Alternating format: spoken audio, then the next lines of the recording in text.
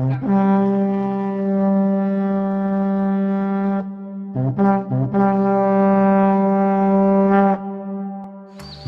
dinero no crece en los árboles. Crece con Amazon. Únase hoy.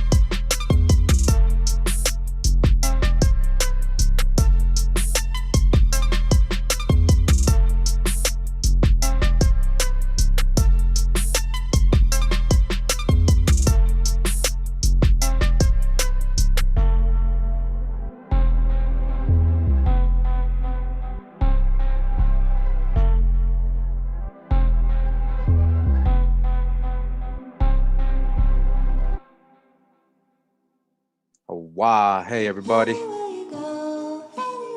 Thanks for tuning in. Much love and respect to everybody. We just going to continue from where we left off yesterday. Just wanted to go ahead and get all this information out and have it here available to the public. More consolidated, more organized. It's very specific to the topic. Because when I did my white servitude series, I added a lot of other things, and my comprehension of it wasn't there yet. That 100%. It is a lot better now, and we're still learning. Right? I wouldn't say the 100%, but we're still learning. And again, I hope you enjoy this. All right, let me just go through these images here. Much love and respect. Still trying to set up here. Enjoy the music while you're here. Much love to all the good people out there. Nine Spiral, what's up, brother? All the Makataba brothers out there. All the Indians out there. All the Amaru Khans. All right. The ancient ones, what's up? The ancient ones, huh? What's up? I'm almost done getting set up. Let's vibe a little bit.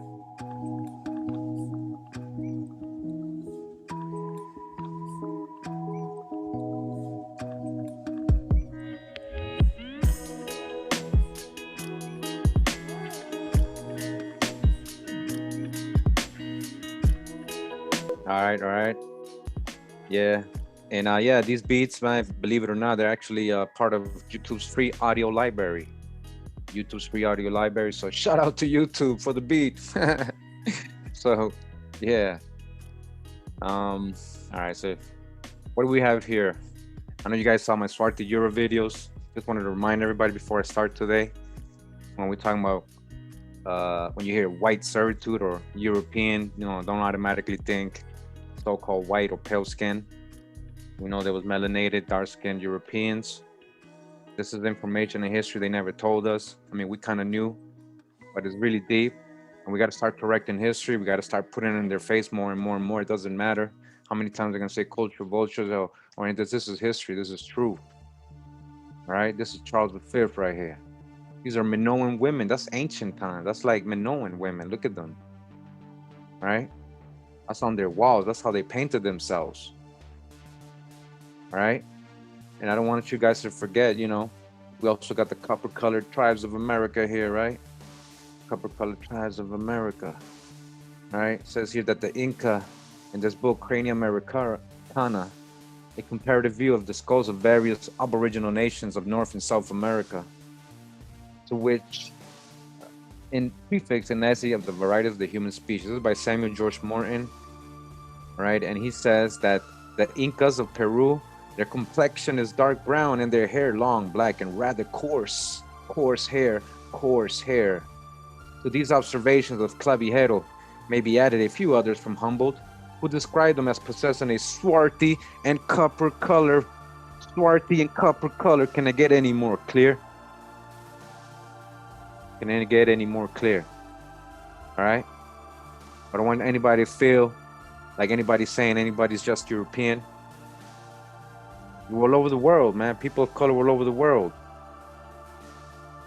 Are all these people the same people?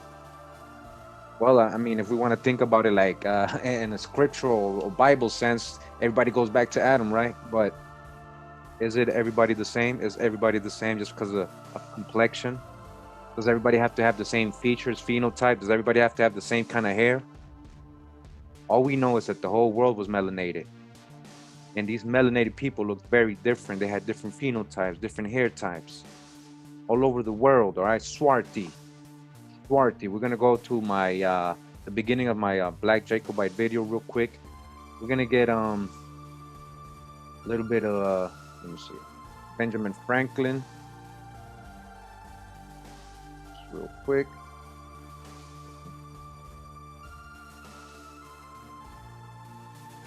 All right.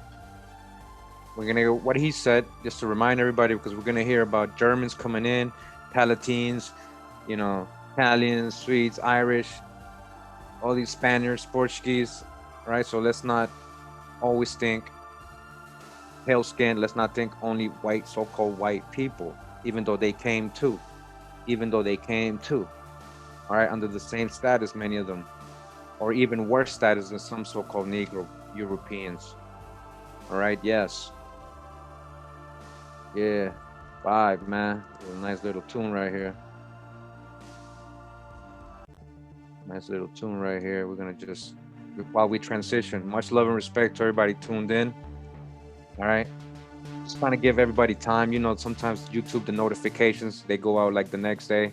My wife got the notification from my video this morning, from last night. So imagine, let the people learn YouTube. Let the people learn Google. Don't get too crazy with them, because they might take it, they might take sign down. Let's try to keep it politically correct so we can have a nice build. And just want to say also, appreciate everybody in the chat, moderators. Make sure you're not just blocking anybody just because they said something personal to you. Give everybody a chance. If you see that anybody is trolling, anybody is really not paying attention, off subject, just debating and arguing and bringing their own opinions and their own opinions while we're in a classroom. So I want you guys to understand, this is going to be a classroom. This is a classroom, just like when you go to college or you go to any course. This is a classroom. All right. So yeah, it's fun to have chat and all that, and I love how you guys build and communicate. But But sometimes some of you go off on a different total subject, and then you start forcing your opinions on other people during the chat, and it's very obvious you're not paying attention and you're off somewhere else, you know. So if you're here to learn, if you're here to watch, let's keep it on subject. Let's talk about this. Got any questions, just make sure to ask. And hopefully if I see the question in the chat, I'll go ahead and answer it. Anybody know the answer, go ahead and help them out. Thank you for being here. Let's be respectful. Hopefully we don't get no trolls if you're here. Hopefully you can watch and learn and see the sources. And you know, this ain't an attack on you. This ain't trying to be saying people are, you know, ignorant or dumb or don't know anything. We were all there. We didn't know much. I didn't know much. All right, so just wanted to go ahead and let y'all know that before we start. Okay, so let's go. So much love and respect.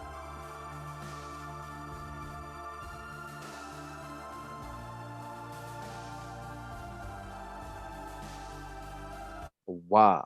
So again, we're about to read from this book from Benjamin Franklin. This is a throwback from the Black Jacobite video real quick, and it also helps us understand what we're going to read today. Concerning the increase of mankind, peopling of countries, by Benjamin Franklin. All right, Benjamin Franklin wrote this. All right, this is from 1755.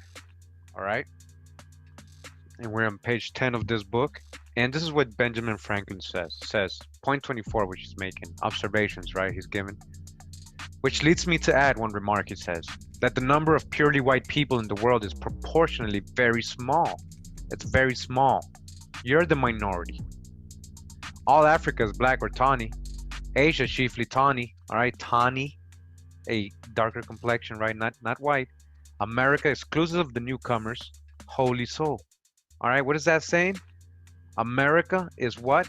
Black or tawny, wholly so, except the new people, the newcomers, meaning that the aboriginals that were already there is wholly what? Black or tawny. All right, Benjamin Franklin, and you know. And in Europe, the Spaniards, Italians, French, Russians, Swedes are generally of what we call swarthy complexion. Swarthy. All right, just in case you don't know what swarthy is, just a quick reminder, we're here in the American Dictionary of the English language. All right, this is actually Webster's 1828 dictionary. All right, I got the official PDF. We're gonna go all the way to the word swarthy.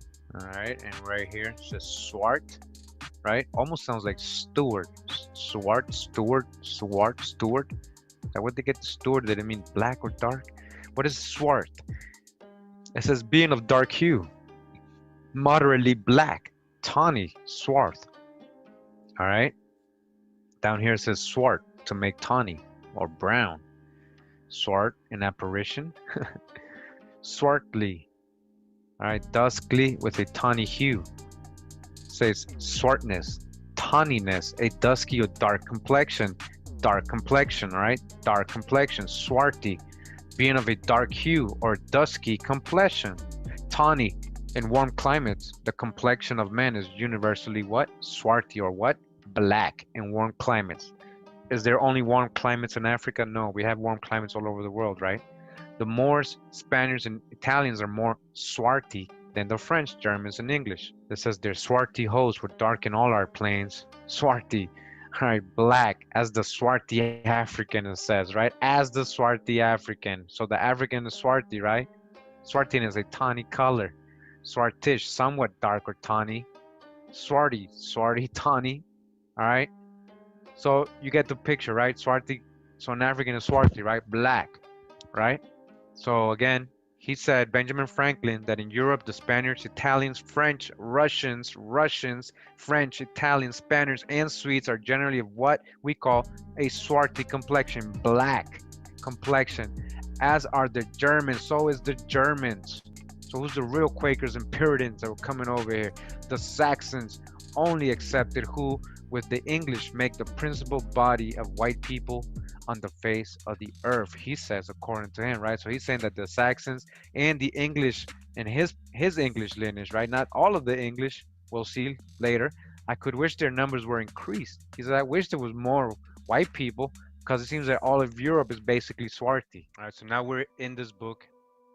All right, all right, all right. So, yeah, again, Swarty, no room for doubt what it means, in case anybody's like, Swarty don't mean, that pretty male, because I heard a lot of YouTubers here that a lot of people here follow and are saying, well, now people want to say about Swarty, like Swarty means black. Well, I don't think they know what they're saying anyway. So, just going to show a little preview of the McKay book. Again, this is Memoirs of the Secret Service with John McKay. He was actually a spy. He was a spy that was sent to spy on the Jacobites. So he actually did a lot of good descriptions of them, and he's describing how they looked and everything. So I go over who he is and everything. So make sure to catch this video in full. It's actually a pretty good video. Just want to show one example. All right, they're gonna start with Charles, Duke of Somerset, master of the horse, the ancient family of Seymour, who made so great a figure in the reign of Edward VI. So the funny thing about this video is I was showing the whitewashing paintings. So this is him right here in Wikipedia, right? And the funny thing is, because they all kind of look the same, they don't. The funny thing is, my wife actually put me onto something. She was reading the description, how they say well built, very sturdy looking, well built. Some of these people are not well built. They look scrawny, they thin, they're not they're not even thinking about that when they're painting them. All right. So we're gonna go hold on. Let me go. Okay, that's a close-up of the picture. Now I just wanted you to see he's actually pointing at a so-called Negro boy. He's pointing at him. So is that subliminal? Is that subliminal? Look, he's pointing right at him. Is that subliminal? All right, but what does it say here about him? It says he is of middle stature, well shaped. All right, well shaped. Did that guy look well shaped to you? Well shaped. A very black complexion. A very black complexion. How is he a very black complexion? How is that painting very black complexion? He's a lover of music and poetry, a good judgment by reason of his great hesitation in the speech. All right, so again, dodge the hijack. Oh, pretty male, black don't mean white, black means white, but black. All right, so now you want to just always got to come with your own kind of like, I know what it says in the 1828 dictionary. This is in 1733. 1828 wasn't written yet. This is before that. Black means black in this case, because we know the Jacobites are being described as Swarty in many cases. Right? What do we have here? Right here. This is a runaway ad from the Pennsylvania Gazette, 1747. It says here, runaway, the 22nd instant from James Greenfield of Newland Township, Chester County, an Irish servant man named Robert Clinton. Irish, right? A weaver by trade. He is a middle stature with black curled hair. Black curled hair and swarthy complexion. Hello. Hello. Black curled hair, swarthy complexion. Irish with black curled hair and swarthy complexion. Who are they talking about here? Just let y'all think about that. All right? Look at this.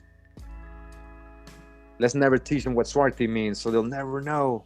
But we missed the, we're picturing Irish with red hair, red straight hair, blonde. No, sorry. This Irish got black curled hair, and a swarthy complexion. And about 20 years of age. He was young, all right? Had on when he went away a new felt hat, a dark brown coat, a green jacket, a flaxen shirt, and in fine stock polo trousers. Of course he had that. He's a European. The so-called Negroes are European. Why did so many so-called black people not go back to their indigenous African culture and clothing after they ran away and gave their kids, instead of dressing like Europeans and giving their kids European names? Well, they were Europeans. They were just doing what was natural for them. All right, black curled hair, swarthy complexion. Do you guys understand now? So when we're talking about Irish being sent to the Caribbean, Irish being sent to the plantations, don't just assume pale-skinned white people. Yeah, this is deep. If you're in the islands, Jamaicans, you know, on any of those islands, Barbados, you got to really think about your ancestry, how deep it is, how much Irish and Scottish could it be? Could it be? You got to go case by case, individual case by case, because you can't group everybody under one single thing. Because we have an Irish with black curls here and swarthy complexion here, all right? This is from Lisbon. This is from Lisbon on the left, Lisbon, Portugal. He's a knight of the cross. Forgot already what it is, but check out my Swarthy Europe part 3, and you can get the info. We actually found one of his descendants. It was a so-called black man. He had the same name and everything. Carried the same surname as this person. This on the right are some coat of arms. All right. European coat of arms. These are not slaves. They didn't put their slaves on their coat of arms. This is them. So what happened to all these people? You think all these people ended up in Africa? I'll tell you, a lot of them ended up in the colonies, ended up as colonists, ended up as indentured servants, ended up as merchants, ended up as the ship owners, ended up as masters, ended up as pirates, so-called slaves, ended up as so-called Negroes, ended up as so-called Africans. You get it? Who's really working the plantations? Where's the true middle passage? And that's what today's presentation is about. We did part 1 yesterday. I want to emphasize that there was a real middle passage, not like how we thought with Kunta Kinte, with that fake story that Alex Haley made up, he got sued for. No, I'm talking about real history here. Actual people going through a real middle passage, right? A lot of them voluntarily, most of them involuntarily. All the undesirable, all the unwanted people they didn't want over there, you know, being shipped. So again, not just white Europeans were coming. Yes, white Europeans, pale-skinned Europeans were coming too. Not just them, all right? The history of Herodotus says, suppose the Sarmatians, a Scythian people, all right? These Sarmatians are kind of related to the Scythian, and the Scythian kind of related to the Sumerian people from the Japhetic tribes that I did in my Nations of the video. If you go back to that part 2 of Nations of the World video, you'll see. So we got to always rethink, were all these tribes really white? Is Japhet just white? You know, I don't think so, because right here Herodotus is quoted supposedly in saying that the Sarmatians, the people, are swarthy, short and fat. Short and fat. They're fat. They're short and fat. Hey, that's him saying it. Of a relaxed and phlegmatic temperament. The women are not fruitful, but their slaves, being lean, give birth to many children. The Greeks were struck with their, and it keeps going. Interesting little book we're gonna get into in the future. I wonder what he keeps saying. Why they're not fruitful? What's he calling them that? Huh? So you guys, you know.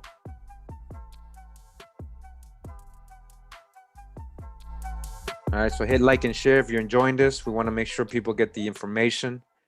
We're not just making, these are not drawings I did. I didn't draw this. These are actual real historic paintings and sculptures. And, you know, I believe the one on the left is in Spain, and it's a representation of the Virgin of Guadalupe from Mexico.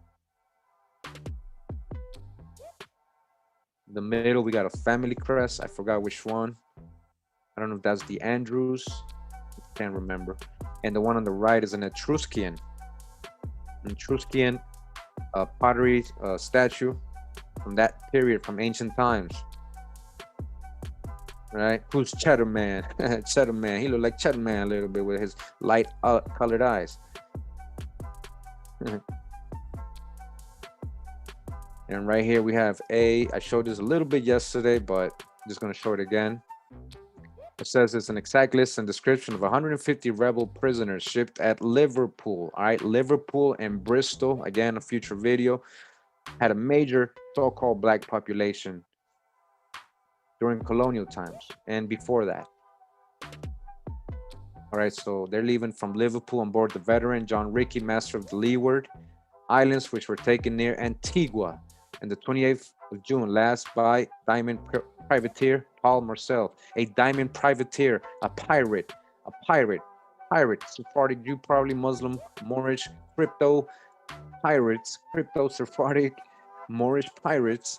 Paul Marcel, French, could be Huguenot, Dutch, Huguenot, commander, and carried into Martinico the 30th of June, 1747. And I believe this is the same person I did their genealogy for. And this is just some of them. And I just want to show you again, Robert Adam is brown. All right, William Bell is black, ruddy, brown complexion. All right, Campbell is black, brown. Catanak, black, ruddy. Campbell and Cameron, ditto, Swarty. Swarty, you see right here, Swarty, black, well made. All right. Hawk pitted, brown, ditto, black, ditto, ruddy, thin, black, very strong, brown, black hair, brown, ditto, and Swarty and ditto and more dittos and Swarty and black and brown, brown, ditto, Swarty. You get it? Who's the majority? Who's the minority? Who's the majority? Who's the minority? And again, I'm not trying to say anybody's less Indian. It says here, the Indians in Maryland are people generally of straight, able, and well-proportioned bodies, sometimes exceeding the ordinary pitch of the English. Their complexion is swarthy Indians from Maryland, the land of Mary. That's not what we called it, but swarthy, right? What was swarthy again? So-called black, right? So-called black. Again, let's read that again. Their complexion, black. Indians of Maryland, their complexion, so-called black, dark skin, swarthy. We're not leaving the Indians out. This is from William Penn, who was most likely also a swarthy fellow. Dodged the hijack, they painted him white hair. But what does he say about the natives in the 1600s?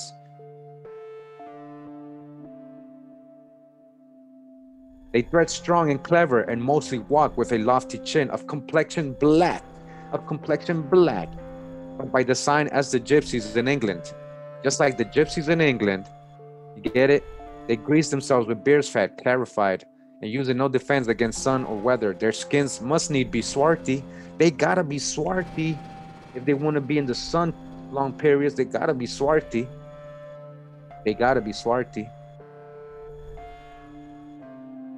Side note down here, according to William Penn, don't attack me. This is William Penn. He says their language is lofty yet narrow, but like the Hebrew. I didn't say it.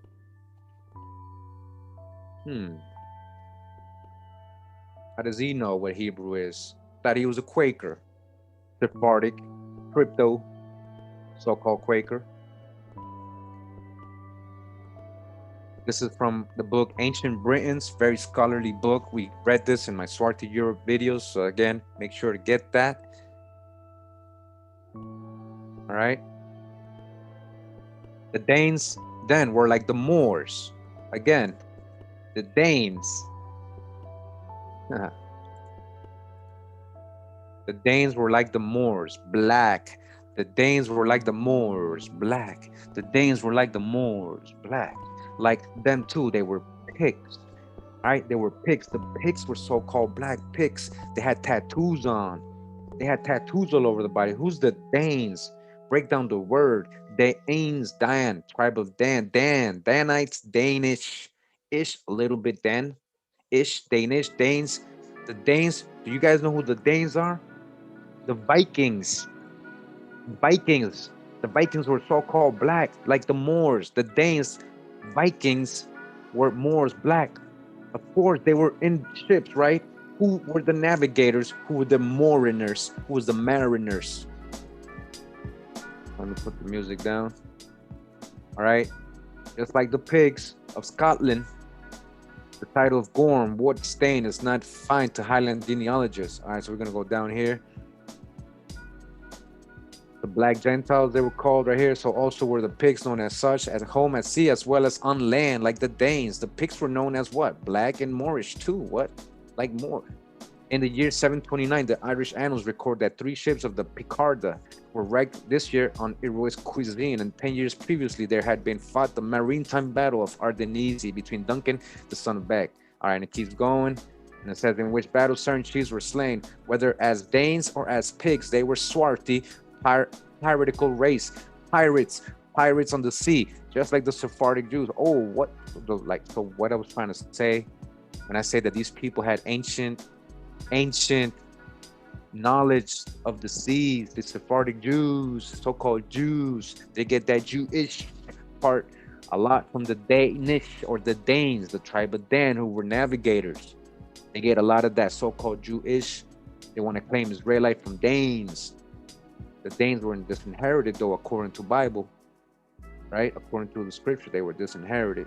They were mixing with other peoples. They were going around the world. A lot of them got thrown in as Phoenicians. You know, you guys think this is just scripture, and it's not. It's history. They wouldn't be calling people Danes for no reason. All right, Danish. The pigs all from here. All these people came from America. The Danes, the pigs. All right, they were swarthy. They were swarthy, and they were seamen, piratical race. Right, they were in the ocean.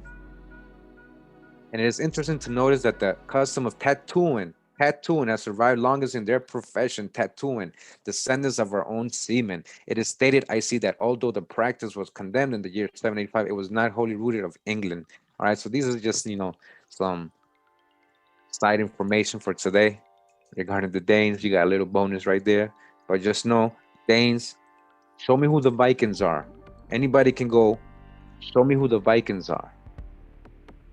They're going to tell you it's going to go back to the Danes. All right.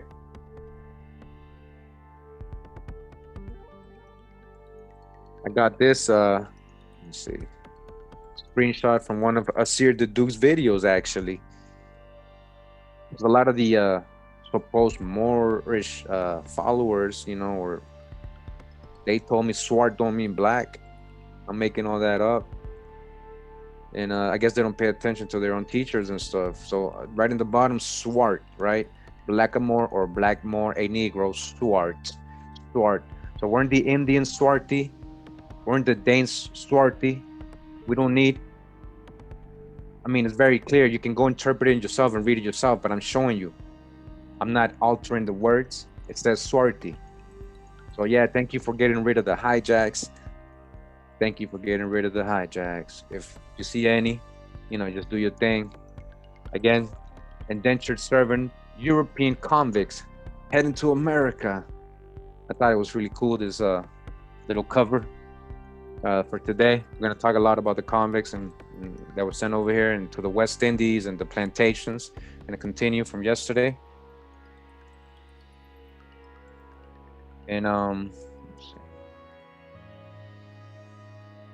we're going to start, you know, halfway where we left off yesterday. And we're going to start with this book, The Barbarous Years. The Barbarous Years. All right, so guys, enjoy. We're going to get the info now that we're clear that not all Europeans were white. There was many so-called black Europeans, and a lot of these were the ones getting caught in this indenture middle passage, this involuntary or voluntary middle passage, prisoners of war, convicts, you know, colonization, you know, all right? So let's get on with the info. All right, so now I want to get into this book. It's called, well, it's written by Bernard Bailyn. He's a Pulitzer Prize winning author of Voyagers to the West. And this particular book we're getting into is called The Barbarous Years, The Peopling of British North America, The Conflict of Civilizations, 1600, 1675. So what I did is I bought the Kindle version because they don't show you any preview of it and it's hard to get anywhere. So, you know, thanks to your donations, you know, I'm able to get the stuff. So we begin here. It says the third group of Anglo-Dutch religious radicals to settle in Virginia was initially the most tragic. All right, so what are they talking about? So Anglo-Dutch religious radicals, these are indentured servants, most of them. Of the 180 passengers from the embattled Elder, Francis Blackwell led from Amsterdam to Virginia. No fewer than 130, including Blackwell himself, died on that voyage of 7 months. They had been packed together, it was reported, like herrings. They had amongst them the flux and also want of fresh water. So as it is here, London wondered at that so many are alive, then that so many are dead. All right, so again, they were what? Packed together like herrings. Talking about people packed in ships. We ain't talking about Africans. Or if you want to talk about a slave ship and people, a middle passage, right? So you got to include these people too. And they all died too. Now, were all these white people? That's the debate. They're talking about Anglo-Dutch religious radicals. Dutch religious radicals. Tell me who that sound like. Religious radicals. They're calling them that because these are Catholics probably writing this.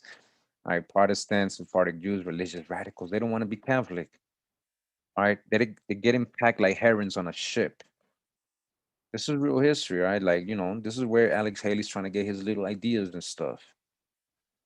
Oh, he knew the indentured servitude history because he put it all up in his movie, and the African too, the one who wrote The African with his hijack, just double hijack. So one guy writes a fictional book, at least he calls it fictional. That's the key word. He made it a fictional book. The guy, Alex Haley, plagiarized.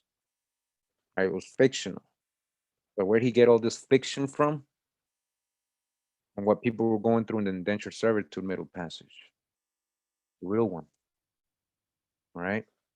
That doesn't talk about complexion right there. Continuing down here, it says the horror of Blackwell's notorious voyage was only an extreme example of the miseries of the transportation and resettlement process of those years. For most of the voyagers, emigration was a shocking experience. For some, it was as deadly as it was for Blackwell's pilgrims. The Virginia Company published guidelines for the supplies necessary for such voyages, but did nothing to enforce them, with the result that the provisions on board were so poor that they became a subject of complaint to the Privy Council. The voyages of these small, ill-equipped rocking vessels lasted 2 or 3 months. Food and drink were bad, stinkish beer in quality and short in quantity. Sanitation was primitive, and sickness swept through the passengers like deadly storms. So, you hear this? Each year, each shipping season, many died at sea. Most of the carefully recruited iron workers were lost on a single voyage. Okay, we're not talking about Africans here in this moment. The survivors were so weakened by disease and exhaustion that they quickly fell victim to debilitating attacks of dysentery and other afflictions. Whole shiploads that had been sent over to work on various public enterprises had to be transferred to whatever private plantations would take them, simply to assure their survival. You hear this? And the guest houses of which Sandy spoke so happily did not exist. Only one building, 40 feet by 20, is known to have been built for that purpose. And so, since it is mortal for newcomers to lie on the ground, the hundreds of new arrivals had to be added to the crowds that already filled the small, flimsy dwellings that were being hastily constructed. Even that might have been tolerable if the timing of the voyages had been right, but despite bitter protests from Virginia, the vessels typically left England early in the spring and arrived at the worst possible time, at the beginning of the hot season and before the year's harvest had come in. So they would send these people right when it was time to actually gather the harvest and go, go into winter. They actually needed these people more. It would be more logical to send them during the springtime when they're planting so they can help out, right?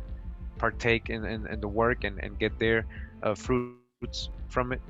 The constant, often unexpected arrivals of shiploads after shipload of sickly, disoriented passengers in a climate that was debilitatingly hot and humid, lacking supplies to carry them over the first phase of resettlement, destined to be housed in crowded huts until they could be distributed, often to places other than their intended destinations. All of this brought repeated outcries from the resident leaders. I pray, Sir Governor George Yearly, 1618-21, wrote Sandys, give me both time to provide means and to build and settle before you send one load after another. Stop sending these ships, they're telling him, man. Give us some time. We're talking about ships after ships, right? Shipload after shipload. We're not talking about slave ships from Africa here. We're talking about Europeans coming as indentured servants, convicts, undesirables. Right? But let's not forget all this. We continue in chapter 5 of this book.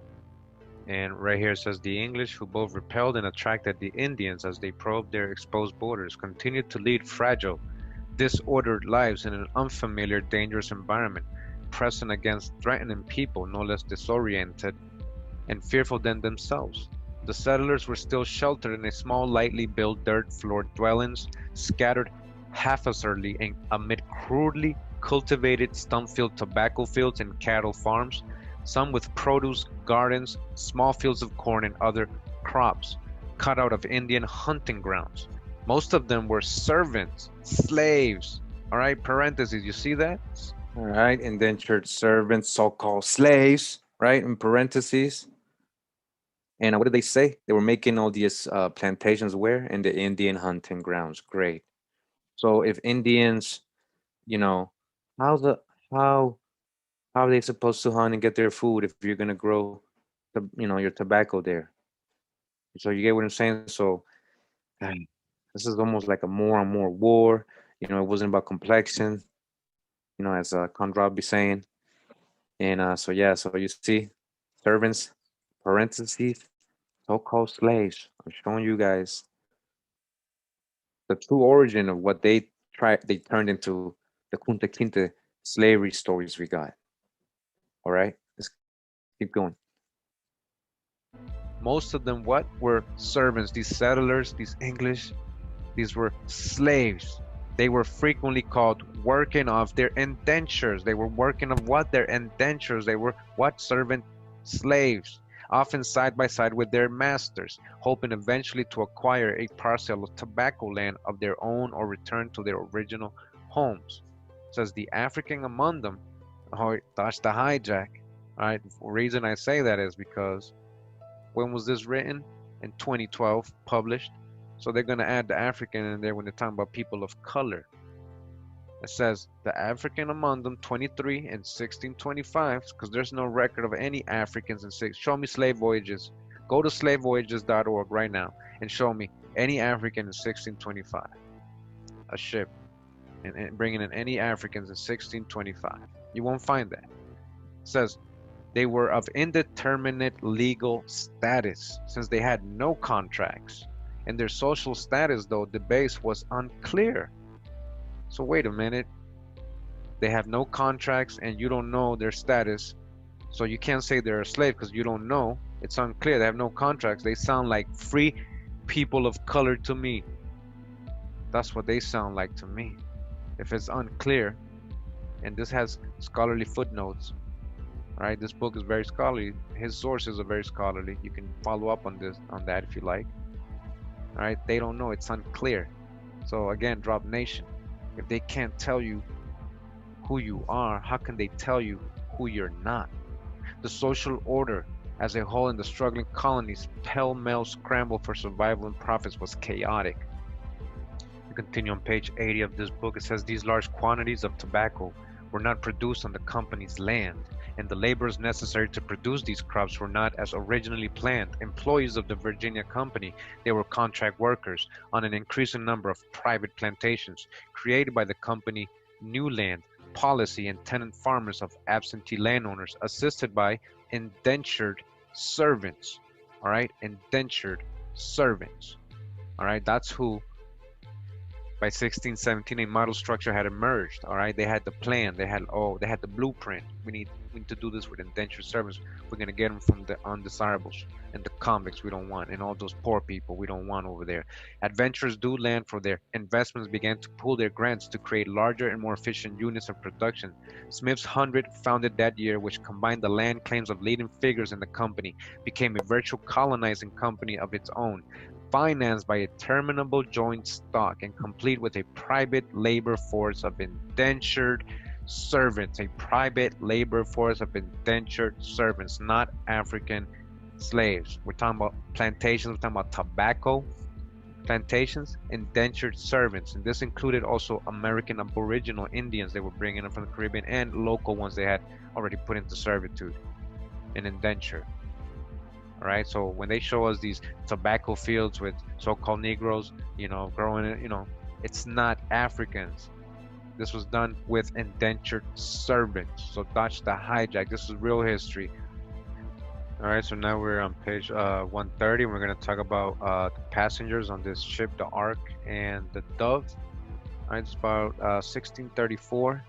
We're going to go to the next page. It talks about the list. It says the rest of the passengers, most of them Protestants, right? Protestants, remember who's the Protestants? We already know. So remember, we're indentured or paid servants. So remember when they're telling us Protestant settled here, religious freedom, well, they had to find a way to get over here. It wasn't like they all had money to come over, so they had to indenture themselves for the passage over here. So these Protestants were indentured or paid servants, one of them black, one of them a Protestant, one of them black. What does that mean? So-called black. One of the Protestants is black, one a Portuguese mulatto, some artisans, and a few independent farmers. Now,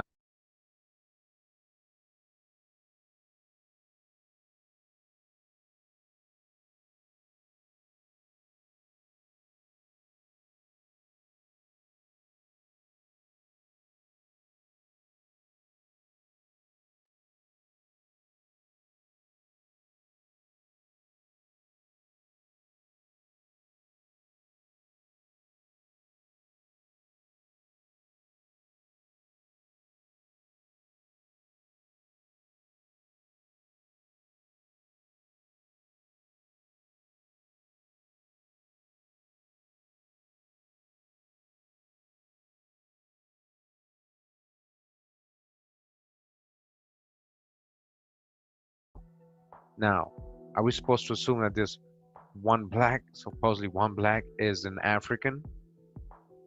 Dodge the hijack, right? They're letting you know something here. Two Jesuit priests, Andrew White and John Alton, and a lay brother completed the shipboard list, sharply divided between gentry and laborers, most of whom were indentured servants.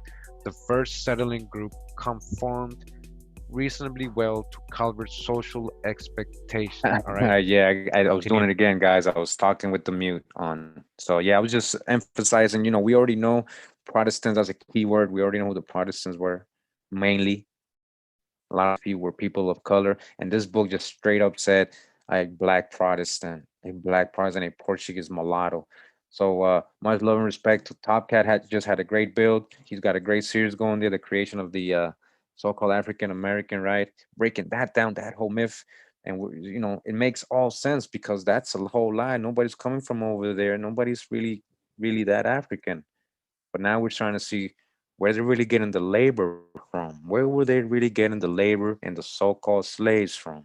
All right. So let's continue. Book on page 165 of this book, it says approximately 100,000 Britons, of the great majority English, are known to have migrated to the Tobacco Coast in the 17th century.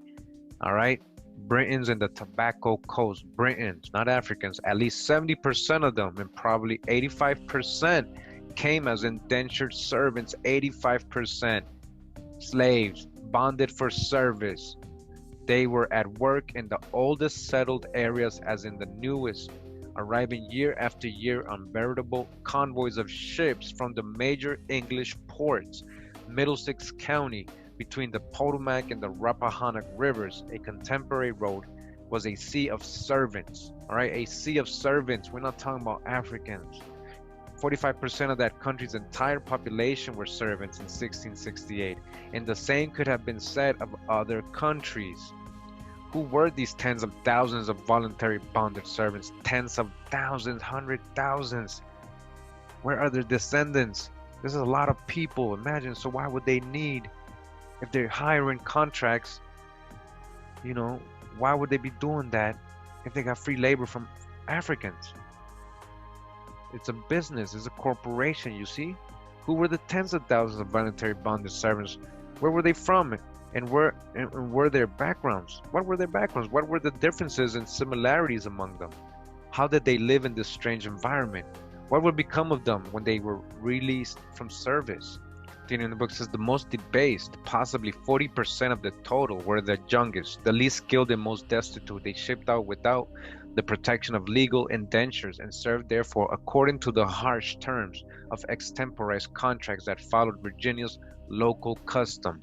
All right, we're on page 308 of this book, and this part is talking about Irish travails in Fort Christina, a settlement renamed to Altona.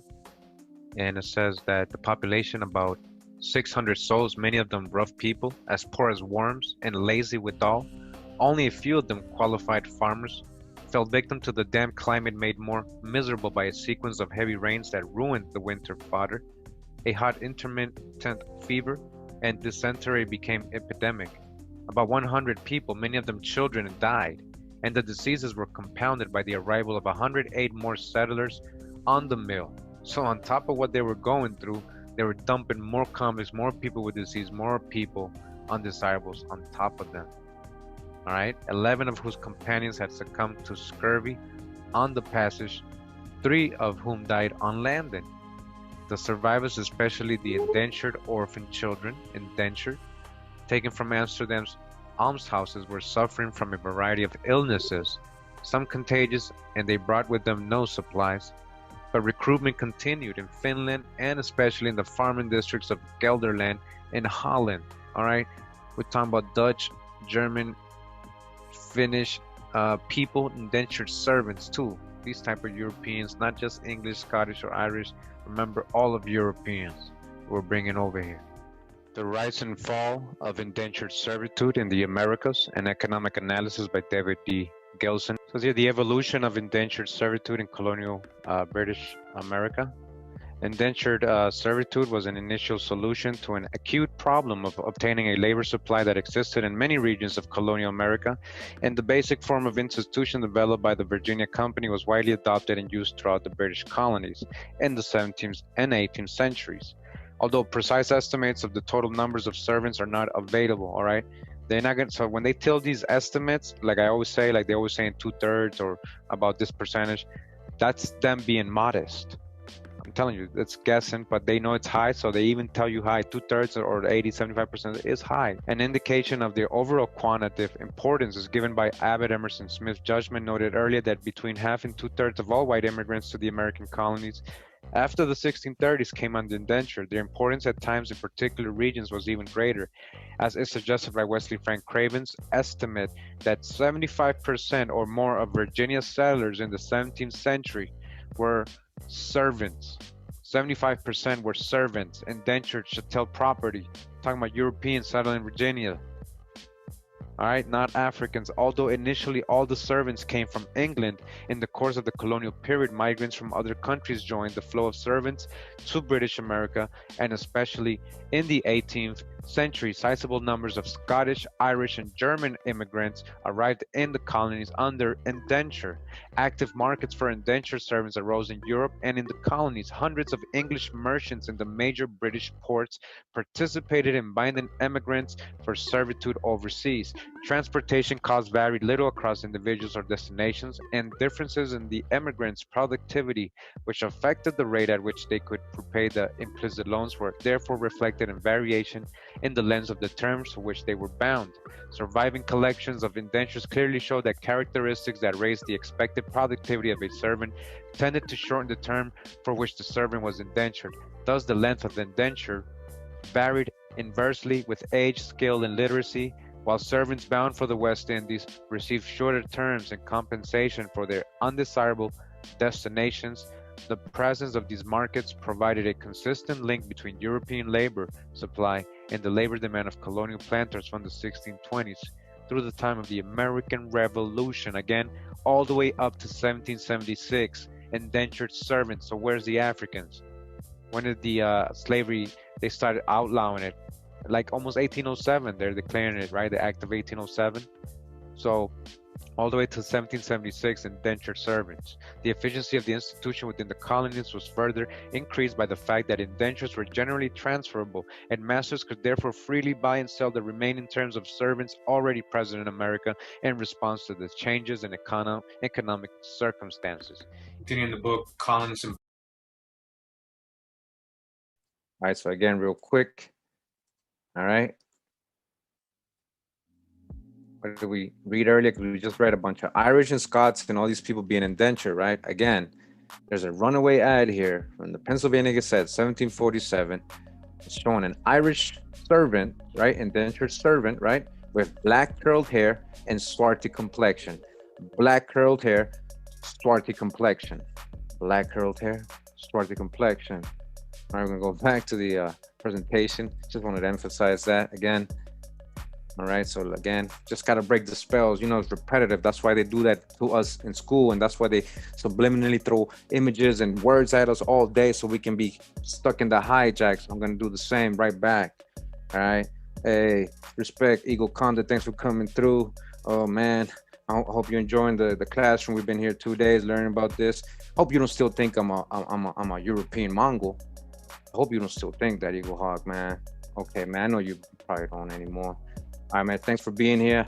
Hope you enjoy the classroom, man. Bondage, white servitude and convict labor in America, 1607, 1776. We are still in chapter 2, page 35.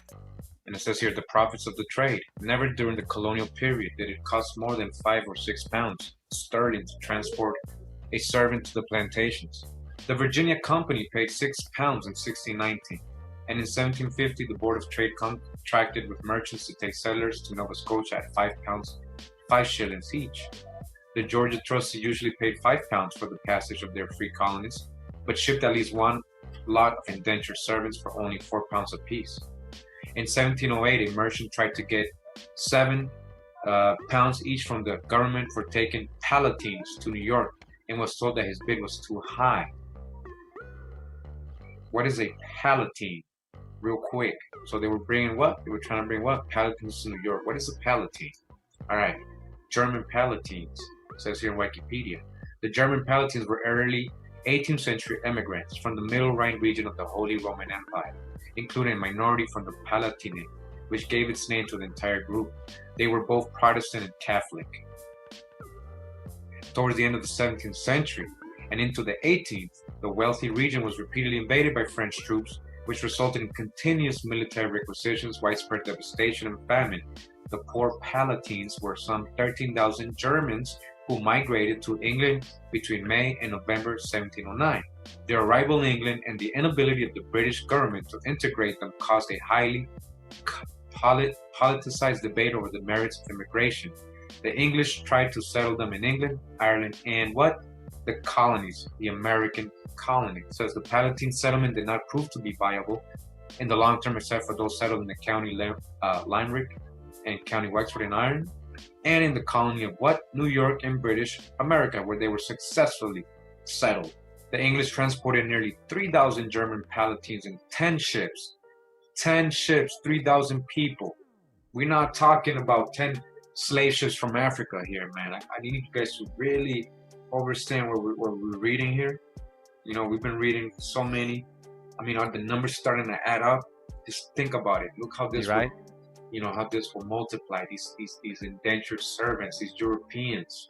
We're talking about 10 ships that didn't come from Africa. We're talking about 10 ships full of German Palatines.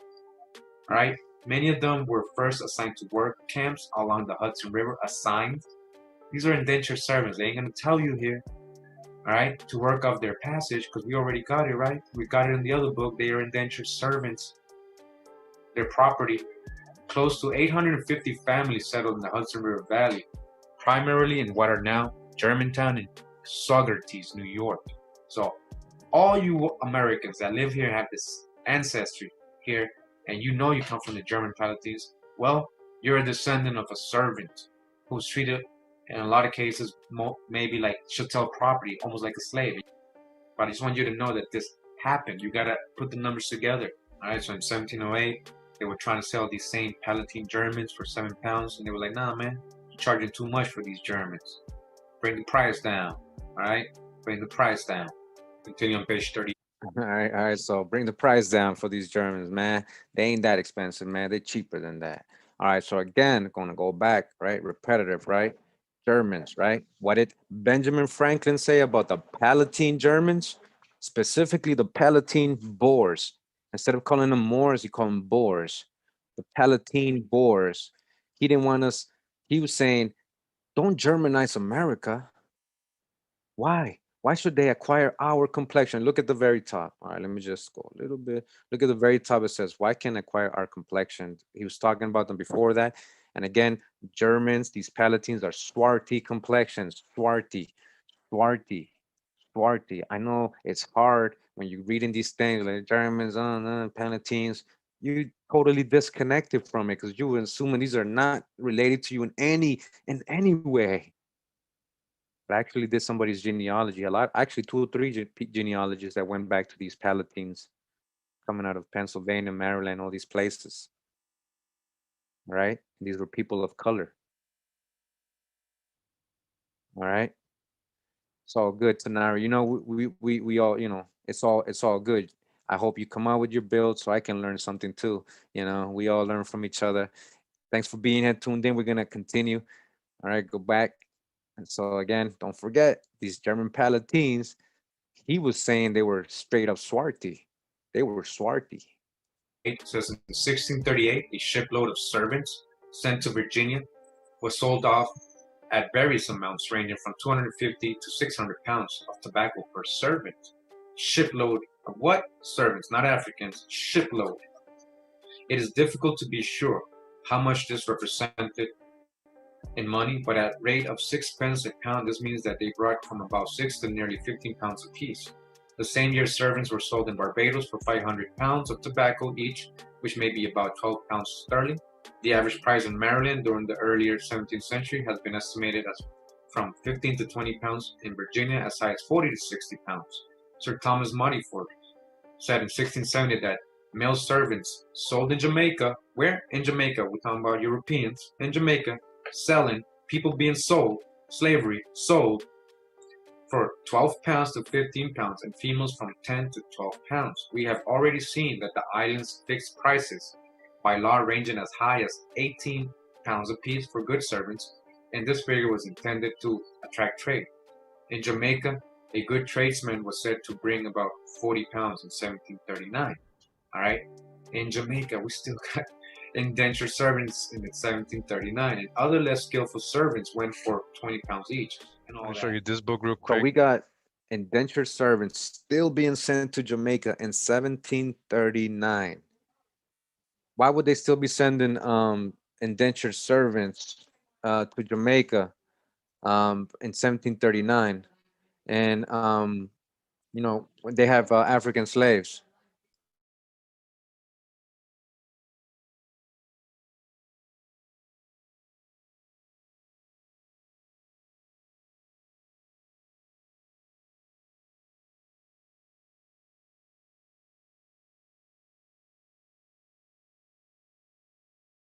Sorry about that. I lost a little audio there. I had a call. All right. So again, you know, I even lost my thought where I was. Sorry, I got a call. We're gonna continue until I remember. All right. Unless you guys want to remind me, we'll continue for now. Something I found here very interesting. It's called the Swedish settlements on the Delaware. Their history in relation to the Indians, Dutch, and English from 1638 to 1664. With an account of the South, the New Sweden, and the American companies in the efforts of Sweden to regain the colony, Volume 2. It's 2 volumes of this. And again, I didn't see nothing about no slaves or African slaves or anything like that. I did find this reference here on this page 548 in Volume 2. And it says, slavery was not employed to any extent by the settlers. The slave brought to Christina in 1639 was employed for many years, but beyond this single case, there's no record of slaves in New Sweden. New Sweden is Delaware and New Holland area. There's no slaves there because it was indentured servants. All these people, a lot of these Swedish people that came were indentured servants. And a lot of them, again, the owners were given land grants as well. They did the same thing. And they started the indentured servitude. And I want to go to the footnote, all right, because it says footnote 59, right? So who's this slave? The slave bride to Katrina. That's the only record of a slave. Other than that, there's no records. Now in the footnote, it says that this so-called slave was actually Lars Schwartz. Remember, he was being employed. He was employed for many years. Employed meaning he was in a contract. He was paid probably. Lars Schwartz, all right, Schwartz. What does Schwartz mean? Schwartz, we already know Swarty. Schwartz, that's black. Might have been a Negro slave. As he says, might have been, right? They don't know. Might have been a Negro slave. They don't know. But it is more likely that Schwartz simply referred to his complexion. All right, so Lars Schwartz might have been a Negro slave, but it is more likely that Schwartz simply referred to his complexion. He's not a slave, he's an indentured servant.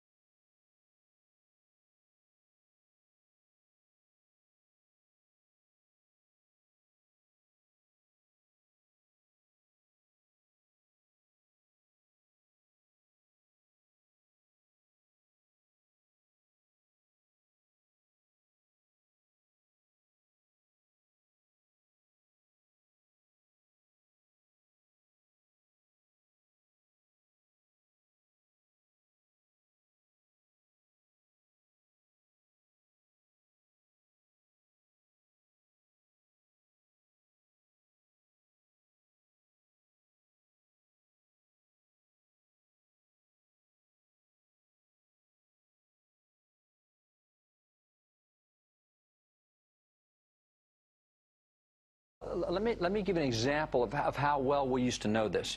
This painting that you showed was done in 1851 by a German, and it was done in Europe. It wasn't done in America. It was done in Europe to show the Europeans, here's what the American Revolution looked like, which meant back then we knew blacks were involved, whites were involved. This was done to show Europe, hey, here's what America did in the Revolution. Right. Everybody came together. We don't show that today. I mean, it used to be that we knew. This book right here is an old textbook from 1855. It's a great book. It's written by a black historian, a first black appointed federal office. It's called The Colored Patriots of the American Revolution. Now, we studied that as a textbook. The bottom line is, for the longest. That guy made a really great point. Big, deep point. He's trying to say that it was part of his curriculum, kind of, you know, he had to read that book. He was forced to read that book to learn that history. What did he say? Free colored patriots of the Revolution. Again, we got my Virginia colonial soldiers video, right?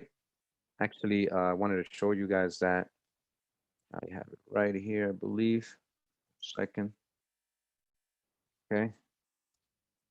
Right before, because he just said it. He got a book, right? He has the book about the free colored revolutionary soldiers. So this is one of my videos I did. If you guys haven't checked it out, I have 3 of these parts. It's called Colonial Soldiers in Virginia from the 1700s.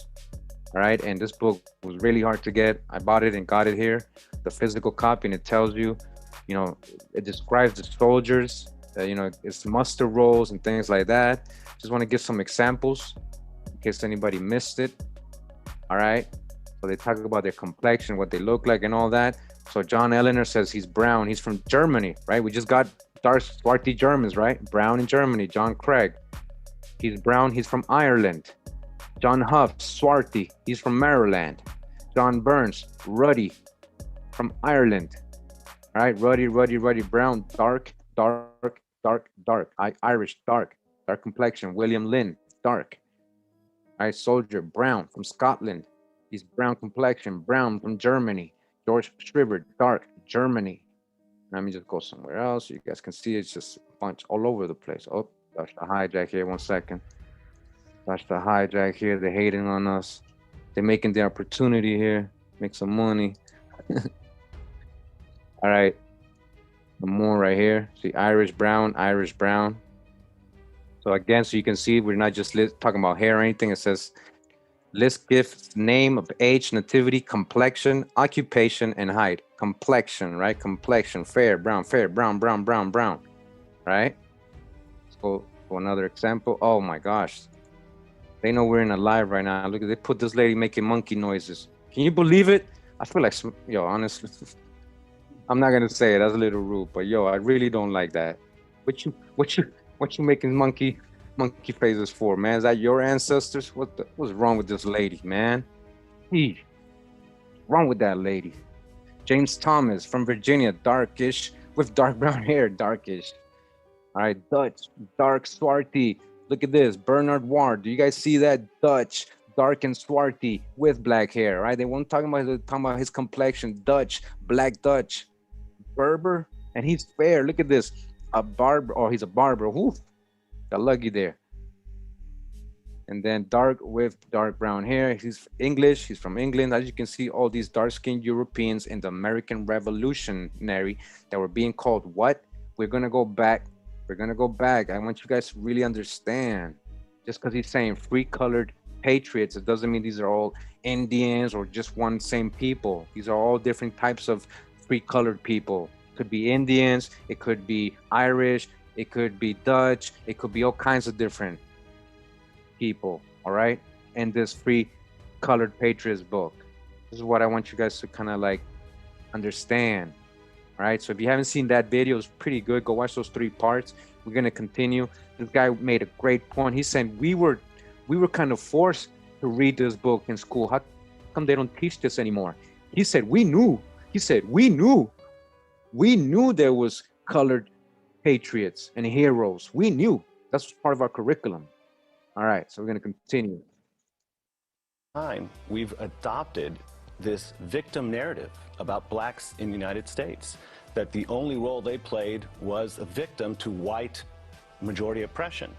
Over here on the right, we have Peter Salem. Now, he had 14 military commendations that day. He is the hero. They brought him in front of George Washington to get special honors from the commander-in-chief. He's the guy standing behind the white guy with the sword. That's right. Now, the white guy with the sword is Thomas Grosvenor.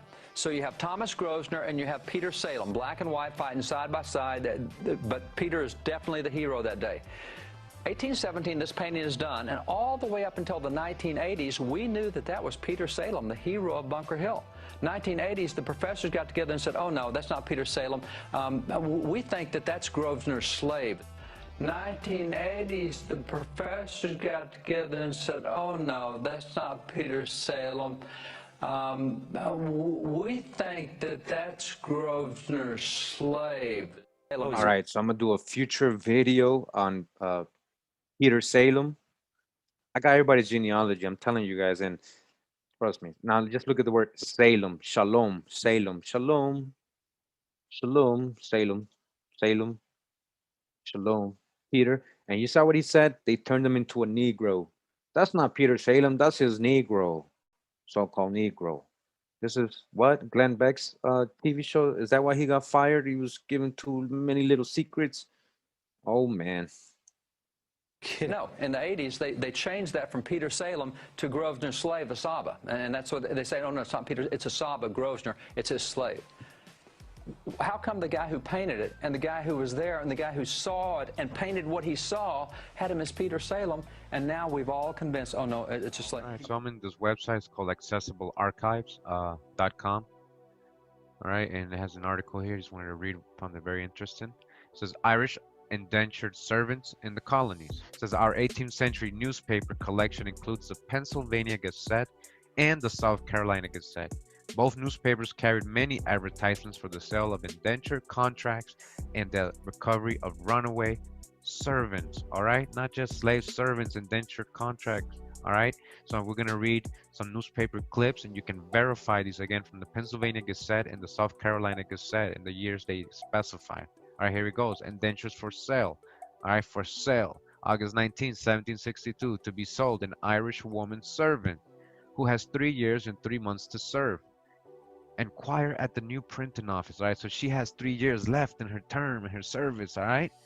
So this person is selling his servant just like property, all right? Just like chattel, just like property.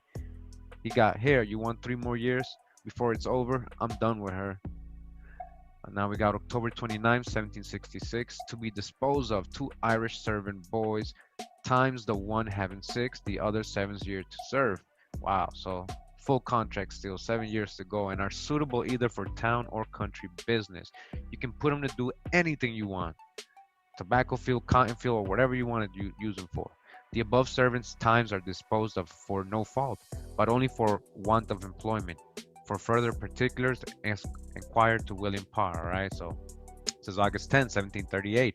Just arrived from Dublin in the snow, Jolly Bacchus, Peter Cullen, commander, a parcel, likely English and Irish servants, tradesmen, shoemakers, tailors, weavers, black and white smiths, carpenters, husbandmen, sundry other tradesmen, also a parcel of likely servant women, fit for either town or country work, whose times are to be disposed of by Thomas Walker, butcher, or Samuel Walker, or John Dumont, or the said master on board. The 8th snow, now lying off against Market Street Wharf, where all due attendance will be given. Philadelphia, all right? So you see how they were just selling people, servants, just like property. We're going to get to something very interesting. Let's keep reading some of these. It says May 25th, 1734, says to be sold by Ripton Hutchinson. We did a genealogy trace to one of the Hutchinson lines, all right? In one of my videos. I'm not sure if this is the same family, but it says here that a Ripton Hutchinson was selling on the bay extraordinary good butter and firkins, herrings, cheese, Irish potatoes, men's and women's servants. So he wasn't just selling his servants, he was also selling, you know, cheese, Irish potatoes. So he was including these people, like just like the potatoes property, just selling it like chattel, right? Irish linens or several sorts, and good Barbados rum, all right? So his display included humans, terces and barrels. The source is the South Carolina Gazette from May 25th, 1734. It says May 13, 1766, to be sold for no fault, an Irish indented servant maid who is an excellent seamstress and has upwards of 4 years to serve. All right, she still got 4 years to serve. All right, now check this out. We're gonna get into some interesting things here.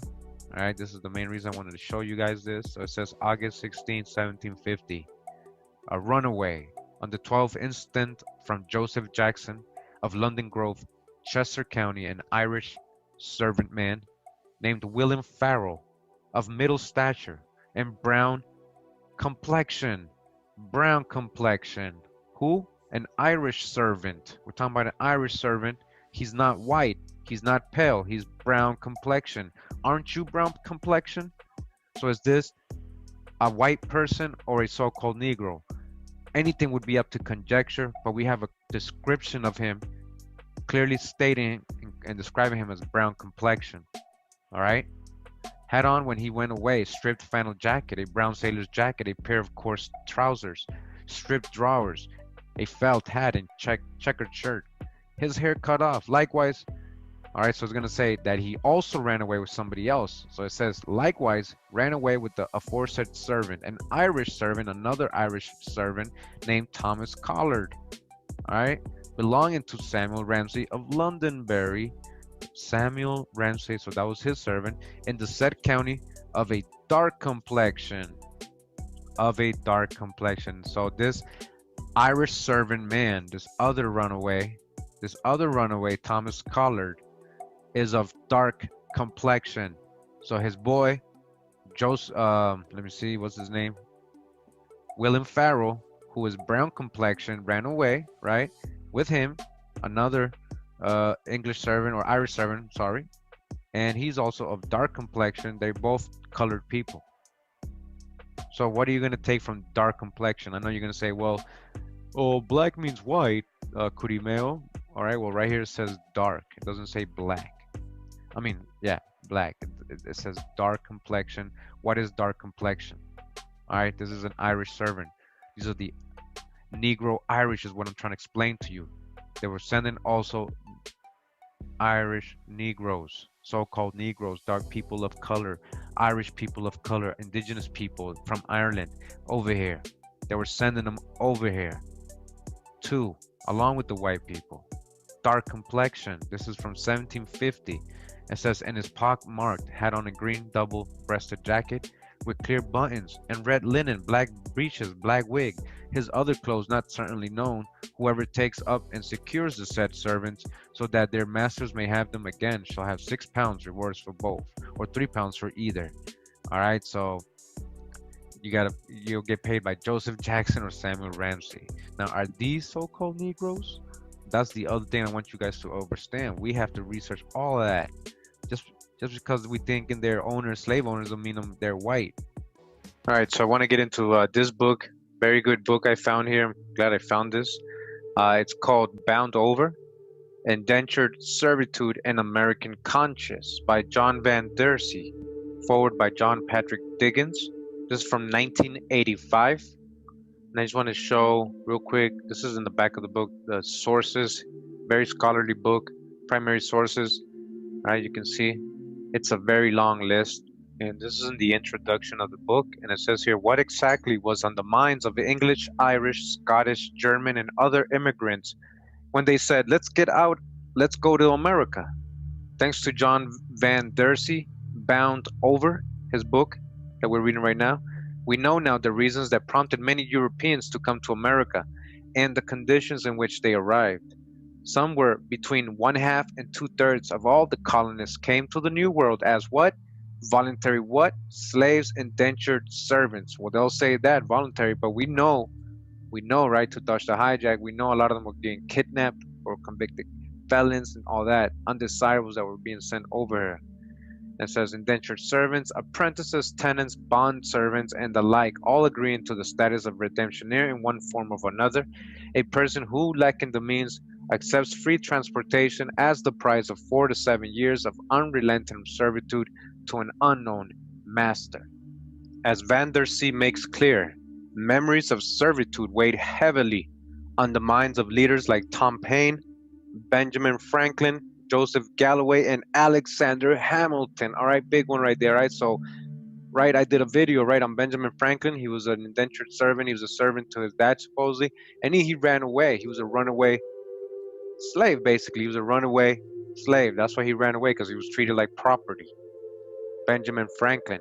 Now, they're letting us know here, Alexander Hamilton, Joseph Galloway, and Tom Paine as well. These people were all indentured servants. But it remains to be considered whether those who had once felt the tyranny of servitude would emerge as classical Republicans, dedicated to civic duty, or economic liberals, aspiring to individual opportunity. It says, in any event, Van der Sea shows how the experience of indentured servitude made many Americans not only suspicious of British rule, but keenly aware of man's tendency to exploit fellow men, an attitude deeply felt in the debates over the Constitution and continuing into the Civil War itself. What Lincoln learned from the Bible, his successor, remember Lincoln, the so-called Negro, Lincoln, President Andrew Johnson, an ex-indentured servant. Oh, Andrew Johnson, and what an ex-indentured servant learned from personal experience. I want to read from this book now. It's called The Peopling of British North America, an introduction by Bernard Bailyn. All right, he has a lot of good sources for his information. We're going to get into this book now. It says here, as I suggested earlier, the original recruitment of the 17th century population was largely, though not wholly, the product of efforts to divert to the colonies a portion of the mobile English labor force.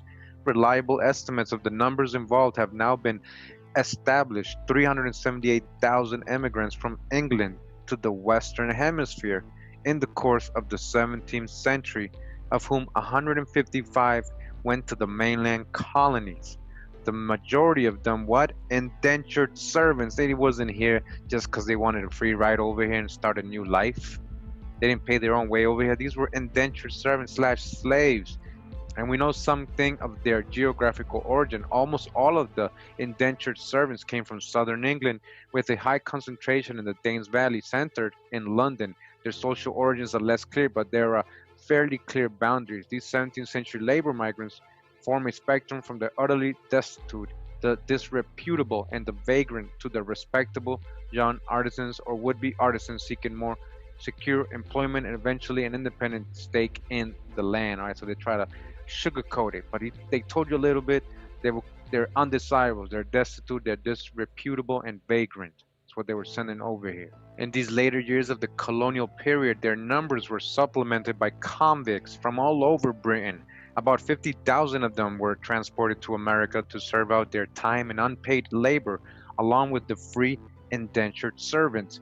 There were Irish and Scotch too among the 18th century labor recruits, and above all, a mass of German redemptioners whose presence, like that of the Irish, was a major fact of social life everywhere in North America, from Lunenburg in Nova Scotia to the southern borderlands of Georgia and Florida. All right, all these countries sending their undesirables, all these indentured servants from different parts of Europe. Bound Over, Indentured Servitude and American Conscience by John Van Dersey.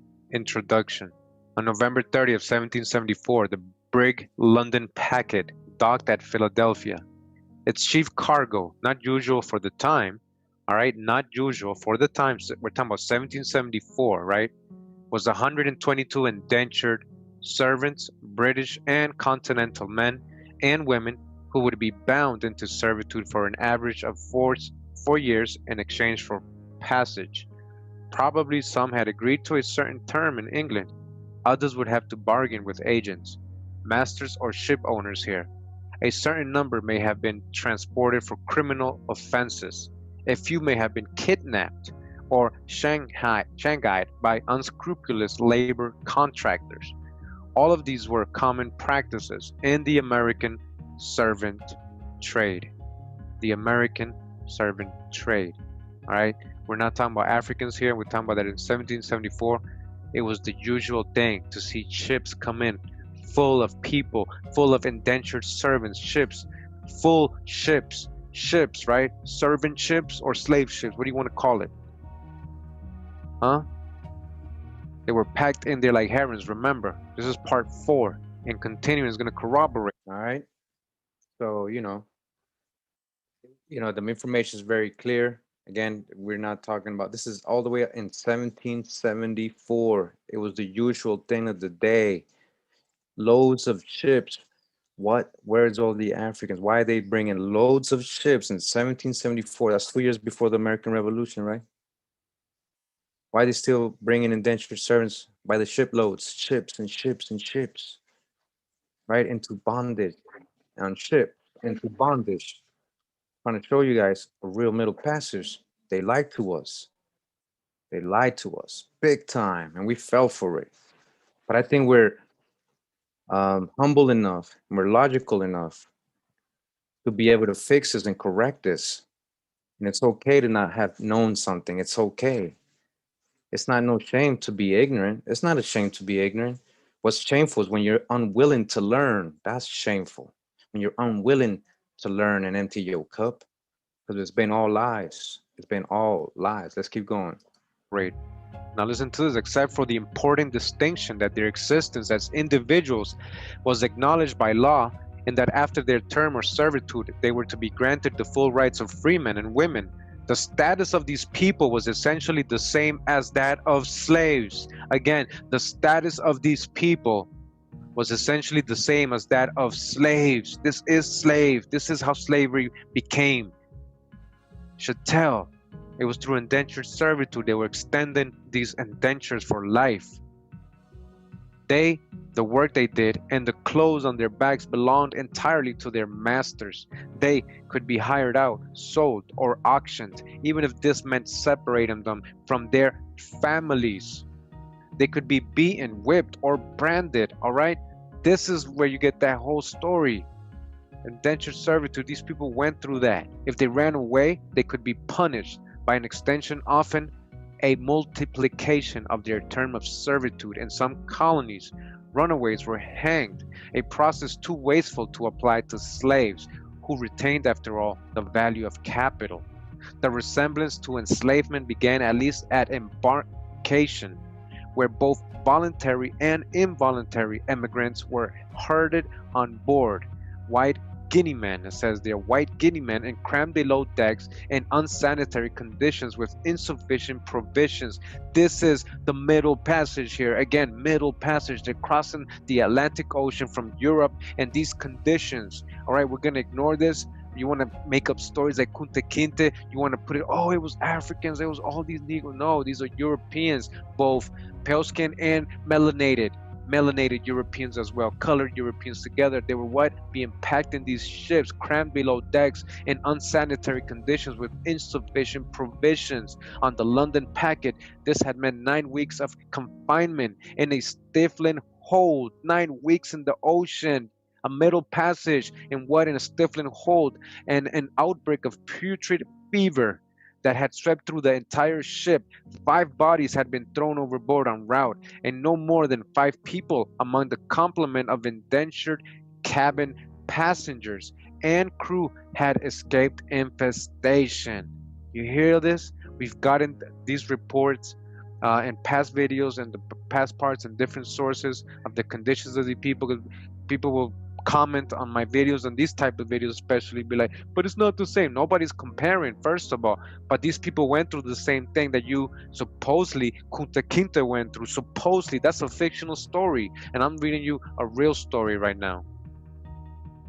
All right, so we're gonna continue. I hope you guys understand that, man. We're not, as you know, people are like, well, you can't compare slavery to indenture. You assume it's 2 different things. You believe in out of Africa transatlantic slave trade, Kunta Kinte fairy tale. That's why you're taking it personal, all right? But we were so easy to believe this whole transatlantic African slave trade for so many years, all our lives. It was okay then. Why? Why was it okay? Because you came from great ancient people that built pyramids, but the pyramids are on the other side of Africa and they had nothing to do with the transatlantic slave trade. So, so what I'm trying to say is, let's acknowledge this real history. These people went through a real Middle Passage, and a lot of these people were colored people and your ancestors. So who are we feeling sorry for, and why are people taking things personal when I'm just trying to actually tell the story correctly? You know you get what I'm saying? So I hope you guys are enjoying this. Are we going to continue? You know, remember they're talking about the ship that came in with all these people, and it says among the deceased cabin passengers was a marginally free man, a failed schoolmaster, staymaker, and preacher, who had barely been able to scrape together the price of his passage. In this atmosphere of incarceration, disease, and fortified human rights, he made his passage to the New World, an appendage of a practice developed for the population of it. Such passage, remember this Middle Passage, right? Middle Passage was a fearful demonstration of the fragility of human freedom, as well as the fierce price of slipping back into servitude. The experience was to mark the man, just as the disease festering among the indentured below deck marked him now, leaving him so weakened that he had to be carried off the ship, disembarking only after the rest of the passengers and crew had left. Thus, Thomas or Tom Paine arrived in America. All right, they're talking about Thomas Paine. Who's this Tom Paine? He came in under these conditions. Who's Thomas Paine that came in under the slave conditions? We're gonna go to Britannica Encyclopedia.com or Britannica.com, and it's Thomas Paine. It says here, right? Now Thomas Paine, it says here, born in Norfolk, England. He died in 1809, New York. English-American writer and political pamphleteer whose common sense pamphlet and crisis papers were important influences on the American Revolution. So he contributed to the American Revolution, the same person who came in as a slave, remember, under those conditions that he had to be carried off the ship. He almost died on the way over here. All right, so we continue in this book. And right here it talks about how Washington basically liked this guy Thomas Paine's readings or his literature, what he wrote. And it says Washington, we're talking about George Washington, moved by this article, ordered it to be read aloud to his brigades. He too, plantation owner, slaveholder, aristocrat, had been associated with indentured servitude. All right. I hope you guys heard that. George Washington was an indentured servant I got a future video. I'm working on a deep investigation on on him and who he was, his family, what complexion they could have been. All right, so that's the hijack. It's getting deep. Let's get the drop right here about Washington in this. It says Washington was named after an indentured servant. Again, Washington was named after an indentured servant. All right, what? George Eskridge. All right, if you don't know, we're gonna do an in-depth video about this and his genealogy, because I'm, tracing down who he really is, Washington. All right, and so in this book, it's just letting us know that supposedly his name was given to him by an indentured servant. Well, after an indentured servant, George Eskridge, the legal guardian, listen to this, of George Washington's mother, and for many years a member of the Virginian House of Burgesses. So they're talking about that this same George Eskridge was actually the legal guardian, or basically the master of George Washington's mother. I believe Mary Ball, her name is Mary.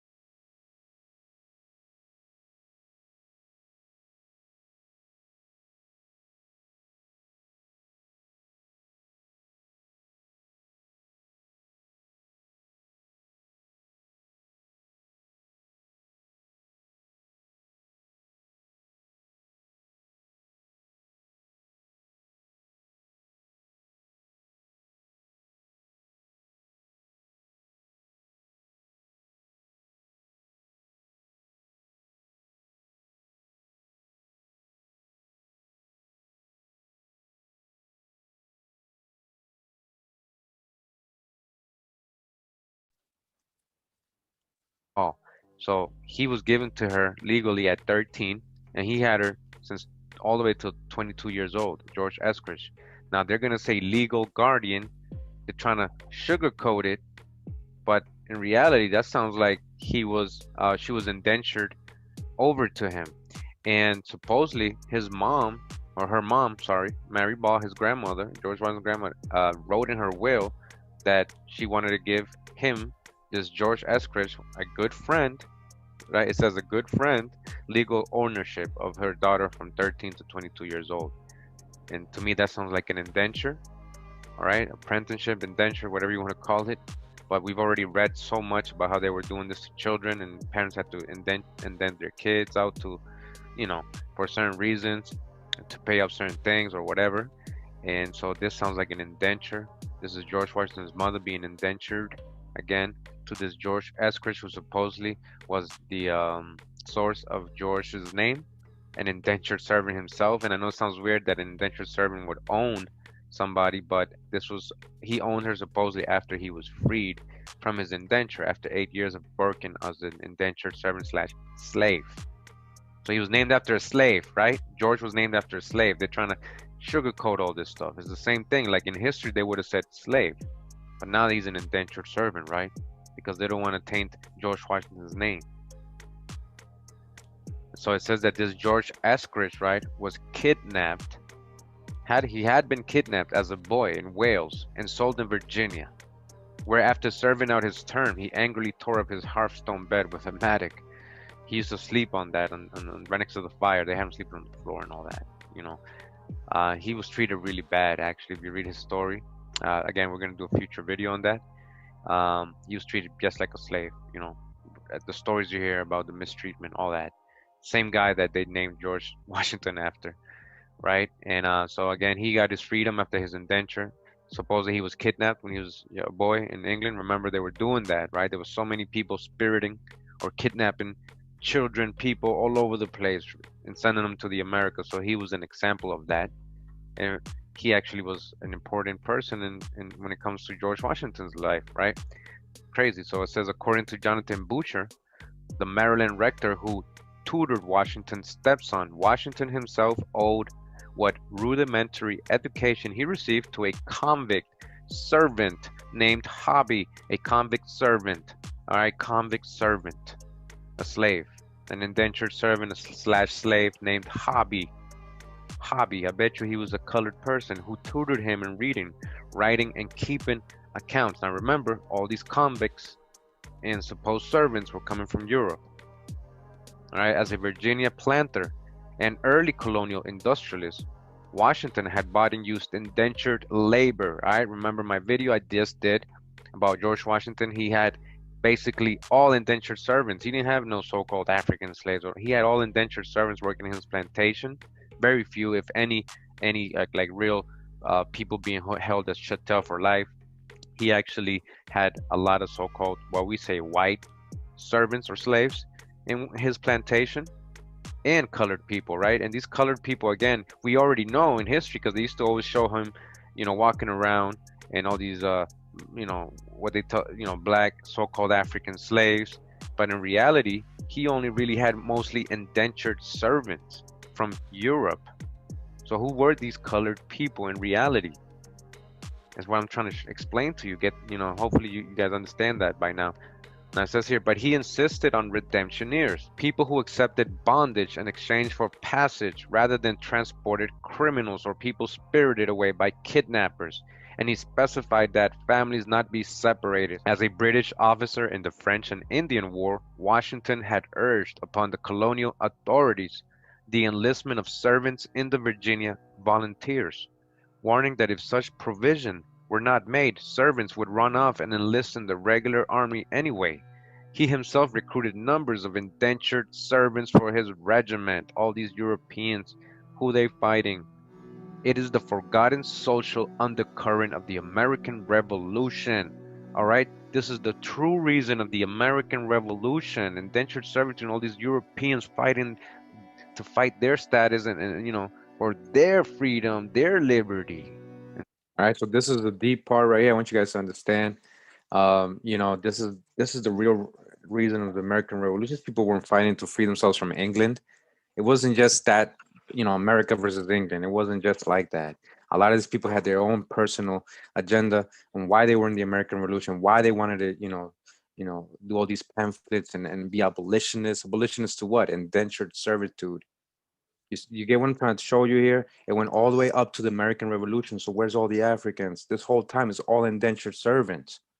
It's been all indentured servants the whole time. Yes, a lot of them got stuck in this chattel, these indentures being extended for life, and kids being born on the indenture and nobody to claim them, and they just grow up as for life, and they just But this is the true beginning, or this was what it really was. It wasn't what they told us, again with the Kunta Kinte stuff and Harriet Tubman stuff and all that, those fairy tales. Did she help these people run away too?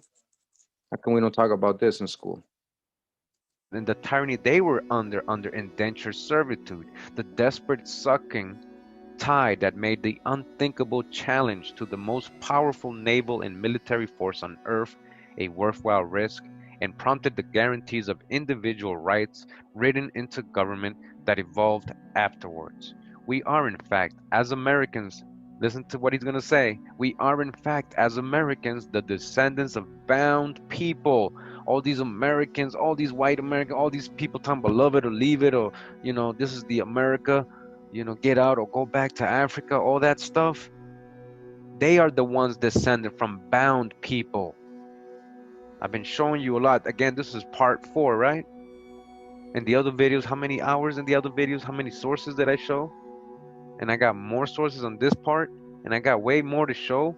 I don't know how many parts I'm going to do because it just keeps popping up because it is part of history. I keep finding this. It's part of history. It's real history. History they never told us about.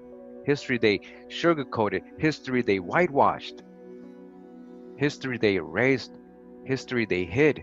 Because the fact is that most Americans are descendants of bound people. And we're not talking about the aboriginal original people here that were never, ever bound. Tied now by that binding in ways we have forgotten, which it would serve us well to remember. They're gonna remember now. Oh, they're gonna hear it now. They're gonna remember now. Ain't no turning back. From 1609 until well after the founding of the Republic, half of all the colonists who came to America arrived under some form of involuntary labor. And they're being modest here with these numbers. Half of all the colonists? How much millions is that? Do the numbers. Now times that times all their descendants that are alive today. How they multiplied and they call themselves the white, so-called white American, or what you want to call so-called black American. A lot of the so-called black Americans are descendants of the same European-bound people of color. People of North Africa, Sephardic Jews they didn't want, Huguenots they didn't want, black Germans they didn't want, Protestants, Quakers, swarthy, I'm talking about swarthy complexion Europeans. Yes, you can't deny that part if it's in your genealogy. Actually look into it and see what else you can dig on it. Remember, America is the source anyways. Remember, especially for a lot of the people in the British Isles or in the region of the United Kingdom. A lot of ancient tribes from there actually originated in America. So that's, we're going to dig on that in future videos as well. So either way, we got to accept every part of you.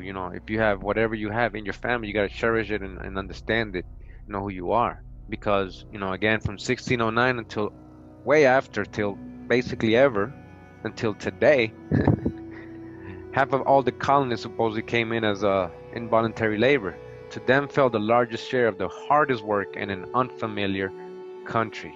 They cleared the land. Again, all right, this is a very scholarly book. There's so many sources in this. I already showed you in the beginning before I read it.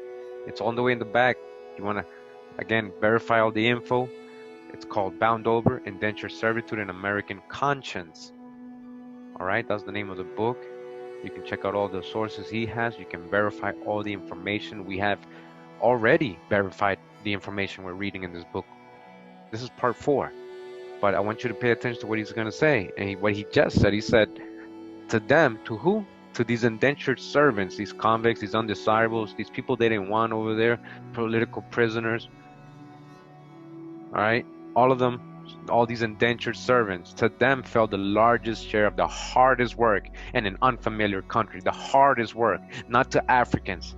The hardest work fell to indentured servants from Europe. They cleared what? The land, drained the swamps, built the roads, first plowed the unbroken ground. They cooked and cleaned and nursed and midwifed. They worked and died in greater numbers than anyone else. Theirs were the hands and backs that worked the transformation from wilderness to settled prosperity, a change so sweeping that its signs have vanished, so that the completed colonies seem somehow to have sprung fully into being directly from their charters. In the process, these men and women, drifters and convicts, rogues and whores, and the chronically poor, reluctant, coerced, unpaid, overworked, overwhelmingly ignorant, and unskilled, vanished themselves, transformed into what we have come to think as of the American people. Any questions? Any questions? All right, that was so deep right there. I hope you understand. This is the main point I've been trying to show you. Deep. All right, and I hope you guys have been understanding the last 3 parts of this. Let them know, Curimeo. When I was saying the invention of the white race and how they created this segregation. Today, all these American people, right? All these American people, a lot of these American people descend from indentured servants, both pale skin and people of color. So when we're reading, don't just think white when I'm saying they worked the hardest jobs and all this. There's also colored people in this. When they're saying, because you know how we grew up, and everybody always knew that it was the so-called slave, right, that built everything. The so-called slave, the Negro, right, so-called Negro or African slaves. Oh, they built the White House, they built the roads, right? Well, it was slaves / indentured servants, and there was so-called Negroes in that mix, but there was also pale-skinned people, Europeans. To them fell the hardest work.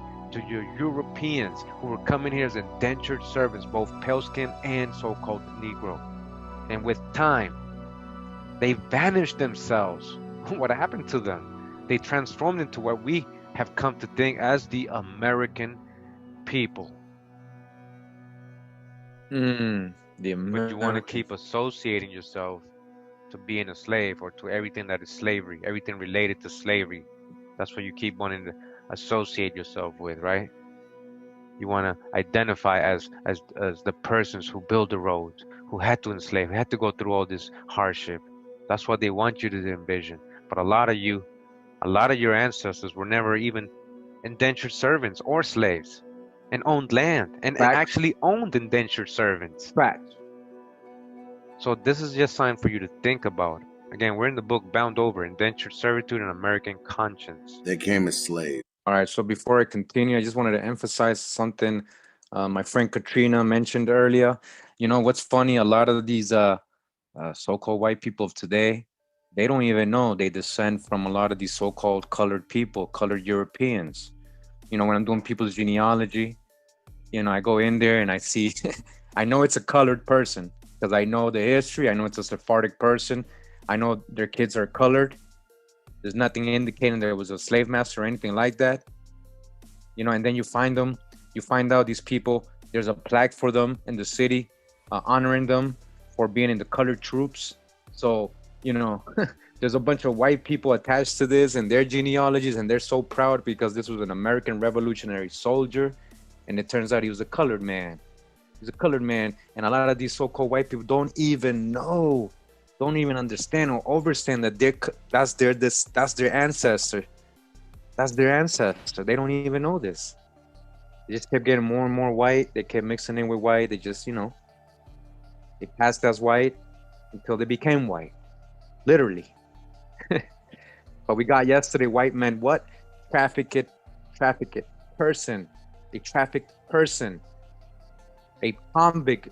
Principality, a white man, a trafficked convict. That's what white man. It wasn't about complexion. We got that yesterday from the dude in C-SPAN. He was giving that lecture in C-SPAN to a bunch of professors and stuff. All right. Muslim. What did remember we say something about white being Muslim in Europe? What? Hold up. All right, so we're gonna continue with the video. All right. You guys are enjoying it. Vast human cargo transported on tall British ships bound for the Americas. They were shipped by the hundreds of thousands and included men, women, and even the youngest of children. Whenever they rebelled or even disobeyed an order, they were punished in the harshest of ways. Slave owners would hang their human property by their hands and set their hands or feet on fire as one form of punishment. They were burned alive and had their heads placed on pikes in the marketplaces as warnings to other captives. Now, do we really need to go into all the gory details? We know all too well of the atrocities of the African slave trade. But are we talking about the African slave trade? Nope. King James II and Charles I also led a continued effort to enslave the Irish. Britain's famed Oliver Cromwell furthered this practice of dehumanizing one's next-door neighbor. The Irish slave trade began when James II sold 30,000 Irish prisoners as slaves to the New World. His proclamation of 1625 required Irish political prisoners to be sent overseas and sold to English settlers in the West Indies. By the mid-1600s, the Irish were the main slaves sold to Antigua and Montserrat. At that time, 70% of the total population of Montserrat were Irish slaves. All right, you heard that? Irish slaves, so-called slave, Irish, not Africans. We're gonna get a little bit further on, a little documentary about Montserrat and its Irish culture, all right? Ireland quickly became the biggest source of human livestock for English merchants. From 1641 to 1652, over 500,000 Irish were killed by the English, and another 300,000 were sold as slaves. Ireland's population fell from about 1.5 million to 600,000, just in one single decade. Families were ripped apart as the British did not allow Irish fathers to take their wives or children with them across the Atlantic. All right, so real quick, just wanted to interrupt here. Just wanted to correct somebody. Jewel, I don't know if you're aware or anything, but actually Cape Verde, I grew up with Cape Verdeans in Boston. I grew up with Cape Verde, I speak Cape Verdean, Mr. Papi Criollo, all right? So I grew up with them. I know their genealogy is actually the Sephardic Jews and the Moors that were being expelled from Spain. They were being sent to Cape Verde, and also American Indians. A lot of American Indian heritage in Cape Verdeans, the New England, they were the whalers, right? Cape Verdeans became known as the whalers, right? But the whalers were the Indians. They're the ones who taught the Europeans. Now, who did these Indians teach? When I say European, they were teaching the Portuguese, the Sephardic Jews, Moors, how to whale. A lot of these Indians ended up in Cape Verde. We know from Christopher Columbus' time, they were bringing Indians to Cape Verde. From New England, from all over, they were bringing Indians to Cape Verde and Sephardic Jews.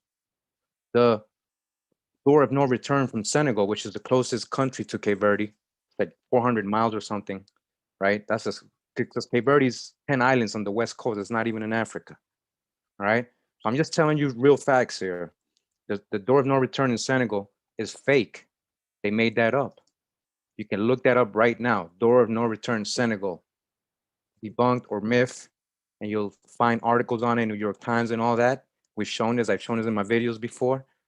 So just saying, oh, they grabbed, we can't fall back right into the, we're going right back into the hijack. We're going right back into the hijack when we're saying, oh, we're thinking, oh, white Portuguese went to West Africa and mixed West Africans with, and that's why they look the way. No, that's not why they look like that, my brother. All right. So, you said, but you said West African. You added an African hijack there. So I don't think you knew, but that's okay, man. It's okay, man, not to really know. All right. It's okay not to really know. Right. And we can all be humble and be corrected. And, when we say things that we didn't really know. Okay. Because you just added a whole fake genealogy to a lot of people. You just generalized a whole bunch of people and you just called them West African. And they're far from that, if you really knew their genealogy, right? Yes, Cape Verdeans are Portuguese, Sephardic Jews mainly, and American Indians. Just go look at their phenotypes. You're gonna see they match a lot of the New England East Coast tribes, Cape Verdeans. And they look a lot like the people here in Guanacaste in Costa Rica too. And when I grew up with them, it was like being with my people. They don't act African at all. They act like Americans. They have American dishes. 13 of their main dishes is corn. Right? So, there's a lot to learn there, but it's okay. I know you're from there, Jewel, but show me the records. Show me the West Africans. Stop Bonya, boy. Trust me. Trust me, boy. I can prove everything, and I got a video coming up on the Cape Verdean people. All right? I hope you tune in for that, man. You'll see African doesn't explain Cape Verdean. Trust me. This led to a helpless population of homeless women and children. Britain's solution was to auction them off as well. During the 1650s, over 100,000 Irish children between the ages of 10 and 14 were taken from their parents and sold as slaves in the West Indies, Virginia, and New England. In this decade, 52,000 Irish, mostly women and children, were sold to Barbados and Virginia. Another 30,000 Irish men and women were also transported and sold to the highest bidder. In 1656, Cromwell ordered that 2,000 Irish children be taken to Jamaica and sold as slaves to English settlers. Many people today will avoid calling the Irish slaves what they truly were, slaves. They'll come up with terms like indentured servants. This is to describe what occurred to the Irish. However, in most cases, from the 17th and 18th centuries, Irish slaves were nothing more than human cattle. If a planter whipped or branded or beat an Irish slave to death, it was never a crime. A death was nothing more than a monetary setback. England continued to ship tens of thousands of Irish slaves for more than a century. Records state that after 1798, the Irish Rebellion, thousands of Irish slaves were sold to both America and Australia. One British ship even dumped 1,302 slaves into the Atlantic Ocean so that the crew could have plenty of food to eat. There's little question that the Irish experienced the horrors of slavery as much, if not more, in the 17th century as the Africans did. There is also very little question that those brown tan faces you witness in your travels to the West Indies are very likely a combination of Irish and African ancestry. In 1839, And we're going to say Irish and American indigenous people. They weren't bringing Africans. Now, he's doing a great job, this person who made this presentation. At the time he was doing it, he's not aware of all this. You know, there's no slave ships. I don't think, he knows, all he knows is that he did research and the Irish were being enslaved just like so-called Africans, according to the story he heard that they were doing to Africans, right? That's all. There is no proof of that. American indigenous people and European indentured servants. European indentured servants and American Indians. What Africans? Britain finally decided on its own to end its participation in Satan's highway to hell and stop the transporting of slaves. While their decision did not stop pirates from doing what they desired, the new law slowly concluded. This chapter of nightmarish Irish misery. But if anyone, black or white, believes that slavery was only an African experience, then they have it completely wrong. Wrong. Irish slavery is a subject worth remembering, not erasing from our memories. Remember. But where are our public and private schools? Where are the history books? Why is it so seldomly discussed? Do the memories of hundreds of thousands of Irish victims merit more than a mention from an unknown writer? Or is their story to be one that their English pirates intended? To, unlike the African book, have the Irish story utterly and completely disappeared as if it never existed. None of the Irish victims ever made it back to their homeland to describe their ordeal.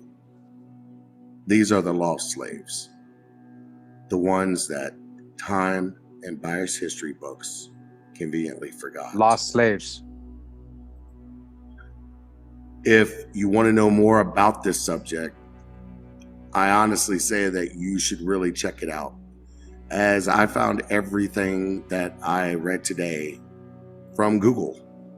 It was very easy to search. I just typed in white slavery and started reading. And there's so much on this subject, but yet so little is taught in schools about it. It makes me wonder if really there is some kind of cover-up. From or by who, I don't know, but it's just another story of untold history. And it certainly is hidden. All right, so I want to stop it right there. A lot of people probably like, poor Irish, oh, poor Irish. These are Irish. Right here in this cover. These are Irish. So are you making fun of these kids?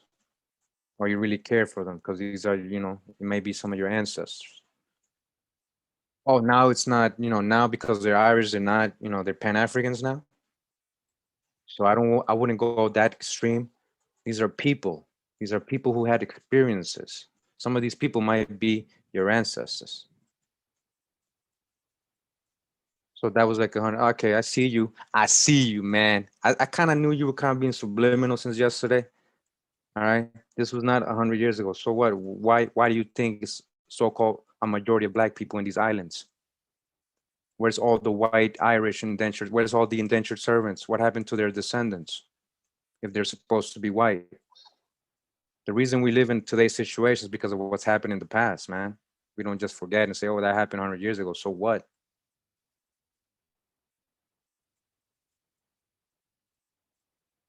Okay, man. We ain't gonna have you distracting us today, man. I'll put you back in tomorrow when the video is done, man. All right. Let's keep going, man. And yeah, I don't think anybody should make fun of, dark skinned Irish or anything just because they're Irish. Or, they're not going through and you're saying it's 100 years ago, like it doesn't matter. You didn't think so when they were saying it was African, it was your ancestors in slave plantations. You cared then, right? All right.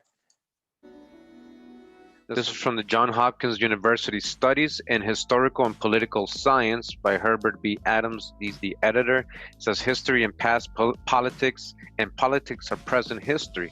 Freeman.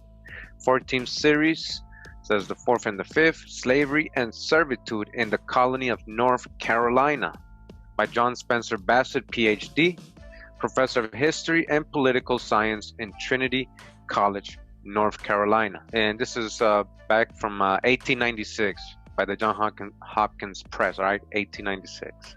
The first laborers that in the English took to the New World colonies were whites, who during the first years of their residence were obliged to serve the settlers in the capacity of bonded servants. These people were commonly called servants or Christian servants. Remember, we got this in the past parts. They were just labeling themselves Christians. They weren't really calling themselves white. Remember, that didn't exist for about 60 years after 1619. It didn't exist in any record. It started way after classifying people as white. And remember, we got to be careful with that. And we know that a lot of these Europeans were not just pale skin white. All right, they were people of color too. And as such, are to be distinguished from slaves in regard to them, as well as to the slaves. Their history, as it related to North Carolina, begins in Virginia. There were three sources of the supply of these servants. There were indentured servants, people of no means, who being unable to pay for passage to America, agreed to assign themselves for a certain period to some ship captain on condition that when he reached Virginia, he might transfer his rights for money to someone who would maintain and work the servant for the given period. Transported felons, who were such criminals, vagabonds, or other obnoxious persons, were sent to the colonies by order of the English courts. All right, that was the most of them. That was the large part of them. Kidnapped persons, and here's another large portion of these indentured servants. Kidnapped persons, usually children, who were stolen by traders or ship captains in the London or Liverpool streets and taken to America, where they were assigned till of age to such planters as would pay the prices demanded for their passages. From these three sources, many people came to Virginia during the first 60 years of its settlement. Again, during the first 60 years, there was no record of anybody calling anybody white. So whoever wrote this, talking about the first people who were enslaved, the first laborers were whites. And he's talking about the first 60 years. We already got in law books, statute books, we shown that they didn't have that anywhere until 60 years later. After 1619, after they started establishing their colonies and bringing in these indentured servants by the large numbers. Continuing the book, it says, in the early period of North Carolina, there was continual complaint that people harbored runaway servants. All right, runaway servants. Governor Nicholson made the charge in 1691, and Edward Randolph, Surveyor General, repeated the charge in 1696. The situation of North Carolina was favorable to Virginia runaways, and it is likely that when servants left their masters in that province, they took refuge in the swamps and the forests to the southward. Who? Servants, not African slaves. All right, in another book from the Johns Hopkins University Studies in Historical and Political Science, And this is White Servitude in Maryland, 1634 to 1820 by Eugene Irvin McCormick, PhD, instructor in American History, University of California. And this is from 1904. All right, White Servitude in Maryland. It says here, the system of servitude, thus early established in Virginia, was adopted by Lord Baltimore as a means of settling and developing the colony of Maryland. Too poor to send out settlers himself, he induced others to transport servants in return for grants of land and the new colony. All right, so he was trying to make people to finance, the transportation of these servants he wanted to colonize Maryland with. All right, this Lord Baltimore. All right. Many who did not wish to go in person furnished Baltimore money for transporting servants and received their pay in lands. The servants usually signed a written contract called an indenture, which bound them to serve a master for a specified number of years in return for free transportation, food, clothing, and 50 acres of land. Remember the headright system. From this contract, whether they signed it or not, all servants came to be called indented servants, whether they signed it or not. Remember, by force they were bringing people over here. Concerning the motives which led Lord Baltimore to found the colony of Maryland, there have been much dispute among writers on toleration. By confining their attention to this religious controversy, they have apparently lost sight of the underlying principle in Baltimore's plans, which overshadowed all others, that of revenue. All right, it was a business. He wanted revenue. There is very little evidence to support the theory that Maryland was founded as a home for persecuted Catholics. All right, that's the story they told everybody. A majority of the first settlers sent out were Protestants. All right, Protestants. Who was All right, Protestant settlers. That was the first, not Catholics, Protestants. Again, what's the key word in there, right? Protestant. They're kind of almost describing these people. They separate these from Catholics or Christians. Protestants. Who were the Protestants coming over on Baltimore? Deep. Known Protestants. Talking about Huguenots. The French Huguenots. Does that include Huguenots in these Protestants? We'll dig into that, right? All right, just want to read something real quick here in chapter 3. It says number and economic importance says the actual number of servants imported into Maryland and the ratio which they bore to the free inhabitants cannot easily be determined from the scanty records which have been left us. All historians of Maryland complain of the dearth of contemporaneous material. Outside of purely legal documents, the settlers have left us very few journals or records of historical value. All right, so now they're letting you know that here in Maryland, they don't really know how many indentured servants there really was, or coming in or anything, or if there was more indentured servants than slaves or more European indentured servants than so-called Negroes in indenture. You understand? So whatever numbers they ever gave you in history, it was all a lie. If they ever said, no, it was very few indentured servants here, it was more so-called Negroes here as slaves, well, that's a lie because they don't have any records. They're making things up. Or I just wanted to verify that here. They're letting you know here. Then it says, for some time after the founding of the colony, talking about Maryland, right, the servants came exclusively from Great Britain, Ireland, and Virginia. All right, not Africa, any of these servants. Of the original immigrants, the ratio of servants to freemen was probably about 6 to 1. All right, more servants than freemen. In the assembly of 1637, which all freemen were required to attend, only 90 appeared either in person or by proxy, leaving about 220 who must have been servants. This would make the ratio at this time 7 to 3.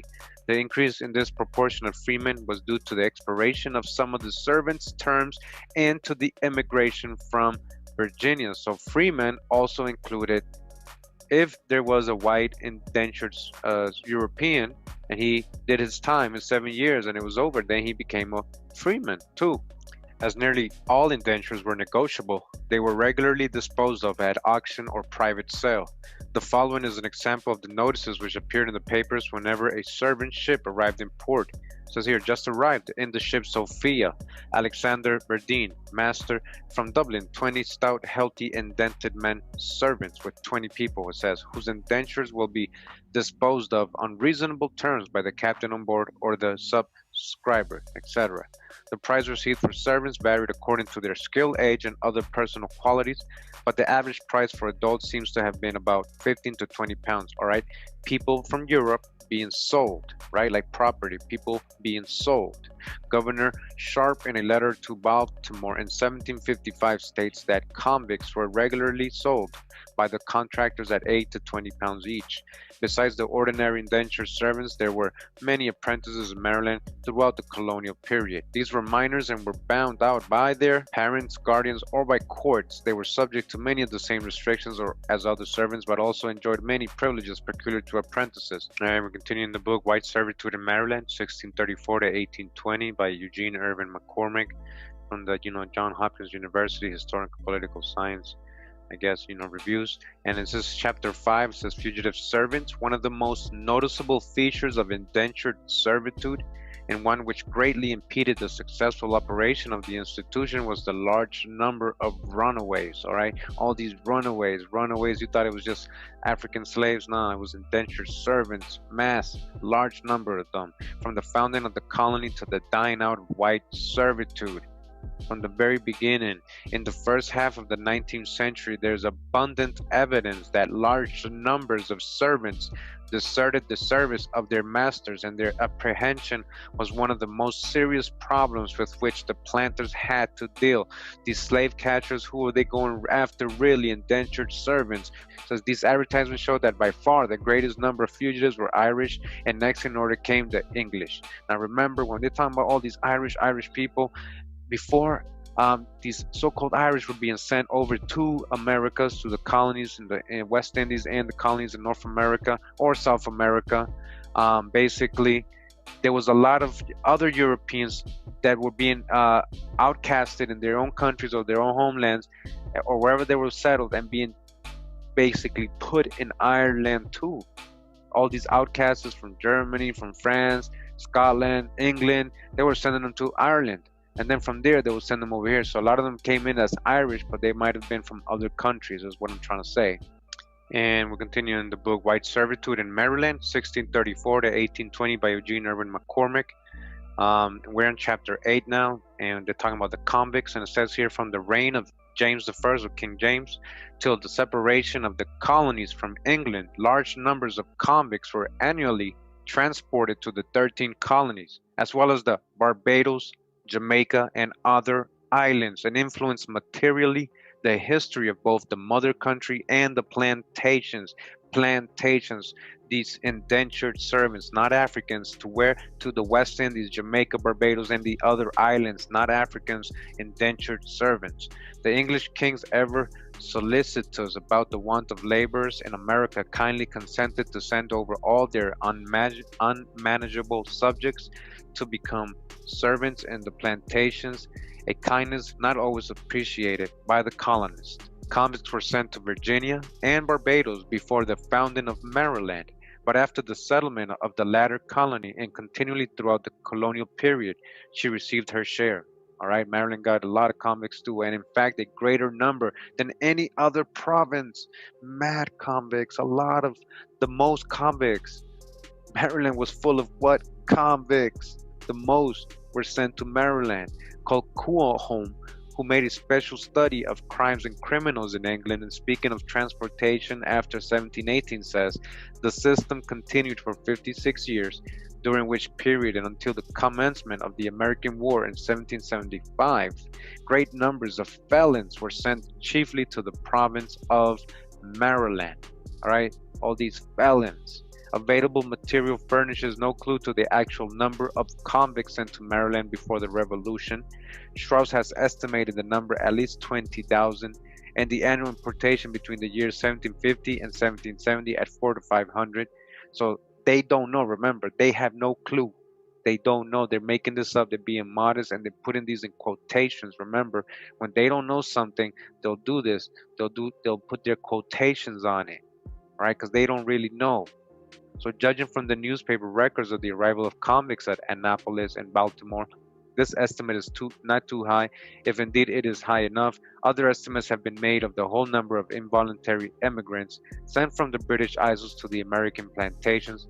Between 1717 and 1775, the number sent from the Old Bailey alone is thought to be at least 10,000, and the whole number from various places in Great Britain and Ireland at least 50,000. Says here the greatest number of the 7-year passengers, that's what they call them because they were indentured for 7 years, sent to the plantations were ordinary criminals from various jails of Great Britain and Ireland. Among them were men and women of all ages and descriptions. They represented all crimes, if some of the offenses may be so classed, some stealing a loaf of bread to sustain life, to highway robbery, all right, from petty crimes to, big crimes, and a lot of them wasn't even their fault, they were just hungry. The worst criminals were seldom transported, but were executed in large numbers after every session of the court. The number was augmented at various times by the transportation of rebel convicts. Most of these were sent to the Barbados and other islands. They sent them to Barbados, right, so they couldn't escape. So a lot of these, when they say rebel convicts, what are they talking about? Like Jacobites, Quakers, Protestants, or what are they talking about? What kind of rebels? Most of these were sent to the Barbados and other islands, but during the 18th century, some were sent to New England, Virginia, and Maryland. In the summer of 1717, 135 Scotch rebels were sent to Maryland and sold as servants. All right? It is difficult to tell from the court records and state papers where the great number were sent, as there is seldom any more specific destination given than the plantations or the West Indies. All right, again, where? Plantations working in the fields, cotton fields, but tobacco fields, sugarcane fields. Yes, not Africans. These are indentured servants from where? Europe. And what did they have here? They had local labor as well. Your ancestors, the aboriginals that were already here, right, working with these indentured servants. That was you over here. In the calendar of state papers for December 13, 1666, there is an interesting entry concerning the disposition of Scotch rebels. The resolution about the Scotch rebels is to hang all ministers and officers of the common sort. 1 in 10 is to be executed, 1 forced to confession, and the rest sent to plantations. The rebels sent to the West Indies in the 17th century were required to serve 10 years. In a letter of the king to the governor of Jamaica, he instructs the governor that all the late rebels sent to Jamaica, who's these rebels? Are these Jacobites? Who's these rebels being sent? All right, who are these people? Are these royal black nobles being sent to Jamaica and the West Indies Islands? It says, shall serve their masters 10 years without permission to redeem themselves by money or otherwise till that term be expired. The governor is ordered to propose a bill to the council and assembly for enforcing the order.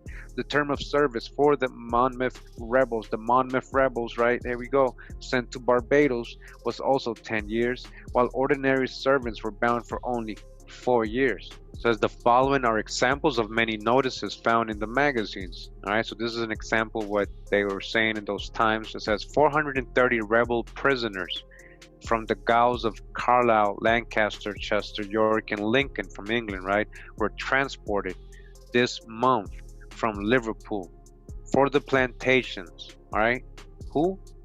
English people or English indentured servants to the plantations. 8 of them were drowned by boat overset and not being able to swim because they were handcuffed. So 8 of these prisoners or rebels drowned because they had them handcuffed and their little boat overturned. You see that? That's cruelty. This number with the rest makes about 1,000 transported. 105 felons, convict taken out of Newgate, the Marshalsea, and several other county gaols were put on shipboard to be transported to Maryland. Felons transported from Newgate, May 17, 1736, 4 for life, 3 for 14 years, and 100 for 7 years. You hear that? 4 were going to work for life.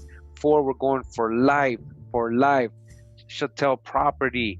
You were, what? An indentured servant for life. 4 of them already had that before going over there. These are Europeans, not Africans, and 100 of them for 7 years. The Maryland Gazette records the arrival of many convict vessels all through the 18th century. Loads of 50 to 100 or more were regularly landed at the ports of Baltimore and Annapolis, especially the latter city. The editors of the day frequently indulged in jokes at the expense of this class of immigrants. For example, the Maryland Gazette gives the following account of the arrival of a convict ship at Annapolis. And it says here, Friday, last arrived here from London after a passage of 29 days. All right, after a what? A middle passage. After a middle passage, right? They crossed the Atlantic, right? Oh, this one doesn't count? Oh, and this is not considered a slave ship? All right, so 29 days at sea, middle passage, Captain James Dobbins in the Thames frigate with 130 of His Majesty's passengers who were of the home, so expert and known in some arts that they were obliged to travel for the better peopling of His Majesty's American plantations, at least for the term of 7 years. All right, because of their arts, they were making fun of them. But the newspapers do not give a complete record of the arrival of these vessels in Maryland. The advertisements for runaway convicts often state that they came at particular time and in a particular ship, no account of which is given in the papers. Large, therefore, as the recorded numbers appear, the actual number was much greater. So even though we have some records of numbers, it was much greater. It was way more than they're telling us. Way more numbers of indentured servants over so-called African slaves. And we continue in the book, White Servitude in Maryland, 1634 to 1820, and they get to the conclusion. They're saying that importation of servants into Maryland from Great Britain and Ireland seems to have reached its height about the middle of the 18th century, talking about the 1700s, from the time down. All right, so I just wanted to stop it there. I know a lot of people paying attention, and yeah, you see all the information right here. It's just more and more indentured servants. All right, at what point do the Africans come in? So I want to answer Jewel. Jewel, we've been here 4 years, trying to, on this journey, learning together, doing real research and going into primary sources and everything. Yes, what we realized is that there were no slave ships coming from Africa first. Like that was a complete, like we didn't find any, right? We realized that the Spanish and Portuguese, who were also people of color, were coming here and actually putting the American Indians into servitude. They did bring their own servants, which were their own. You got to understand, it was Catholics versus Moors and Jews. So the Spanish Catholics would bring their Moorish Sephardic Jew servants with them. They had to work for them. All right. And they would come together. These are all people of color. And they came, and they enslaved American Indians. American Indians. They even brought them over to Africa and they brought them over to Europe. Yes, Jewel, Pelder, my boy. That's what me que me fra. That's exactly que me fra. Yeah, boy. I'm telling you. All right. So yes. So I'm glad I'm glad you were paying attention, man. So you're like, yeah, you see all these numbers, you see all these different ships coming in, and all these people under indentured servitude being treated like, yeah, this is the real, and these are people of color. Yes. Yes, man. That's exactly what I'm saying. They lied to us. Did you know that Alex Haley made up that whole story of Roots? You know, the movie Roots? He made that whole thing up. You can Google this right now. Yeah, boy. You can Google this right now and put Alex Haley fraud or settlement or court case, Roots fiction, whatever you want to Google. And you'll see that he had to settle out of court for plagiarizing a fictional book. And he made up the whole kinte Kunta thing. He had to admit that. So, yes. So we're going to continue. All right. And that's good questions. That's a great question. So let's go. The revolution, the number of voluntary servants brought into the colony gradually diminished. Convicts, on the other hand, came in ever increasing numbers. So convicts were one of the major sources of Maryland servants. And during the 20 years which preceded the revolution, Maryland received nearly all that were transported. After the revolution, Maryland was getting all the felons, all the convicts. As slavery was firmly rooted in Virginia, there was little demand for convict labor, and laws were enacted to exclude them. In Pennsylvania, the German immigrants more than supplied the demand for servants. All right, we got that already, all the German indentured servants that were there. All right. And the convict element there was insignificant. But in Maryland, the contractors always found a ready market for His Majesty's passengers, in spite of their sentiment against them. All right, I want to read this book now. It's called White Servitude in Colonial South Carolina by Warren B. Smith. This is from the University of South Carolina Press. This is from 1961, and these are the contents of the book. The first fleet to sail for Carolina stopped at the island of Barbados to pick up men and supplies. Thus, many of the first settlers of Carolina came from Barbados. Right? We already know they were sending so many European indentured servants and convicts and all these people, rebels, political prisoners to Barbados from England and Ireland. In the proposals of the Barbados men to settle in Carolina can be found the statement, there are many hundreds of noble families and well-experienced planters that are ready to move speedily, thither with Negroes and servants. The public records of England indicate quite clearly that many, all right, again, many white servants were sent to Barbados, like I was just letting you know, right? This is history. All right, so who were they really bringing up from Barbados? You think it was Africans? In March 1655, the Council of State directed the governor of Tynemouth Castle to certify the number of prisoners taken at Dunbar, that they might be sent to Barbados. All right, in August 1655, the Council of State ordered the transportation to Barbados of all prisoners lately committed to the Marshalsea who were taken in the Breastman of War. In September 1655, the Council of State commanded the commissioners of the Admiralty to give orders for those English, Scotch, Irish, and Dutch mariners, prisoners in the Castle of Plymouth, to be sent to Barbados. All right, like I was just saying. All right, this is real history. It's not Africans they're sending to Barbados. In 1661, the Council and Assembly of Barbados passed an act for the good governance of servants. Now remember, we're talking about 1600s. Remember, let's not leave out all the New England tribes and all the American Indian people that were being sent down to Barbados as well. During the latter half of the 17th century, a constant stream of petitions flowed from Barbados requesting the sending out of white servants. These facts are proof of the acceptance of the institution of white servitude by the Barbadians, and therefore indirectly by the first settlers of South Carolina. It would not be unreasonable to expect that among the Carolina immigrants were some who were already serving indentures and inured to the conditions of such servitude. All right, it's not unreasonable to expect that these immigrants were indentured servants. These first settlers were indentured servants themselves. This is not merely a matter of inference. Proof can be found in the passenger list of the Carolina, one of the 3 ships that sailed for Carolina from England. Again, from England in 1699. I bet you they're gonna find colored people in that ship, and they're not Africans. In this ship, there were 16 passengers who brought a total of 63 servants, as well as 13 passengers who had no servants. The complete list of names follows. All right, and this is the names. Captain Sullivan. All right. I guess these are the people and their servants. All right. So we're assuming these are all white people. This is what we're assuming. But don't assume that. There's colored people in here too. Some more families right here. And owners. And servants. Again, not all these people are pale skinned. There's colored people in here. Possibly all kinds. Protestants, Quakers, Germans, Irish, Sephardic, Jews, Moriscos, whatever. These are the passengers that didn't have no servants, it says. All right, they probably came in as indentured too. It is true that no statement is made as to the character of service to be rendered by these servants.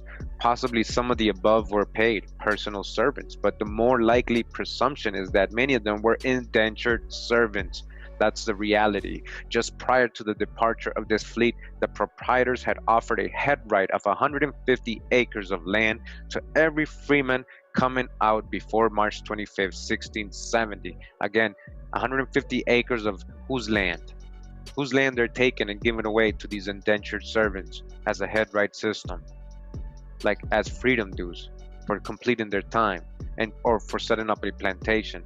Plus 150 acres for every able manservant carried with him, and 100 acres for every woman servant, and for every manservant under 16. You hear this? The amount of land to be granted for transporting servants was to be reduced each year for 2 consecutive years. The greatest advantage therefore pertained to bringing servants to the province during the first year. Continuing further down, says the Carolina, again the ship that brought these servants from England, still under the command of Henry Brain, returned in the fall of 6070 to Barbados to pick up second load of colonists, right, so-called colonists. Among these were indentured servants. Probably most of them were indentured servants they were going to go pick up. They needed labor. Their names and the time that each had yet to serve were proved before Thomas Gray. So again, this is an example. Thomas Whitty, a sawyer, is to serve 2 years. He still had 2 years left. He was serving time. Toaz Patterson, a carpenter, is to serve 2 years. All right, so these are the examples. So you see, these people were being sold and transported like property, and their service basically be sold. John Radcliffe, the last named, developed a decided passion for troublemaking and occupied considerable space in the early records of the colony.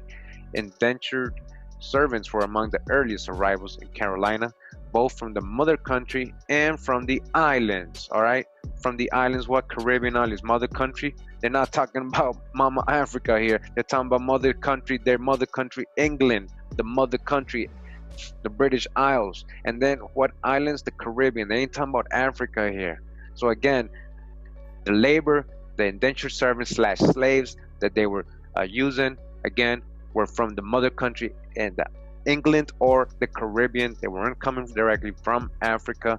That's the reason. We're on part 4 of this White Servitude Black Master video series. There's so many books. I can do so many series, but I just want you to, hopefully it's clear by now. And if you're doing the numbers and you see I'm going to different states, different references, different sources saying the same thing. Where's the Africans come in at all? The reason for the introduction of white servants into South Carolina fall under the 3 general heads: to aid in the settlement of the country. All right, they needed to create colonies and plantations, right, to meet the labor shortage. All right, well, so why didn't they just go to Africa then? No, they had their own labor, right? They had local labor here, the aboriginals, and they had their own undesirables and convicts and all these people they needed to bring over here and get rid of, and to defend the colony. The initial need, of course, was for the settlement of the country. We continue in the book White Servitude in Colonial South Carolina. All right, very scholarly book from the University of South Carolina, and these are just copies of indentures. It says indentures of white servants were copied in the records of the Register and Secretary of the Province, now in the South Carolina Archive. These two, dated 1669 and 1671-72, were among the first recorded. So they're talking about this one right here, and this one says this indenture. All right, starts out with that. There's another one right here, this indenture. It says above another early indenture dated 1673. The inventory below is proof positive that there were white servants in South Carolina in 1718. All right, 1718 still what? White servitude. Where's the Africans? Right now, so how do they get white people from this? Right, where do you see the people? So they're saying white. Remember, they're saying white because these are Europeans. So we are to assume that these are all white people.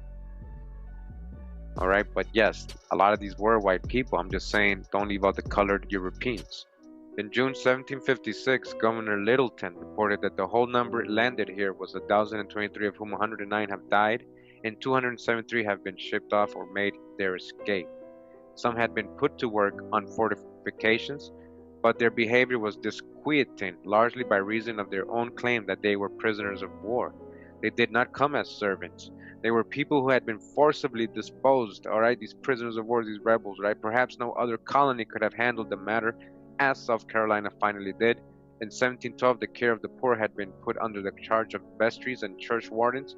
So when the Acadians became charity cases, the obligation for their keep became largely an item of parish administration. The French Huguenots, again, I was just saying, right? The French Huguenots had settled along the Santee River.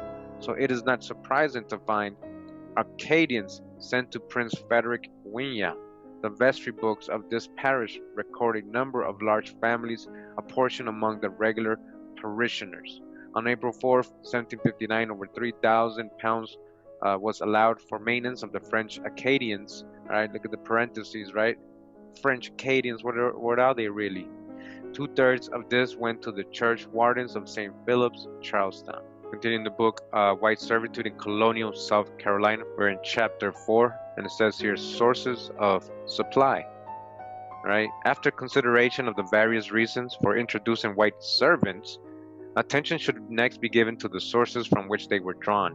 Disbanded soldiers, defeated rebels, orphans, convicts, destitute Irish, and poor Protestants made up the more important contributing groups. In 1697, the Council of Trade and Plantations was concerned whether the king would be pleased to be at the charge of transporting any disbanded soldiers to the colonies.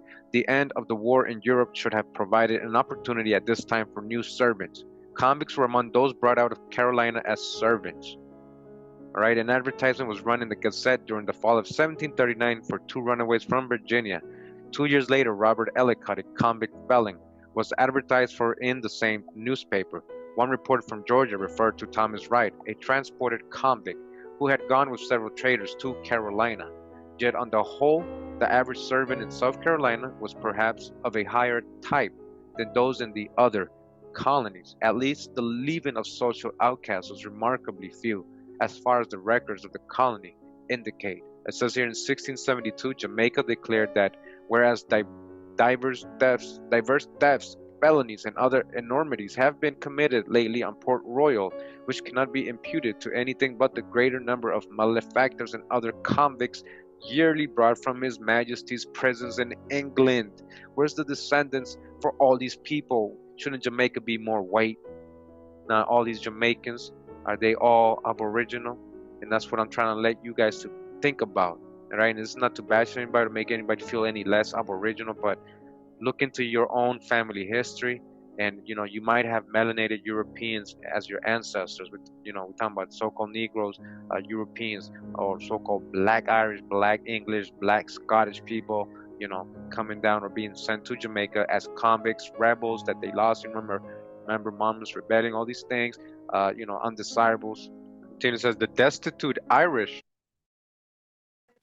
All right, destitute Irish. All right. So yeah, a lot of information. I just want to take a break, make sure everybody's still here, not falling asleep.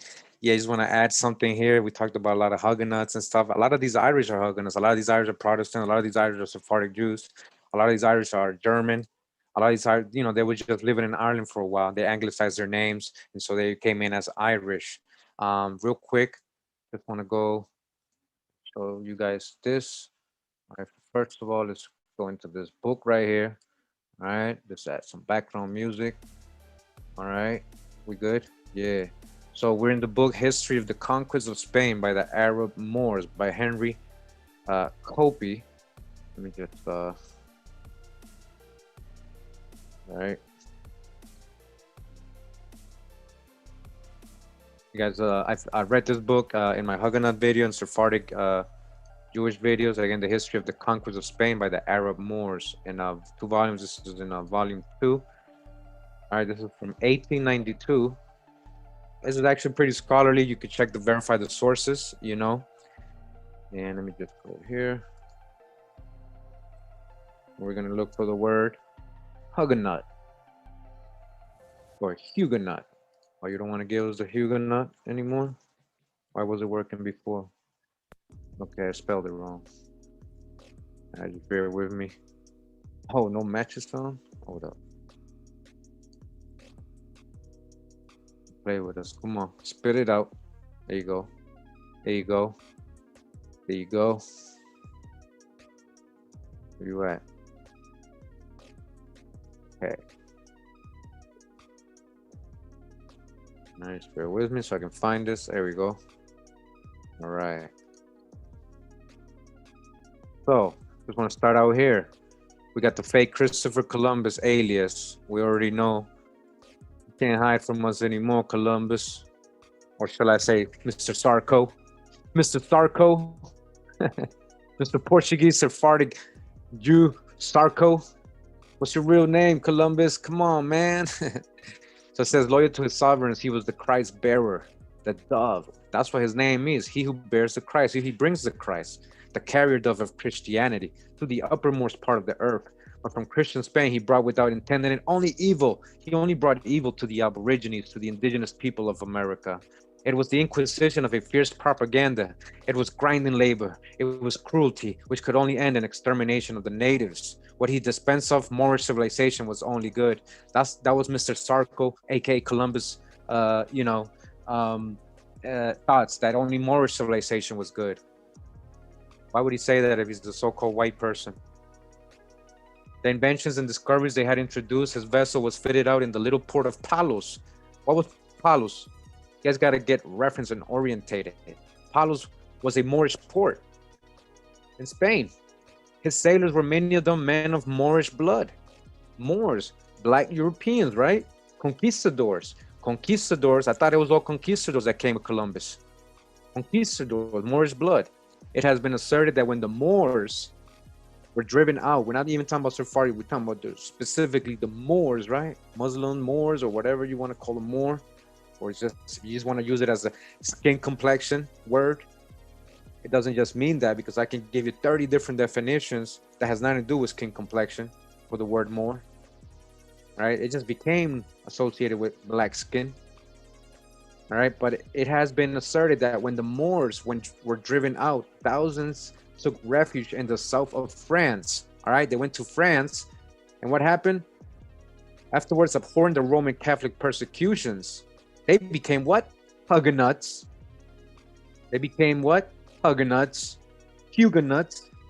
And that of these, many emigrated at a later date to South Carolina. Oh, really? They ended up in South Carolina, these Huguenots, aka Moors. AKA Moors? Low. All right, you guys are following me here? And this is not to bash on Moors. This is not about bashing Moors. You gotta understand, I'm helping out with your genealogy too, right? Come together, let's come together and understand the whole history. They ended up in South Carolina, these expelled Moorish people that became known as Huguenots, Protestants, Calvinists.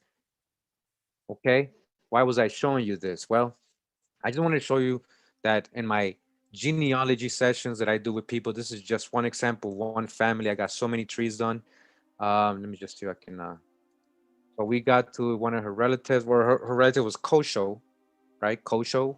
She knew that. She had the family history and everything. And then we got to Benoni Kosho, 1740. Right? He was born 1740 in Somerset, Pennsylvania. Right? Remember who was going to Pennsylvania? What was going there? We're reading. We gotta put all this into how do you say that? Not perspective, but man, the word. You know, you guys know what I'm talking about. Put it all together. The history, what we're learning, the surnames, who these people are, where they are, at what time period. Because if you think these are all white people, then you're missing out on a big thing. Now, what happened when I got to Benoni Kosho, I got records and records that his dad was Jacob Cozart, right? Jacob Cozart. And Wilhelmina, can't look at these names, Wilhelmina, Heaney, Wilhelmina. Does that sound like a white name to you? Wilhelmina?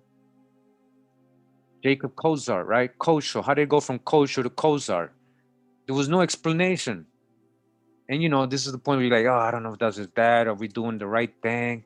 So what did I do? Took initiative. Let's say, did Cozart ever become Kosho? Right? Did Cozart ever become Kosho? First of all, let me see. I found this. It says the Cozart family history. The Cozart family history. Right? All right. All right. Now I just want to show you this, right? The Cozart collection, various spellings, right? For the Cozart. What do we see here? Kosho. Kosho's one of them, right? Kosho's one of them. What does that tell me? That tells me a whole history here, that this Cozart, for some reason, wanted to, or his family, kind of like anglicized and changed the last name a little bit for a reason. Who knows his reasons? But there's many variations of your surname and your family. And when you do genealogy, you might run into this a lot. But it's the same people, it's the same families. All right? Come out of her, Babylon. Get out of Babylon. Get out of that slave mentality. Come on. My people went into bondage because of the lack of knowledge, right? Lack of knowledge. We're mental slaves now. We ain't physically slaves, but we're mental slaves. It's called overt control. It's not, I'm sorry, covert control. It's not overt. This is covert control they got us under. Kosho is Kozart. It's the same thing, same family. So again, when I go to Benoni Kosho and it says Jacob Kozart, that confirmed to me that was his dad. And the records matched the birth records and all that. Okay? All right. Hawkins, you see all this? All right, so real quick, what else did I find? Okay, let's see.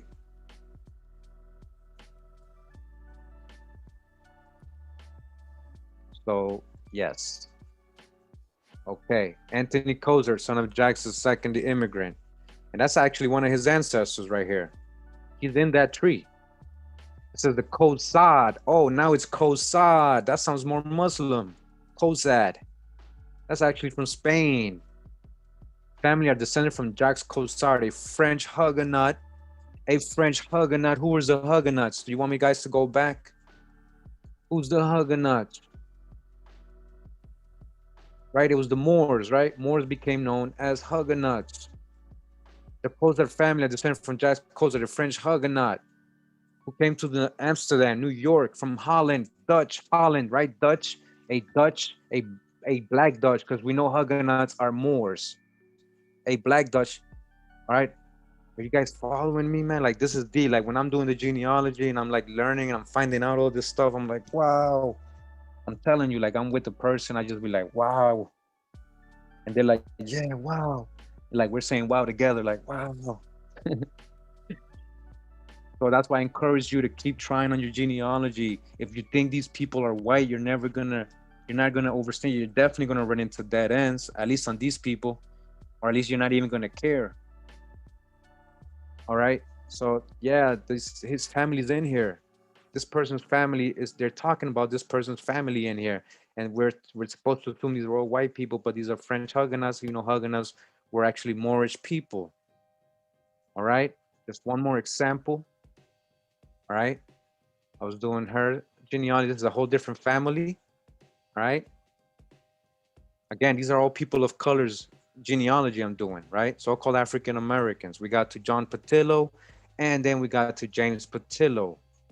Patillo actually came from Scotland, and he ended up in Virginia. He was a progenitor of this Patillo family, and the Patillos and the Littletons were marrying together.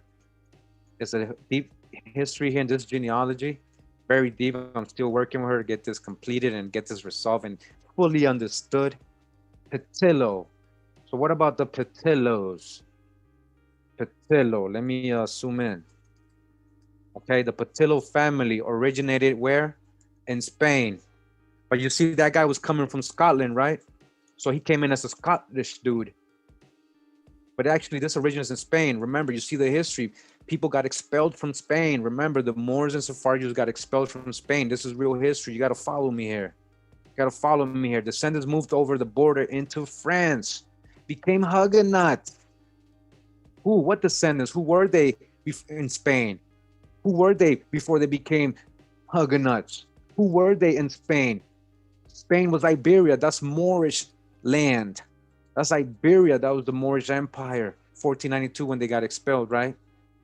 They moved over into the France, became Huguenots, and went to Scotland after the Edict of Nantes was revoked in 1685. From there, they migrated to Virginia. Do you see the history? The original name was Patilock, which means at the foot of the lock, or a lake, sorry. The surname has many variations. Patilock. You see all the different Patillo, Patillos, Patilock. All right. The point is that it's Spanish, most likely people of color. We definitely know that the Moors were Huguenots, so definitely people of color. We're talking about people of color. I found it in this person's genealogy, who's a person of color, so-called African American today. And if they would have told her, well, no, those are white people, she wouldn't even cared. She wouldn't even bothered. She wouldn't even bother. But you see, let me show you this. Oh, wait, what happened? Okay. Let me zoom out. All right, so this coat of arms. Let's go to it.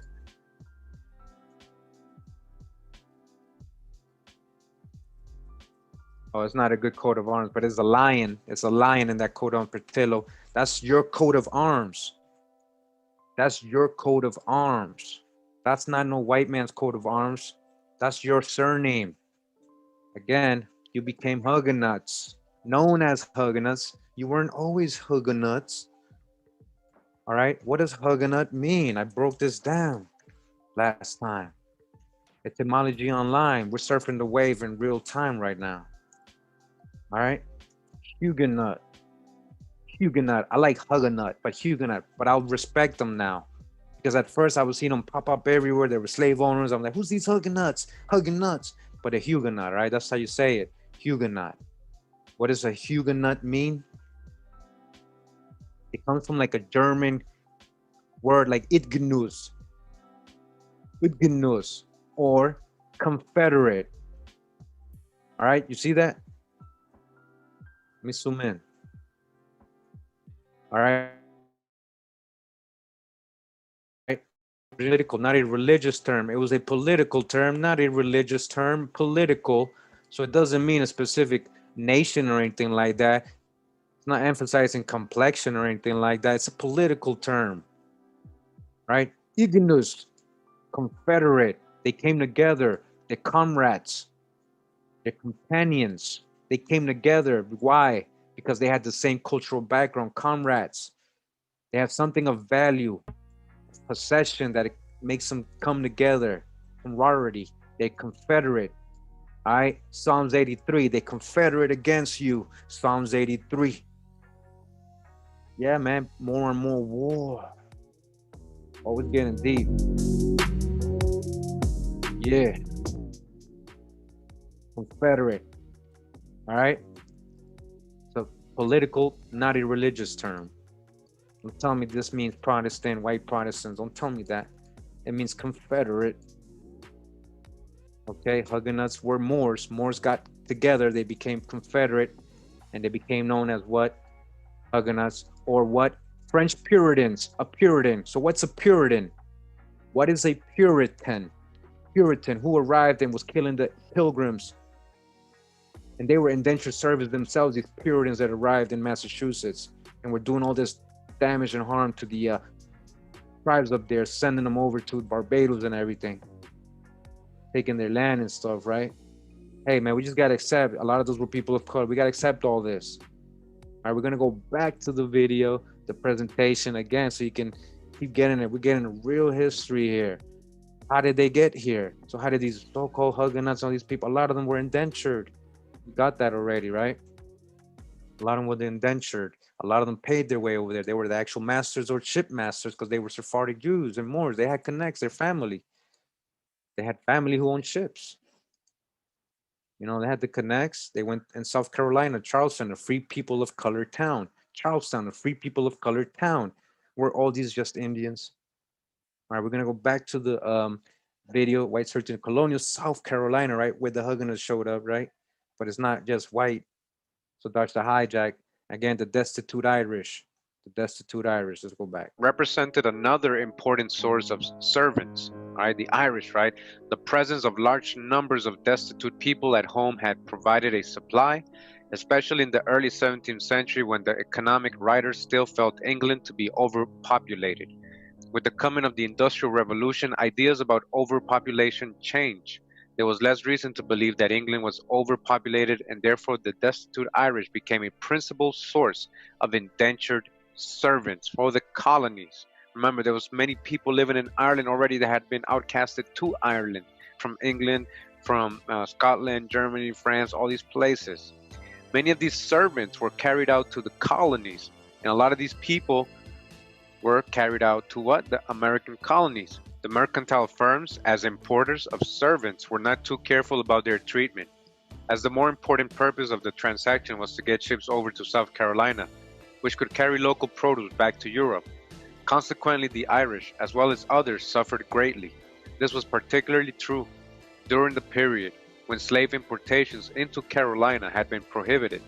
It was almost as if the British merchants had redirected their vessels from the African coast to the Irish coast. They had redirected. They were never going over there, at least not to bring anybody to America, with the white servants coming over in much the same fashion as the African slaves. What African slaves?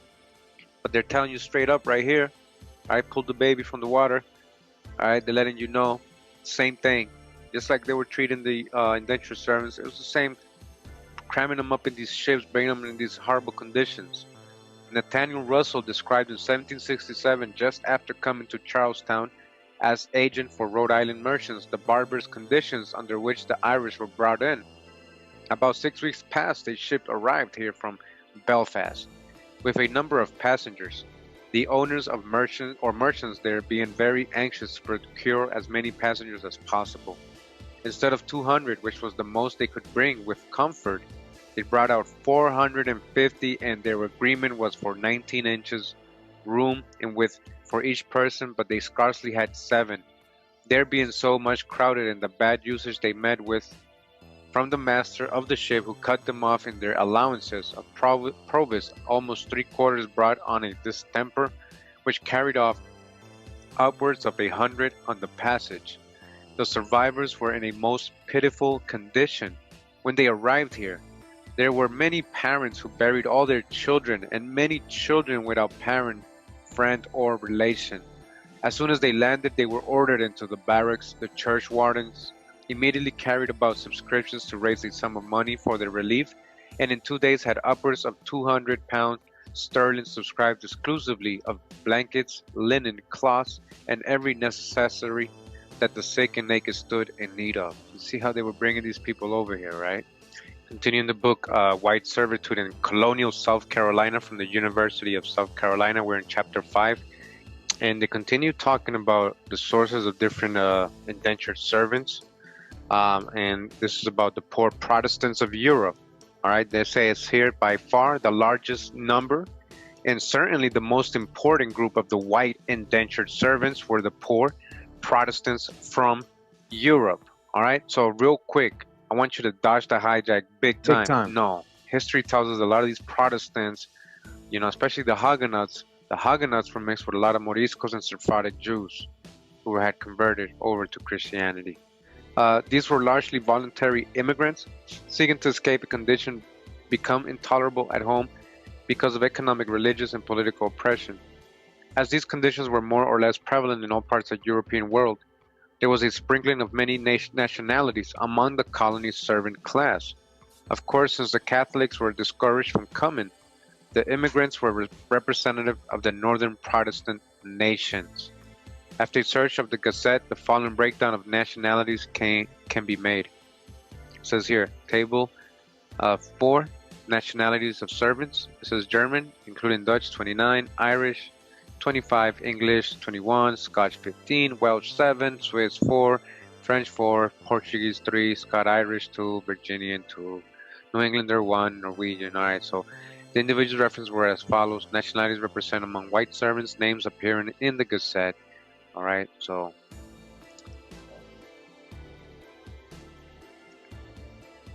and this is an ad from 1749. It says, to be sold on board the Georgetown Galley.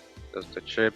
Thomas Crathmade, master line at the Franklin's Wharf. Sundry English servants, men, women, well recommended, amongst whom are tradesmen, husbandmen, and indented for 4 years. Says here, another one, runaway, 3 white servants. Oh, this is a runaway ad. Check it out. It says runaway. All right, just want to remind everybody in case you missed yesterday's presentation. The guy was dropping some jewels where he was giving that speech. I don't know where it was, in Congress or whatever, but it was on C-SPAN, and he was saying white men trafficked, specifically a trafficked convict. A trafficked convict. They didn't mean complexion, right? So that's the hijack with the white, so-called white. A lot of those people that I showed you in those genealogies were being called white in one census, and then in another census, they're being called black. So that's what I'm saying, dodge the hijack. Don't let them fool you or even try to school you. You got a mind of your own. All right. Wait, 3 white servants lately imported. So 3 runaway white servants. All right. This is an ad about the German Palatine servants. All right, so all these ads existed in these years. It says down here, the arrival of servants was advertised in postscript to the South Carolina Gazette, November 27, 1749 above, and they ran away. The Gazette notified South Carolinians to be on the lookout for them. So, okay, so these people, same people that had gone in there from England, had run away right away. You see that? Right away as soon as they got here. These ain't Africans. And continuing the book regarding the Protestants, right? I just want to get some numbers here of certain ships loads of Protestants. So, quoting here, it says, just before this act was passed, the governor announced to the council that 2 vessels are at present in this harbor with upward of 800 foreign Protestants on board, and 2 others are hourly expected with the like number. Ships, you hear this, right? Vessels with 800 people, and they were expecting more coming in.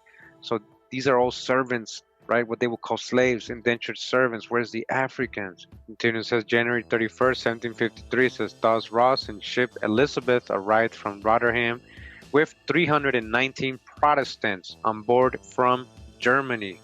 All right, where all these people pale skin or white just because they were coming from Germany. That's what you got. That's the hijack you got to dodge. This is what I'm trying to make you aware of. We can't assume these were all white people. I know in this book it keeps saying white servitude, white, because they want you to think that everybody in Europe was white, just like they want you to think that everybody who's being called Negro was from Africa, and that's not true. It's the same thing. All right, so look at all these numbers, all these shiploads of these Europeans coming as indentured servants. This is the labor force, not Africans. This is 1753. 1753. Why are you paying people? Because you got to pay these people, right? You got to give them their freedom dues. Why are you still paying them when you got Africans? Free labor. It says down here, Ms. Jenny Reville has compiled a list of many German, Irish, and French Protestants. All of the important groups that came in from February 19, 1763 through January 23, 1773 are listed below. February 19, 1763, 70 Irish petitions for lands in Boonesborough Township.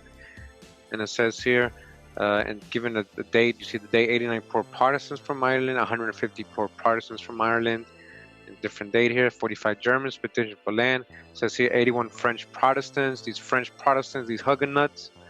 All right, December 24, 1764, 56 German Protestants. Over here it says 306 Germans, 59 Germans, 80 Irish Protestants, 192 Germans from Rotterdam, 51 Irish, 128 Germans from Amsterdam, 155 Germans, 172 Irish, 227 Irish. Look at the dates.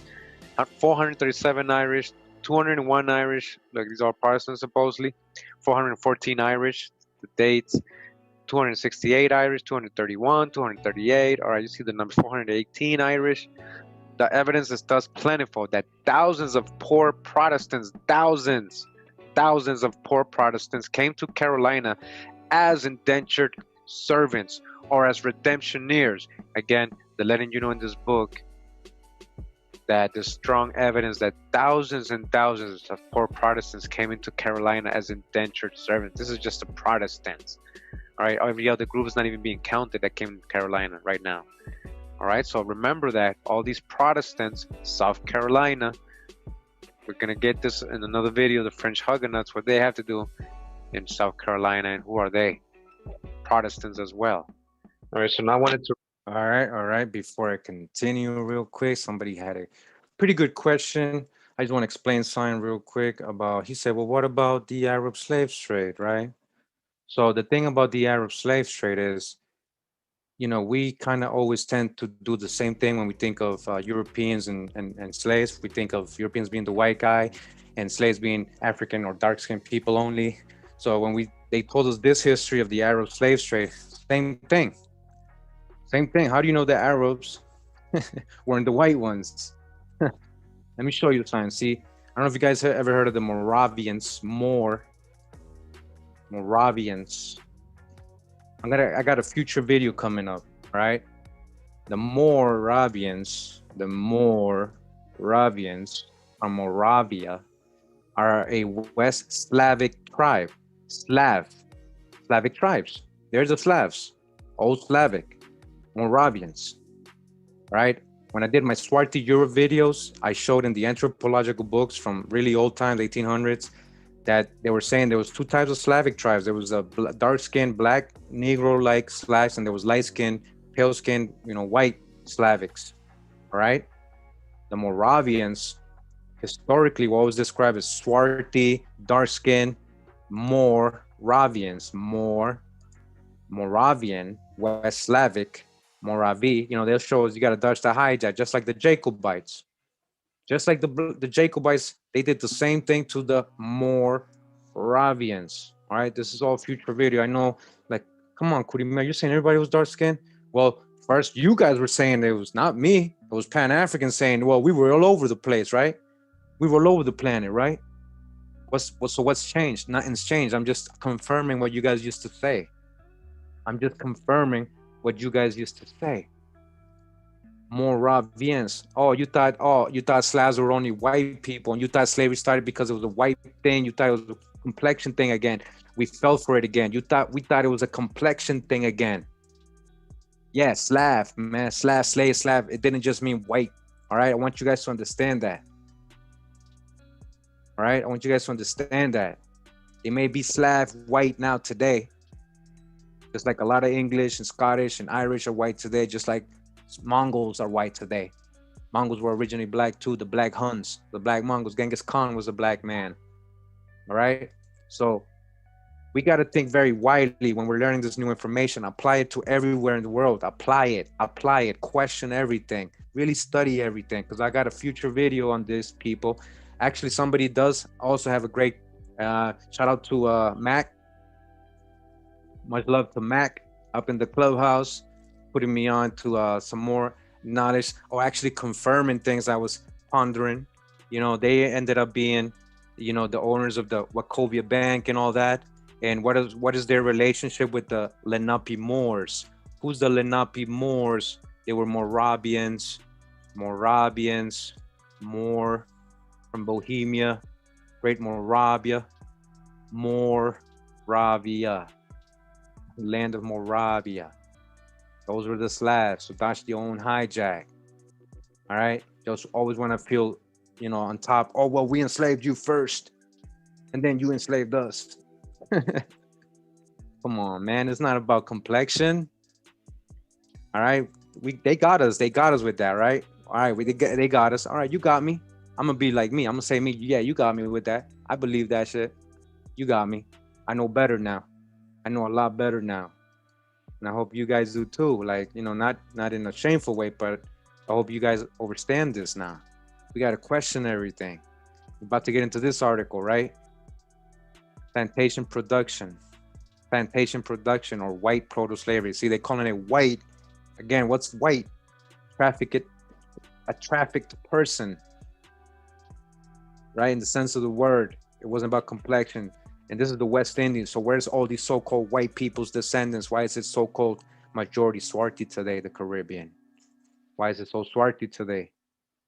All right, let's continue. Pretty cool. It's called plantation production and white proto-slavery, white indentured servants, and the colonization of English West Indies, 1624, 1645. All right. So indentured servants where? In the Caribbean, West Indies, plantation and production in white proto-slavery.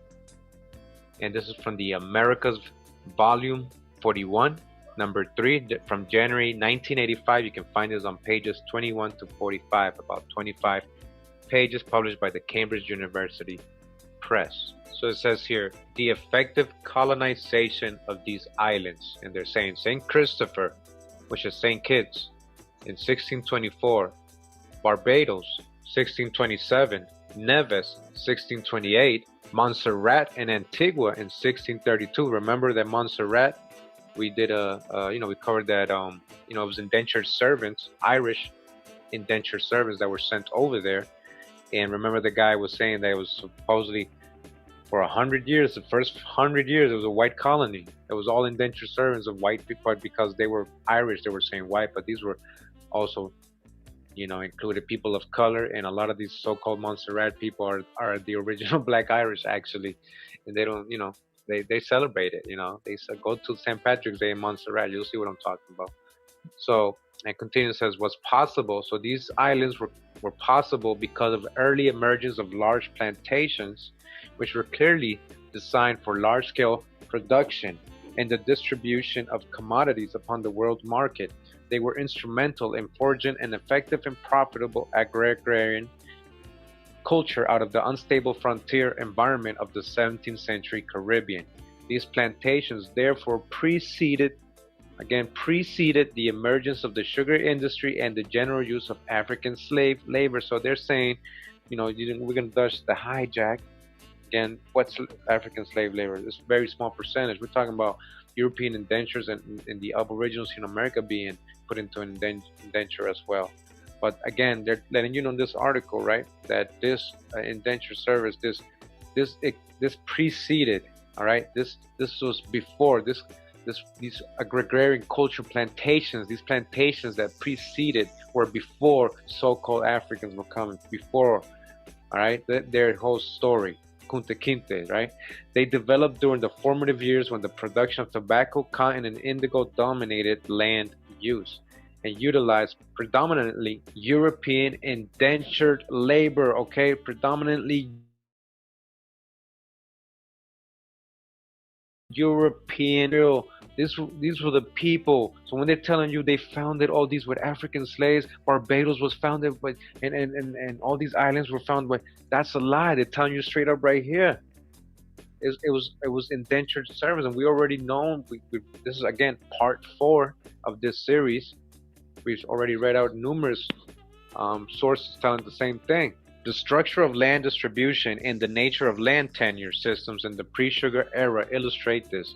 Most planters who accelerated the pace of economic growth in the late 1640s and early 1650s by the production of sugar and black slave labor, so-called black, dodged the hijack. We already know indenture servitude continued up until the 1800s. Already owned substantial plantation stock with large numbers of indentured servants, right? So even before they keep trying to throw in those tags, African, black, they're letting you know the drop in between, that these plantations were stocked with what? Large number of indentured servants, not Africans, stocked with indentured servants. Continuing in this article in part 2, it says the system of commodity production was built upon the labor of thousands of indentured servants imported from England, Ireland, Wales, and Scotland. All right, these were the people that were supplying these Caribbean plantations, the early colonies with, and it was Europeans, again, not Africans. Unlike the Spanish settlements in the Greater Antilles, Barbados and the Leeward were not densely populated with Indians who could be reduced to chattel slavery. All right, so unlike, again, what are they letting you know here? Major drop right here. Like again, like I told you in my video, who the Spanish and Portuguese were really enslaving. Who were they really enslaving? When they're talking about all these so-called Negroes that the Spanish and the Portuguese were supposedly transporting everywhere in all their colonies, these were Indians. Like they're letting you know here, it's not like the Spanish settlements, right? Which they had what? A bunch of Indians to what? Enslave or put into chattel slavery, or right? The Aboriginals. They weren't talking about Africans there either. The islands were part of the wider environmental and political network of the Caribs who inhabited the Lesser Antilles. The Caribs, like the European invaders, were a militant and imperial people who were in the process of establishing their hegemony in the Eastern Caribbean. So they're talking about how, when the Europeans got here, they noticed how the Caribs were kind of like trying to invade the Arawaks. They did invade the Arawaks, and the Arawaks would have beef with them. They would tell them stories about how they had beef with the Caribs, and the Caribs were kind of like, conquerors, Their cultural matrix made any form of labor subjection by the Europeans very difficult. Duterte, the French missionary, is he a Huguenot, who was familiar with the Caribs, noted that they possessed an innate contempt for manual labor, which drove them to launch a full-scale guerrilla war against the Europeans. They won some battles and killed a large number of whites, but eventually over the 17th and 18th century, they were defeated and eliminated by Anglo-French and Dutch military pressures. To clear the very forested land, initiate production, the English in the West Indies had therefore to look outwards for a labor supply. like the French in the New World, they looked firstly to their homeland for this labor supply.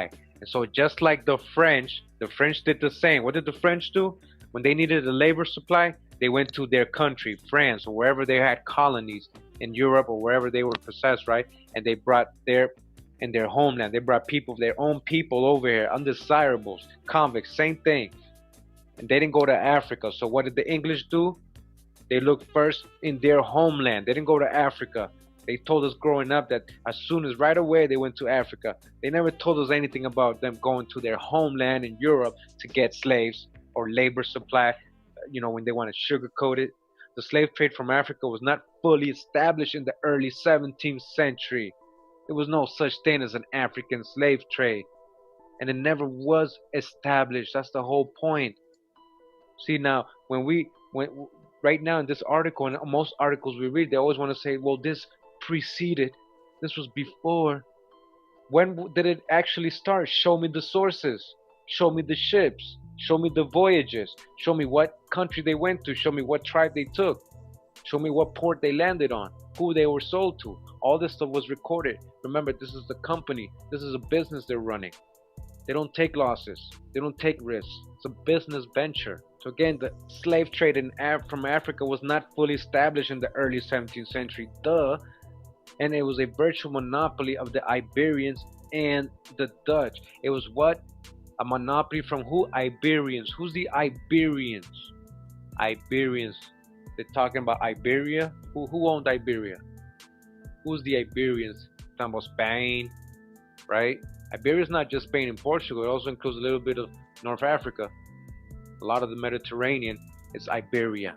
Iberians monopolizing. And the Dutch. The price of slave labor from Africa was prohibitively expensive, and the English were not familiar with black slavery as an institution, which made the dependence on British labor more complete. Again, what? The English was not what? Familiar with what? So-called black crayon color slavery, an institution which made the dependence on British labor more complete. They didn't know anything about that nonsense. They don't know nothing about Kunta, kinte, or any roots, fictional stories. They don't know nothing about that. So they went to where they can get their slave labor from their homeland and from the Indians locally. It was common practice in 17th century Britain for farmers to hire labor by the year for agriculture and artisan work. The most logical step was therefore to demand labor from England under temporary indenture, not for a year, but for anything between 3 to 10 years. The planters would pay the passage, feed, clothe, and shelter the servant in return for their labor. At the end of the indenture, the servant would be given a freedom due of £10 or a piece of land. It was legitimate and acceptable within the labor tradition of English society. All right, this is the real slavery right here, indentured servitude. Not remember, they would do things so you wouldn't get your land, so you wouldn't, be able to get your freedom dues. They extend your contract. You get trapped in this circle of indentured servitude, and that is what became chattel slavery. What we thought was slavery. All right. So yeah, we got a little bit of trolls in the house. Yeah, I love these trolls, man. So yeah, Chosen Vessel and Dave Brave. If you think most of what I preach, I'm not preaching. I'm reading books. It's right in front of you. Stop playing dumb, man. You don't see the book in front of you. You want to act like you're blind or something. You want to ignore. That's called willful ignorance. That's cognitive dissonance. Dave Brave. All right. So guess what, Dave Brave? You out of here, man. Dave Brave. Yeah, you definitely brave, man. I give you that. You brave, man. You brave to believe fairy tales, talking about lies, Kunta Kinte stuff, man. Alex Haley got sued for that. That was a fictional book. And yeah, these ain't lies, man. We're reading scholarly books, like information that could be verified. This is recorded. This is in registers. This is in the baptismal records. This is everywhere. This is jotted down everywhere. All right. So yeah. Read trolls. Read trolls. Come on, you know how to read. Oh wait, maybe you don't know how to read. Oh, so you just want to not even pay attention. You just want to be here trolling, like, oh, it's all lies, it's all lies. After 4 hours and 16, well, more than 4 hours now. Well, yeah, 3 hours it says here. 3 hours. Yeah, he's saying it's lies. And I'm not preaching anything. These ain't my opinions. I'm reading sources. I'm reading sources. You can't show me one thing for one of your truths. Show me your truth. I'll wait. Show me a source for your truth. I know it hurts. I know truth hurts. I know truth hurts for a lot of people, man. I know, man. Like, you know, you want to hold on to that slave narrative, that Kunta kinte, man. That's your ancestor, man. Now, come on, we went through that, man. And no, man, you know, you got to evolve, man. You know, you got to evolve. I'm on this one with Darwin, man. You got to evolve, man. Now you acting like what he said you are. You know, why you acting like that, man? I know you're more intelligent than that, man. I know you're more intelligent than everybody here who, you know, doubt any of this information. Go ahead and disprove it, debunk it. All right. You know, show me your genealogy. Show me your African genealogy. Show me your 100% Indian genealogy. If that's the case, if that's why you're mad, you know, whatever the reason, you know, I'm not here to hurt any feelings. You guys don't take this personal. Come on, don't be silly. Don't be childish. Come on. Come on, don't be childish. Don't take this all personal like that. Come on, man. It's just truth. Come on. Come on. We're gonna continue. We love our haters. But actually, before I continue, I saw somebody was asking about was it somebody say, oh, ain't the Mongols Asians? You know, and well, automatically, you know, Asian doesn't mean white, just like European doesn't mean white. All right. Just want to set some examples here. We're in the book Ancient and Modern Brains, a retrospective. We're gonna get some background music. Come on. Here we go. All right. Ancient and Modern Britain is a retrospective. This is very great. This is a really good book. So many jewels in this book. We read it in my Swarty Euro book. All right, 1884. See what it says about the Huns. The Huns, right? Let me just zoom into this part right here real quick. Who's the Huns? The Huns is supposed to be a Mongol people, right? Right? So we got, check this out. This book has so many drops. It says, so which a white-skinned nation of Wales was forced to pay to the Swarty pirates, whom history known as the Danes or the Cimbri. Look at that, Cimbri. The Sumerians coming up in here, Japhetic types, Japhetic dark-skinned people with the Danes. Who's the Danes? Danites, Danes. The Swarty Danes invaded. They were pirates. Remember, we got that earlier. They were the ones on the ships. Whereas in that of the yearly sum extracted from Roman Empire in the 5th century by the probable kinsmen and ancestors of these Black Danes, the equally Swarty Huns, the Swarty Huns, Swarty Huns. All right, where were we? Lost our place here. That.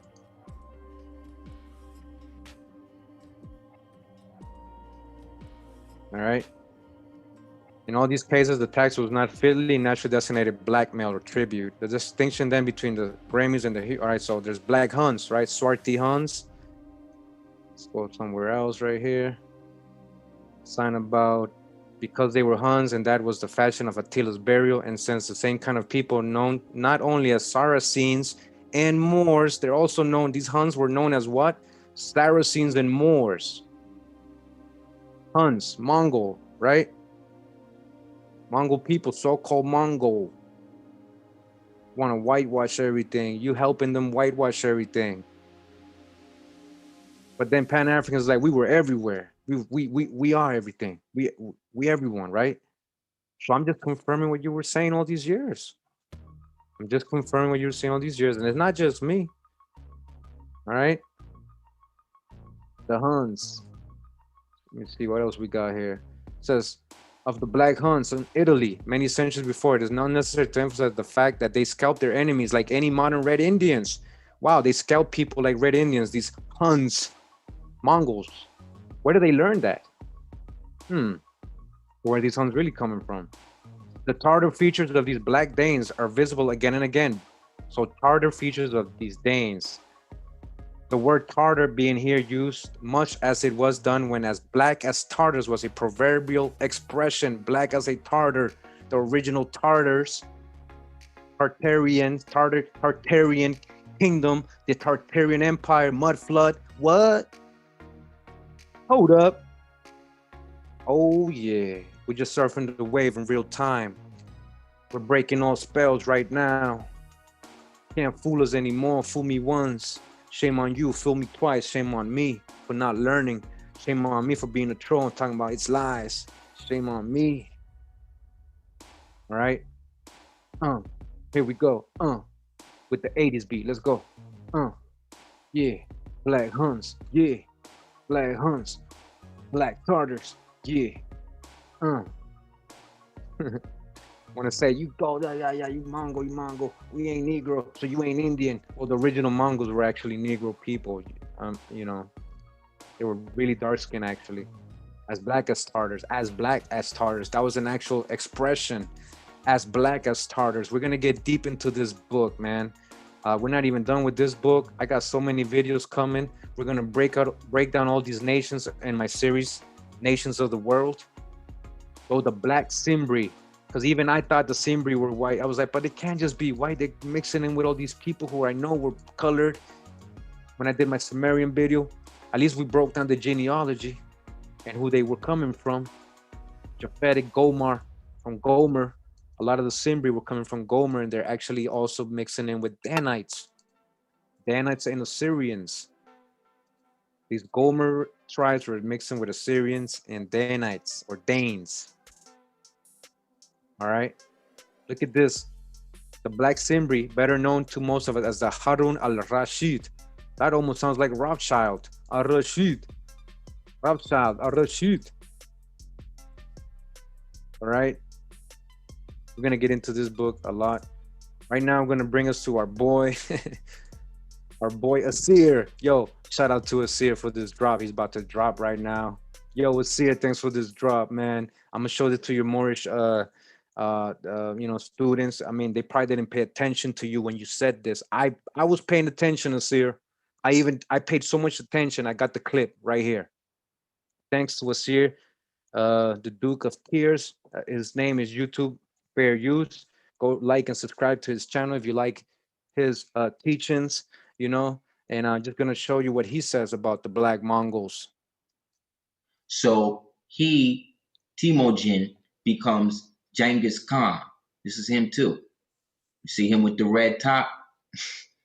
This is him too. See him in the royal red and green, which is the imperial colors of the Moorish Empire, right? See that? See him in the royal red and green, which is the imperial colors of the Moorish Empire, right? So Temujin, becomes Genghis Khan. This is him too. You see him with the red top? This is him too. See him in the royal red and green, which is the imperial colors of the Moorish Empire, right? See that? See him in the royal red and green, which is the imperial colors of the Moorish Empire, right? See that? See him in the royal red and green, which is the imperial colors of the Moorish Empire, right? See that? Boom. Note that Genghis Khan is depicted as a black man. Boom. Note that Genghis Khan is depicted as a black man. Black man. Black. Period. Because that's what he was. He was Asiatic. So when we say we Asiatic, you understand? I'm going to bring how the Khan blood came into us over here. Then when they foreclosed the 14... All right. Much love and respect to Asir. When you talk about Asiatic. So again, dodge the hijack. When you thinking, all Asians are black. White or light skin or look like modern day Asian or modern day like Japanese or modern day, Chinese. But, again, there's been a whitewashing all over the world. Seems like there's been an ethnic cleansing going around. And it was to every nation of the world. It wasn't just to specific people. So I'm trying to show you guys. All right, so shout out to Asir for letting us know he was a black. Genghis Khan was a black man too, a Mongol, right? So gotta stop pointing fingers at people, calling people Mongol. Like that's supposed to mean like they're not, you know, if you're calling them a Mongol, then you're saying they originate from black people, right? Or you mean a modern day Mongol? What do you mean? Because, you know, everybody's getting ethnically cleansed here. Something's going on where people are a lot lighter. Certain people, certain specific people in the world are a lot lighter, but the phenotypes are still there. Because these were original phenotypes of Negro people. Yes, what an Asian looks like, what somebody in Africa looks like, what somebody in South America looks like. All these people of color, we just got to stop grouping people into one continent and as one color, crayon color.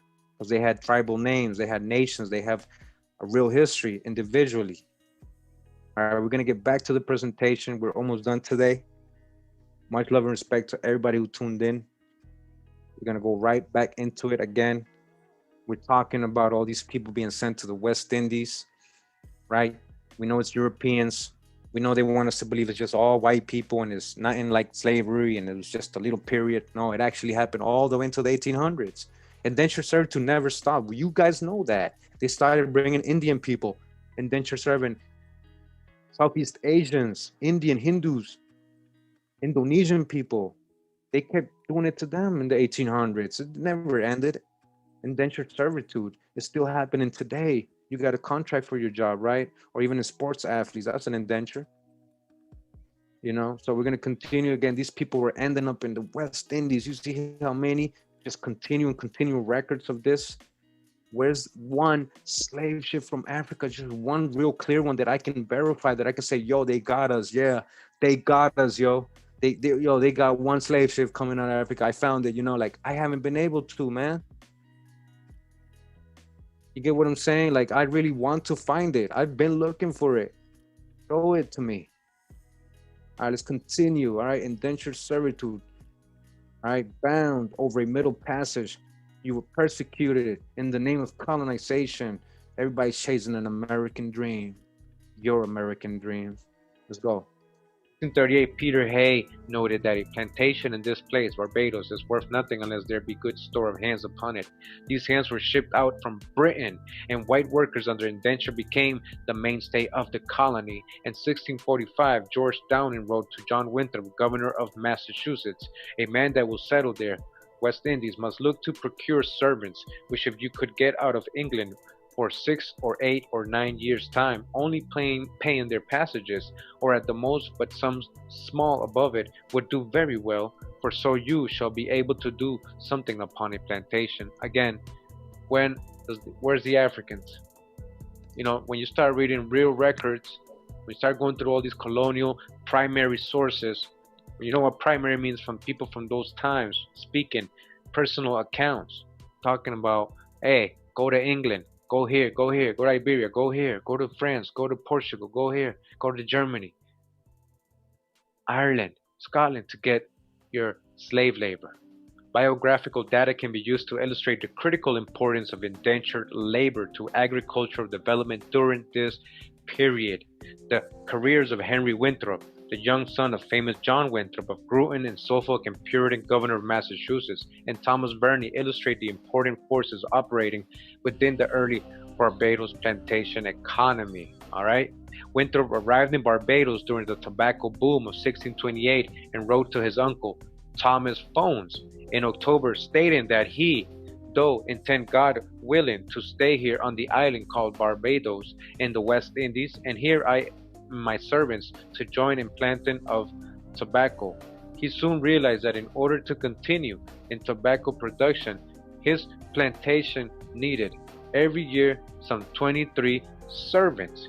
He was satisfied that the importation of servants from England at a cost of 5 to 6 pounds for the passage of 10 pounds annually for food, clothes, and shelter was indeed money well spent.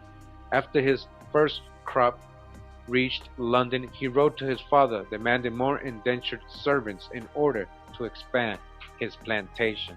All right, for what? For his plantations. And we grow up, you know, they put this idea that anything related to a slave plantation or a labor plantation or any plantation in the Caribbean, no matter what period of their their colonization, whether it was early, middle, or late, you know, because they're telling us only early here, but no matter what, they always told us that plantation meant African slaves, meant They were putting people of color there from Africa, bringing them across the Middle Passage. But the real Middle Passage was from Europe coming over here, and it was really Europeans, indentured servants, that they did this with in the beginning and continued. Then they continued, and they did it with the local people too, the indigenous people. And continuing in this article, and I want to read this part to you, and pay attention to this part. It says, the spread of sugar production throughout the West Indies demanded not only large sums of capital and technology, but also a considerable flow of labor with varying degrees of skill, from common field laborers to highly specialized artisans. By 17th century standards, the plantation was so sophisticated production unit, demanding a labor force more complex than, say, an English estate. The grinding, boiling, curing, refining, and distilling process of sugar manufacture demanded industrial machinery, which had to be assembled, maintained, and at times modified. All right, so check this out, what they're trying to tell you here. Now, when we think of plantation and sugar plantation, we just think of so-called black Africans, so-called black, right? Melanated Africans coming, and working in these plantations. But then we're not thinking about the whole production part of it, which also takes in grinding, the boiling, the curing, the refining, the distilling processes. All right, the assembly, the maintenance, the manufacturing, industrial machine to handle industrial machinery. Those are skills that some people may have more of based on their experience. Some people develop these skills from apprentices. Some people just develop the skills from working on a place like that for a number of years. Either way, a lot of these indentured servants had that experience and skills, and that was one of their things that they sold their service for. Their service was that skill. So again, what they're trying to let you know here is what they're about to tell you is that, imagine, you couldn't just bring anybody to just come work. You needed to bring somebody that actually knew this process, can help and manage and grinding and boiling and curing, refining, and distilling. All right, so not just anybody from some random place in Africa that never done this before could just come and do that. So what this meant, it says here, that a labor force with basic literacy and familiarity with advanced industrial technology was necessary. A labor force that knew this, that had experience, was necessary in advanced industrial technology. In the early phase of sugar production, planters claimed that these qualities were rare in most Africans. Africans couldn't do this. You hear, this is a big one right here. I didn't write this. You got to think about that. That's logical right there. Yep. They needed people who were skilled in this.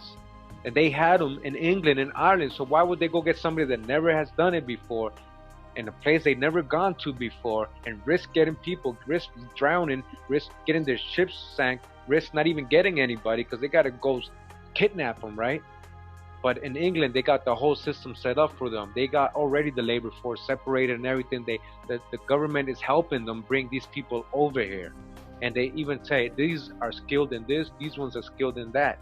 So you got to choose from sometimes, maybe even pick specific indentured servants. Like, hey, can you send me some that have worked in these kind of companies or in these kind of fields, so they can come here with that experience and help us in this plantation. And that's what they did, and that's what they're letting you know here. And it was rare, and these planters were telling you it was rare to find these qualities in most Africans. And when they were present, though it politically necessary to suppress or eradicate them, as a result, they became heavily dependent on white indentured servants to make the critical transition to sugar production.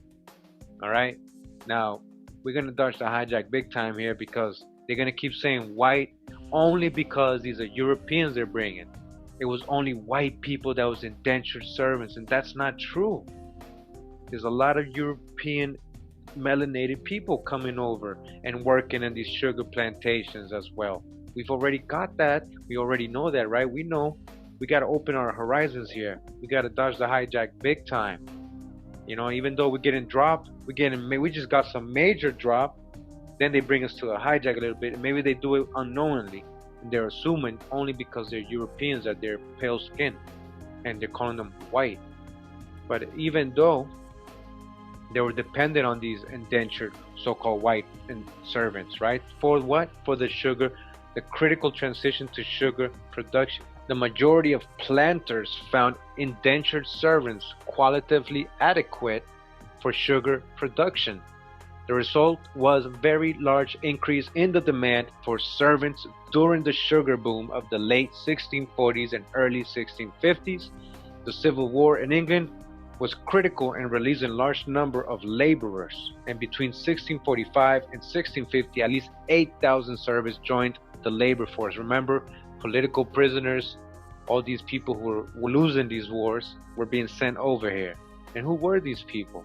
By 1652, some 12,000 servants were employed in Barbados sugar production, not Africans. Governor Atkins noted that during the period of early sugar production, indentured servants did most of the work on the plantation. Again, Governor Atkins, all right, listen to all the Pan-Africans out there, says here that Governor Atkins noted that during the period of early sugar production, indentured servants did most of the work on the plantation. These poor tradesmen and artificers from the British Isles, Atkins noted, were critical to the development of the sugar industry in the colony. Critical in the West Indies, they were critical in North America, all the colonies. So, real history, if you're starting to pay attention, this is how it really went down. It wasn't no African slaves. During the period of 1628 to 1655, indentured servants experienced a degrading form of servitude. They worked as field hands in gangs on the plantations. Again, gangs in the plantations. Who? Indentured servants, not Africans. Sugar production in both the Old and New Worlds had long been associated with slave labor, and servants found their working relationships in the West Indies more oppressive than anything they had experienced in Britain. Both, again, pale-skinned people and colored people, melanated people.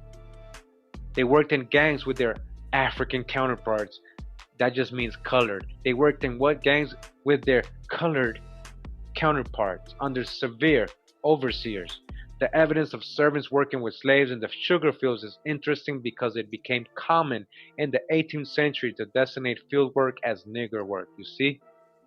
It's interesting that eventually they try to make that and relate that to people of color, or that derogative word. All right, so it wasn't. It's clearly that it wasn't. There's clearly, in all those Europeans, thousands and thousands of pale-skinned people that were in the plantations working in gangs,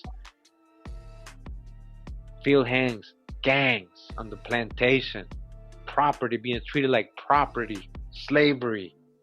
Legon noted how servants worked as field hands on the sugar estates between 1647 and 1650, and concluded that they got a harder share of the work than the slaves who were worked lightly during the first 2 years of seasoning. The hours of field work were indeed long. West Indian planters operated on the sun-up till sundown rule, using all daylight hours to advance the plantation.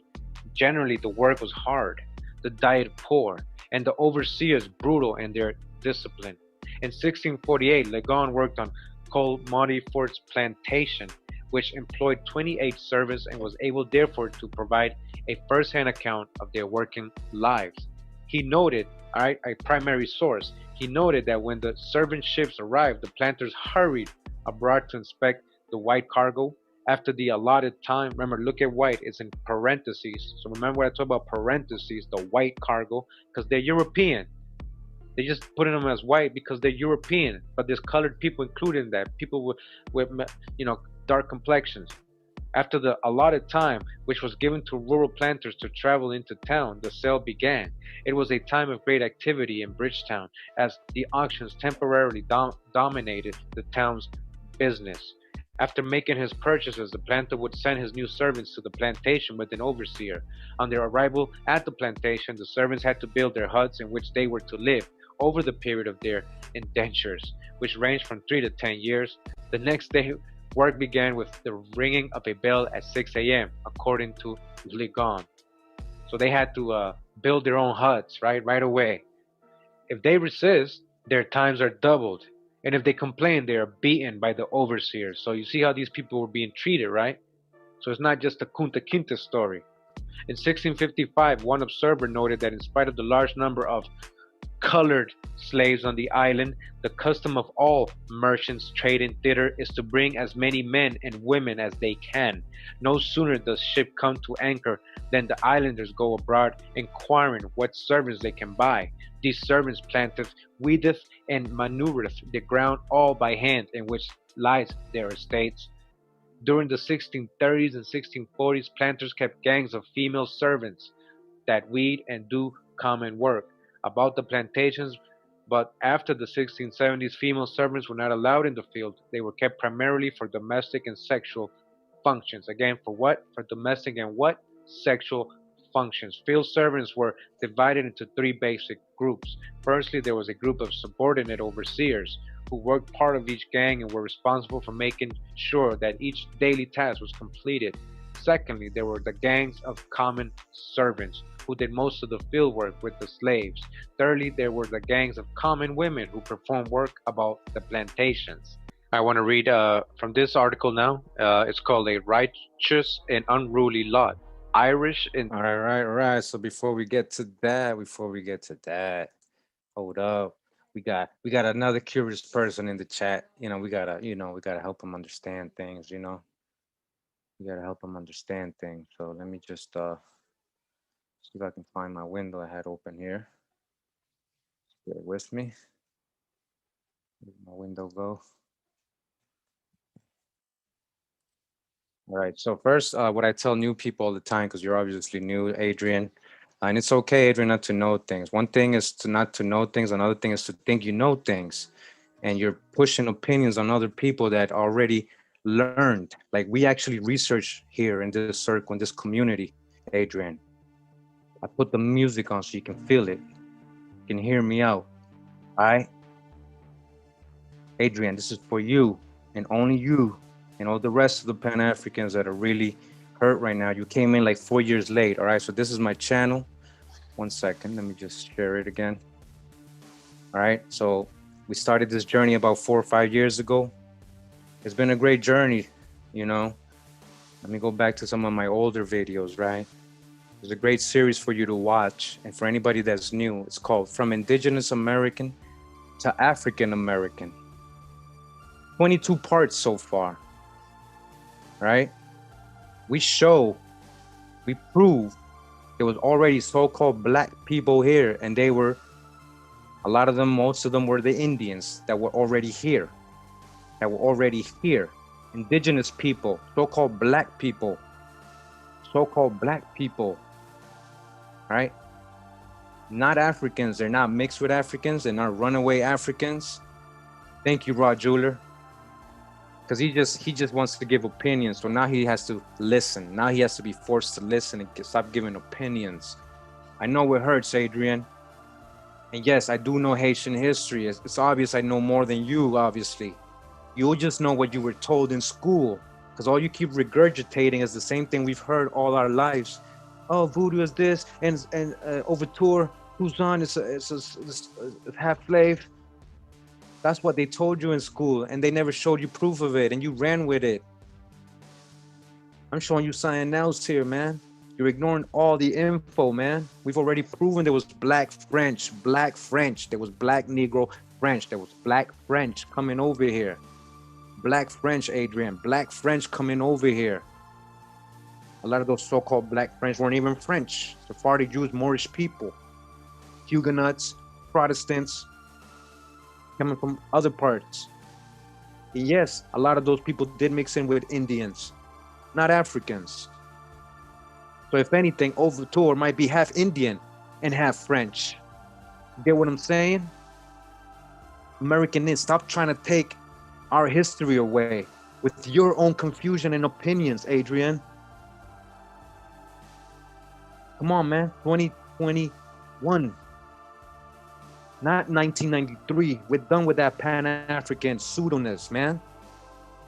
I'm 3 hours in this presentation. You gotta have some respect for it, at least a little bit, man. You're ignoring all the info, man. And if you really want to learn, you'll take the time to go back 3 or 4 years and you work your way up, because it's obvious you need to catch up.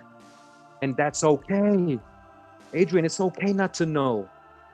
It's more shameful when you're unwilling to learn, Adrian. It's more shameful when you're unwilling to learn, Adrian. Sac passe. Sac passe, man. I grew up in Boston, man. My whole high school was Haitian. What do you mean? I like history, man. Yeah, I learned and studied and researched Haitian history, man. I researched a lot of American history, not just Haitian, not just my countries, not just America, USA. Adrian, yes, I actually know the Haitian history. All right. So in this case, I'm not trying to make you look foolish, but you're making yourself look foolish here, man. It's okay to have questions, and we're willing to answer all of them here. We're trying to help you out here in the chat. We're trying to help you out in the chat. But this ain't like one of those college courses, you know. I don't know any college course where you can go to a professor and say, yo, you need to prove that to me, or you need to teach me that right now, and not want to take the time to learn and understand and overstand and do your own genealogy and break out of those pseudonyms. Start proving the things you've heard. Start confirming. Stop believing. You got to get to a point where you got to know. You got to know. It's time. We're here. Aquarian age. We're here. Wake up, man. Wake up. Break the spell. Hawa. Feel it. Break the spell. Sac passe. Sac passe, my boy. Sac passe, Naboule. Man, don't ask me if I know Haitian history, man. You don't know me, Adrian. And I don't know you. All I know is what you're doing based on your actions right now, Adrian. I'm judging you based on your actions right now, Adrian. You don't know me, Adrian. So now that you're in the back of the class quietly, now that you got punishment, now that you're in timeout, now that you can't give your more Pan-African opinions, we're going to proceed with the presentation, Adrian. We're going to proceed with the presentation. Thank you, Adrian. All right. Moravia. What we talking about? Armorica. Armorica. Somebody said Armorica is Morocco. Armorica. Oh, really? Armorica is it's America in Morocco? What? Hold up. Armorica. Not to be confused with Americas or America. But why does it sound the same, Kurimel? Why does it sound almost the same? Where's Armorica or Aremorica? Is the name given to in ancient times to the part of Gaul between the Seine and the Loire that includes the Brittany Peninsula, extending inland to the intermediate point and down the Atlantic coast. The name Armorica is Latinized from the Gaulish, Aremorica, America, America,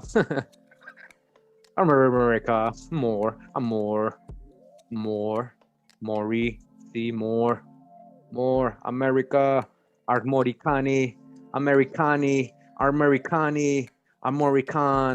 Amoricani. So where are these people coming from that were in ancient Britain? Who are they really? When their land was called Armorica.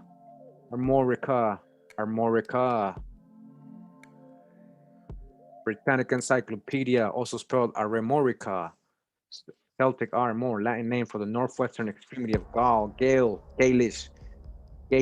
Brittany, the ancient Britons. All right. Real quick. Oh, it got serious. Oh, it got mad serious with that song. Suspenseful. Armoricon, a Celtic dialect called also Breton. That's what Breton is. When you speak in British or Breton, which, you know, they're trying to, you know, what is it? Modern day English? You're speaking Armoricon. You're speaking Armoricani, remember? Vernacular in Armoricon, Gaul. It was the national language of the independent Duchy of Brittany. The Duchy? And still spoken in modern French departments.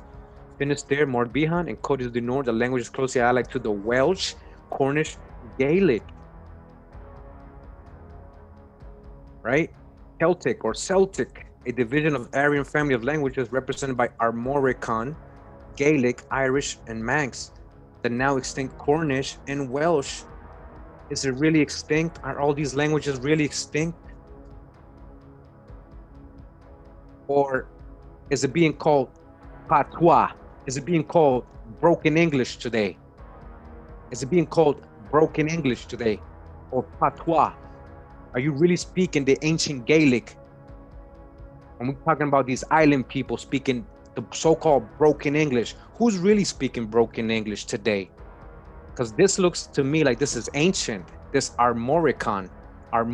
So if these people got Armorican in them, and I told you a lot of these people from the British Islands, the United Kingdom, anciently derived from the Promised Land or Canaan or so-called Egypt, right? That's the history, right? In Scotland, founded by a Egyptian princess, Scotia, right? What about Queen Teffy, the legends of Queen Teffy in Ireland? She's supposed to descend from the tribes of Judah. That's Irish mythology. All right? There's real history behind all this mythology. There's real history. Armorican. Why are they called Armorican? Huh?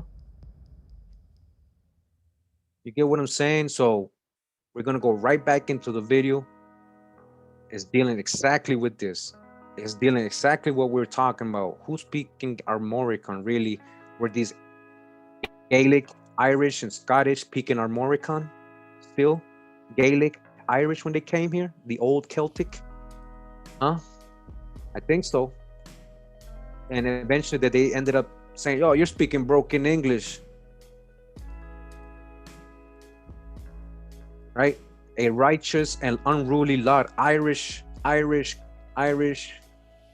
You probably spoke Armorican or Celtic, right? Indentured servants and freemen in the English West Indies. West Indies. Who's in the West Indies? All right. Indentured servants and freemen in the English West Indies, 1644 to 1730 by Hilary McD Beckles. And this is from the William and Mary Quarterly, volume 47, number 4, October 1990. You can find this on pages 503 to 522, about 20 pages. Again, a righteous and unruly lot. Irish indentured servants and freemen in the English West Indies. Remember, Irish in all those islands that were being populated for the sugar plantations. Well, Irish was one of them. It says here 17th century English planters in the West Indies, like their mainland counterparts, just like the ones in North America, established plantations with white indentured servants. Like them, they had to control or suppress the unruly behavior of disgruntled servants and landless ex-servants or freemen. All right, so continuing further down in the article, starts talking about, the convicts and the political prisoners. So it says Barbados was the favorite West Indian dumping ground for political prisoners during the Commonwealth. On September 15, 1649, after the Battle of Drogheda, Oliver Cromwell informed John Bradshaw, president of the council, that the enemy were about 3,000. They made a stout resistance, but those who escaped with their lives are in safe custody for the Barbados and ready to be sent to the Barbados. In October 1655, he ordered that all English, Scots, and Irish prisoners in Dorchester jail be forthwith sent to Barbados. All right, convicts. In addition to political prisoners, many hundred of Irish were legally defined by the state as social undesirables and transported to the West Indies. So that if they say, oh, they don't like you, or they see you look kind of funny, kind of poor, you're walking around like, he's an undesirable. I don't desire him. I don't desire that guy. So he got sent because I don't desire that guy. He got labeled and not desirable, and he got transported to the West Indies to help meet the insatiable demand for sugar planters for labor. All right, we just got the other article about sugar plantations. Same thing. And again, not Africans they're supplying these plantations with. Transporting such people had begun with the English court under the Charles I. Cromwell's regime carried out the practice on a far larger scale with the Irish. In 1654, for example, governors of several Irish counties received orders to arrest all wanderers, men and women, in such orders other Irish within their precincts as shall not prove they had such a settled course of industry as yielded them a means of their own to maintain them. All such children were in hospitals or workhouses, all prisoners, men and women, to be transported to the West Indies. You hear this? And you think all these people were pale skinned? Why is the West Indies so dark complexion then? Wouldn't there be more descendants of these so-called white pale Europeans? Even though there is today, we do find, like Irish descendants and all that, and we do know the story of indentured servitude, and we think it was just part of it, and just no. There were also colored people that looked just like people from Africa coming in, but they were Irish, they were Scot, they were German, and these people eventually were classified as Negro people, mixed in with all the other people of color. And just real quick, I'm not going to read from it, but just want to remind everybody about this book, and that there is records of these indentured servants being brought over here. This is a book called The Original List of Persons of Quality: Immigrants, Religious Exiles, Political Rebels, Servant Men sold for a term of years, apprentices, children stolen. They even admit they stole children, maidens pressed, and others who went from Great Britain to the American plantations from 1600 to 1700 with their ages, the localities where they formerly lived in the mother country, England, not Africa, the names of the ships in which they embarked, and other interesting particulars. From Miss preserved in the State Papers Department of Her Majesty's Public Record Office in England, edited by John Camden Houghton. This is to the members of the Genealogical and Historical Societies of the United States of America. This collection of the names of the emigrant ancestors of many thousands of American families, that came in here like indentured servants, is respectfully dedicated by the editor John Camden Houghton. And this is just an example of the contents in this book. It basically is a list or a muster or a census, as they call it, list of ships conveying immigrants to Virginia before 1625 to 6. Everybody's like, yo, where's the slave ships? Where's the slave ships? Or, so-called slavery. If you really want to talk about slave ships, then you got to call these slave ships. All right, the Godspeed. If you look in history, a lot of these ships are going to be called slave ships. If you pay attention when you're reading about Africans coming in and they're naming the ships, they would name some of these ships out, and they told us they were coming with Africans, and it was a complete lie. They weren't coming from Africa. They were coming from Europe with indentured servants. 26. Look at this. The Abigail, Ambrose, Anne, Blessing, Bonanova, Hercules, Hopewell, Jacob, James, Jonathan. These are ships. Swan, the Tiger, the Treasure, the Warwick. All right. The Flying Heart, the Falcon, the Elizabeth, the Mary, the Margaret. All right. That's one of the ships that Anthony's wife came on, and she was listed as a Negro. The Negro Mary and the Margaret, that was his wife. She was a Negro from England. This ship was coming from England, not Africa. All right. So we showed that, and we read from this book. In the last content, wanted to remind you, that it's in here. They even list all the rebels they have here and sent to Barbados, all that we just read. Called Bound Over, Indentured Servitude and American Conscience by John Van Dersey. In the book, and this part of the book, introduction, just to finish it up, and it goes into basically the point I was saying earlier about the American Revolution and who these people really were. And right before I read this, they explain how it really wasn't about really caring about people. It was more of a political thing. But what were they really fighting if they all they talk about is slavery and tyranny and all this stuff and being free and liberty? Who were they talking about? Were they talking about? They weren't talking about just the so-called Negro, because they had slaves. Remember, these people had indentured servants. They didn't care really about that. So it says here, why were the acts of the colonial authorities and of Parliament so often linked by colonial speakers and pamphleteers? So people in media, like the people in the media, right, or in publishing and making the books, commercial ads, advertisements. All right, so why would these speakers, motivational speakers, public speakers, pamphleteers, Samuel Adams, John Adams, James Otis, Thomas Jefferson, John Dickinson, Stephen Hopkins, Joseph Galloway, with slavery and tyranny? There was only one British practice which could and did actually subject colonial men and women to tyranny and enchantment. So they're saying there was only one real reason what they were really fighting, and it was basically, in that time, the only thing that existed was indentured servitude that kind of affected colonial people. It didn't just affect so-called African slaves, right? Because we're learning, right, that it's all Europeans that was affecting. So these people are being affected by that, and this is the main thing they were fighting for. Their cause was the whole indentured servitude system. The experience of servitude was both widespread and intensely personal. The practice was present, at least at settlement stages, in every colony. Again, in every colony, since the very beginning, they're saying at least, no, all the way up until the 1800s. We already know that. We read this before. All right, so this was there since the early stages of the colonies. The most prosperous colonies, Virginia and Pennsylvania, were economically founded on it. They were founded, Virginia and Pennsylvania was because of indentured servitude, not because of African slavery.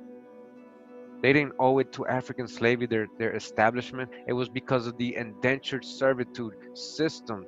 Moreover, the uprooting and transplanting of people to the new world. When we mean people, they mean Europeans, usually occurring in youth, in some cases in childhood, involving the separation from parents, brothers, sisters, and a home, produced, as we shall see over and over again, the kind of emotional trauma that individuals never entirely escape and whose effects resounded through the decades. No other colonial experience was so common and at the same time so profound. Basically, they didn't care about no African slaves or people of color or people coming from Africa. That was not the real reason of the whole American Revolution and freedom or even the Civil War, any of that. All right, these people were going through their own indentured servitude. A lot of these people were indentured servants / slaves. That's the hijack. Thus, people with dissimilar and sometimes conflicting interests could be united into a common opposition that focused and directed their deepest energies and frustrations against a single target.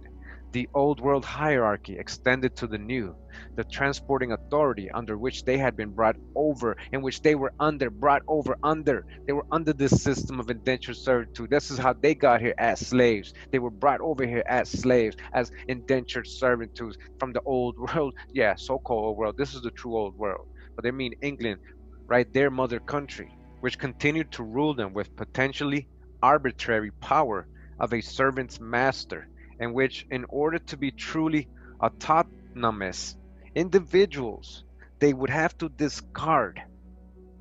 All right, so they would have to get rid of that system, is what he's saying. That indentured servitude, that's what they were really fighting for, the Revolutionary War. And you know what? They even use indentured servants to do that. It's so ironic, right? On both sides. And fair use. All right, this is for fair use. Its Irish heritage in a big way each year around St. Patrick's Day. They call it Green Week, and as our Melissa Noel found out, the festivities are also a commemoration of the island's freedom fighters. Celebrating St. Patrick's Day is so special here on the island of Montserrat that they don't just do it for 24 hours. They celebrate for an entire week and culminate with a major parade through the streets of Salem.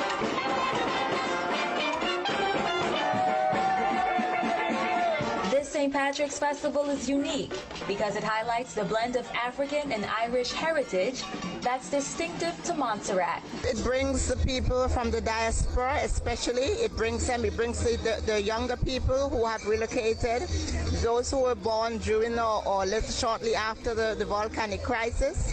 It brings them back home. All right, so I just want to say, so where's the Irish part? Like, shouldn't they look more what they would consider mulatto? Like, shouldn't they be more so-called mixed, right? I'm not saying they should be. I'm just saying, according to what they tell us always, right? So, what we've been reading, right? Okay, and we need that. So we got to dodge the hijack big time. We just want to add to what Cootie Mail says.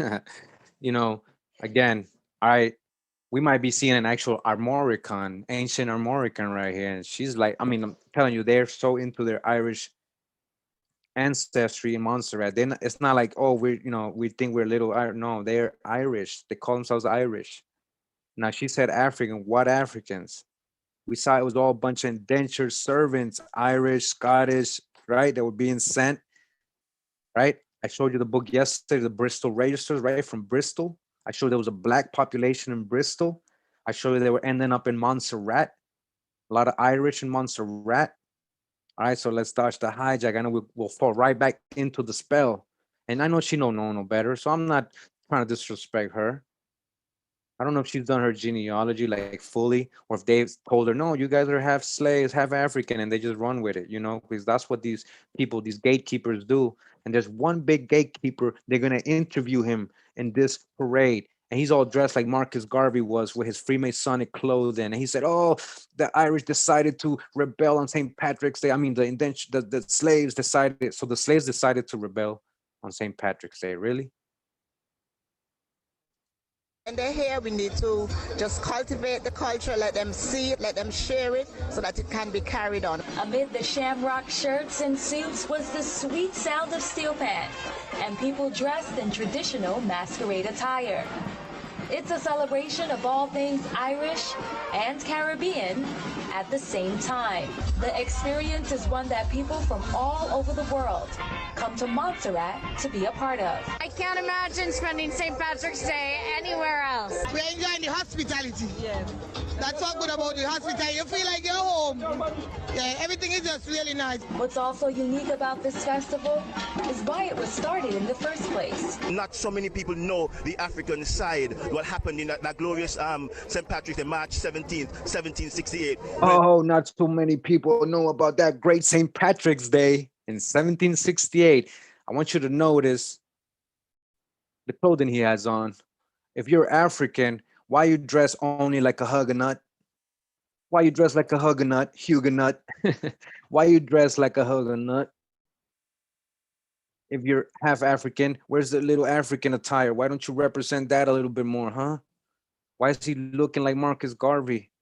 And like this guy right here on the right, who was a black European. Listen to what he's going to say. He's going to tell you that the slaves rebelled on St. Patrick's Day. Why would they do that on St. Patrick's Day? And we already know, that's the hijack, who the so-called slaves are, right? Indians and indentured servants. American Indians and indentured servants. Stop saying Africans. Stop lying to the people. I don't know if you know, man. I don't know if you know history or you're just a gatekeeper. Maybe I should give him the benefit of the doubt. He don't know. I don't know, but for some reason, I feel like he's on that hijack. I feel like he's on that hijack, Tosh the hijack. All right? The African slaves on the island decided that they were going to risk it all and go for freedom. It did not work, but the symbolism of what they did is what the spirit is what we're living today.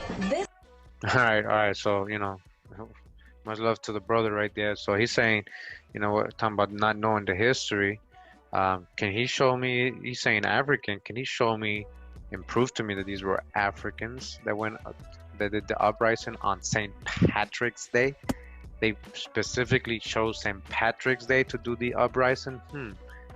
I can see it, you know, let's just say, you know, some Irish people being motivated, right, to do a revolution on St. Patrick's Day more than an African. He wouldn't even know what holiday it is or what day it is, right? He shouldn't even know. All right, and he said it didn't work. Dodge the hijack big time, all right? What are we really looking at? Are we really looking at Africans or the black, so-called black Irish people that are being called African? And I'm not saying everybody is, because they told you, right? Irish and Caribbean, or Irish and what? Carib Indian, Arawak. This is a celebration of freedom and a fusion of cultures that makes for a St. Patrick's experience unlike any other in the world. In Salem, Montserrat, I'm Melissa Noel for One Caribbean TV.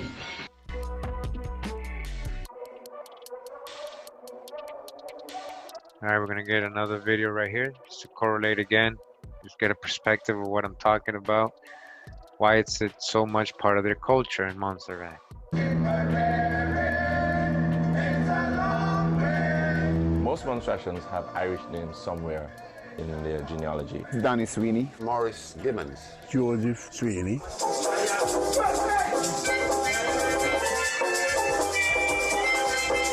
My mother reminded me this morning of the pluses that we got from the Irish. And one of them was the ability to throw stones accurately. They can pick up a rock or a bottle and you're in trouble.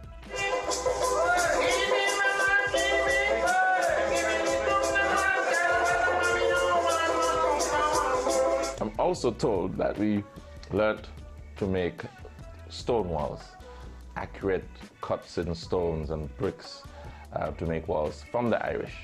On the east side of Montserrat there is a lot of shipwreck. And that's why most of the white people from Ireland were living in the hills. Montserrat was once a white colony without any black people for 100 years. And then after the slave trade, that also changed. So the Irish, who was indentured servants, who also classified as slaves, was also, who mingled with the blacks. And that's how I become this color. Oh my gosh, you became that color? So the Irish, who was indentured servants, who also classified as slaves, and was also who mingled with the blacks, and that's how I become this color. Oh, that's how you became that color. All right. So much love to the elder right there. And he told you, hey, Montserrat basically was a white island. That was a white Irish colony, really. It was more than half, more than 60%. They give you these numbers, but it was most of them are all Irish. And he's saying they mingled with the Africans, right? So they're leaving first of all, they're leaving out the Aborigines, right? The indigenous people, right? They're like completely canceling them out. And then they're telling you, well, they mix with the Africans, right? They have no proof of any of these people being African, right? Either way. Now, the other thing is, you know, he's saying that that they mingled and now he's a colored man. Where's all the mixture? Where's the mulatto looking people? Where's the rest of it was a full of, where happened to them? Where's the rest of the Irish? I'm trying to tell you, Cyan. And I think I'm going to be able to prove it in upcoming videos. And I know I am. But are we looking at some original Irish here? I'm trying to. All right, so I just want to add to what I was saying that day is he literally said for 100 years, Montserrat was a white colony. Again, remember, white, they're only saying white because they know it was indentured servants. He said they were indentured servants like slaves. They were treated like slaves. He knows the history, yet he's saying he turned black. Can you hear, like, I'm silly, like, I don't know, like, you know, to me it's so silly, like I don't, you know, the oppression and the way we were so brainwashed and fooled that this person actually believes that he's an actual Irish person that became colored. He didn't say, I'm a black man. He said, I'm Irish and now I'm this color. You guys understand what he said to you right there? All right? Because he's like, he's not finding no African. He's like, all I know is Irish. My uncle Willie's Irish. My uncle McClure, he's Irish. My other uncle Gibbons, he's Irish. My other Mackenzie, he's Irish too. We're all Irish. So how did we become? He's like, oh, we became this color. I guess we mixed in with the blacks, with the crayon colors, and we got a crayon color now. That's what he said. He literally said that, man. He literally said that, all right? But at least he's admitting he's Irish. At least we'll give him that. Trace my family Gibbons in Galloway, in Ireland. I'm hoping someday we'll be able to connect the family from Ireland and the family, the Gibbons in Montserrat, in one. And I promise that if I found the Gibbons in Ireland, I'll share the land that the Gibbons have here so that we could be as one, Ireland and Montserrat. There's a Montserratian everywhere, from Alaska to Australia, you name it. There's a Montserratian under a rock somewhere. And in the same way, I'm told that the Irish are everywhere, and they all love homecoming. Okay, yeah, I'm gonna say it. I think. Let me let Kurimeo speak. I think Kurimeo's gonna mention what I wanted to mention. Now look at their clothing, right? The gear they got on, you see with the checkered. These are some original Scots, original Irish. See that? Where they get all that? The quilts. So we have a huge So homecoming. not just the quilts, but now look at the border clothing. You've seen the Seminole clothing, right? Our native people in Costa Rica dress like this. The only difference is we don't have the Irish colors or the what's it called? You know, the plaited Irish symbols and Scottish symbols, right? We don't have. That's the only difference. So they mix their Irish culture with the native clothing gear. You see what they did? So where's the African culture? This is Irish and Indian indigenous, Irish and indigenous clothing. Look at clothing. At Christmas, huge homecoming at St. Patrick's. So we have that close connection to our homeland. And that, I think, has come somewhat from the Irish as well.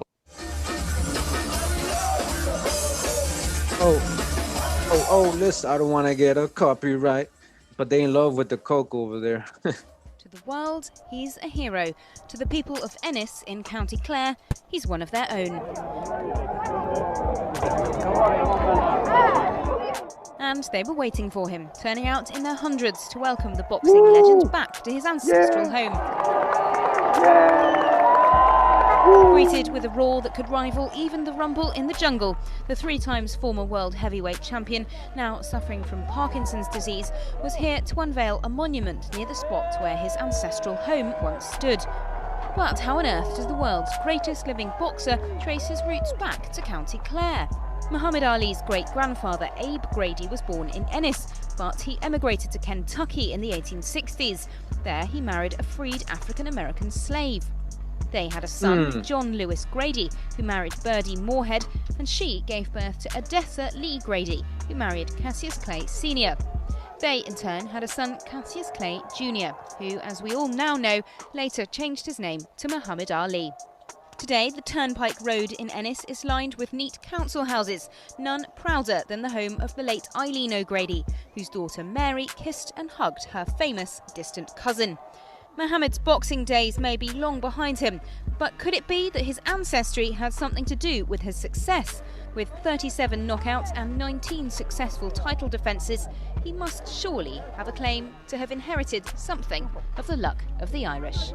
All together, guys. Who is he? Hey! Ali! Ali.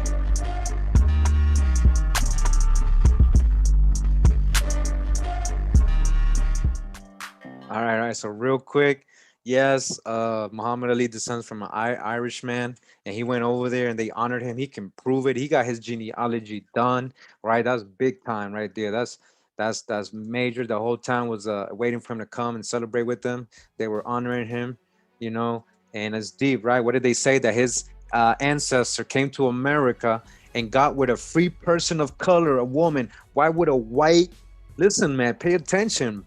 This is deep. I don't know if you guys heard that. It said his ancestor ended up in America and ended up with a free person of color woman. That's how he became so-called black. You get what they're trying to tell you right there? They're lying to you, man. First of all, okay, they clearly said she was a free person of color, right? Free person of color. Just want to go back to that part. Hold on.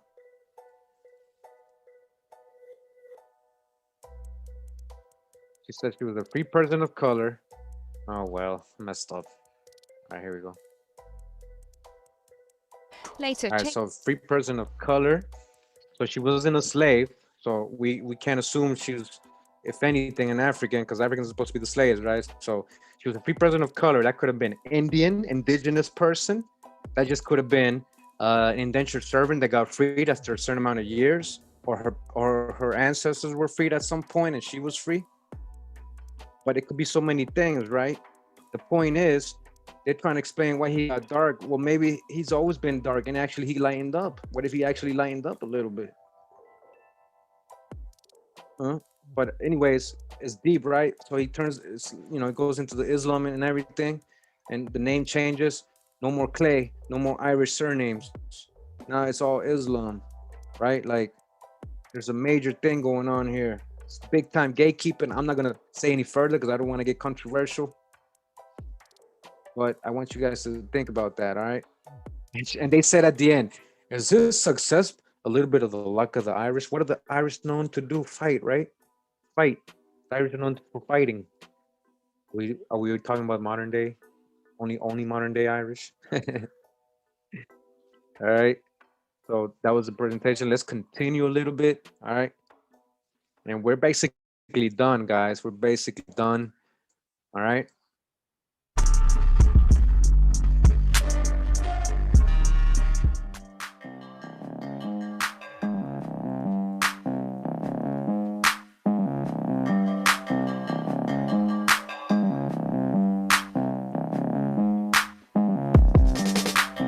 Yeah, I hope you guys enjoyed the presentation the last 2 days.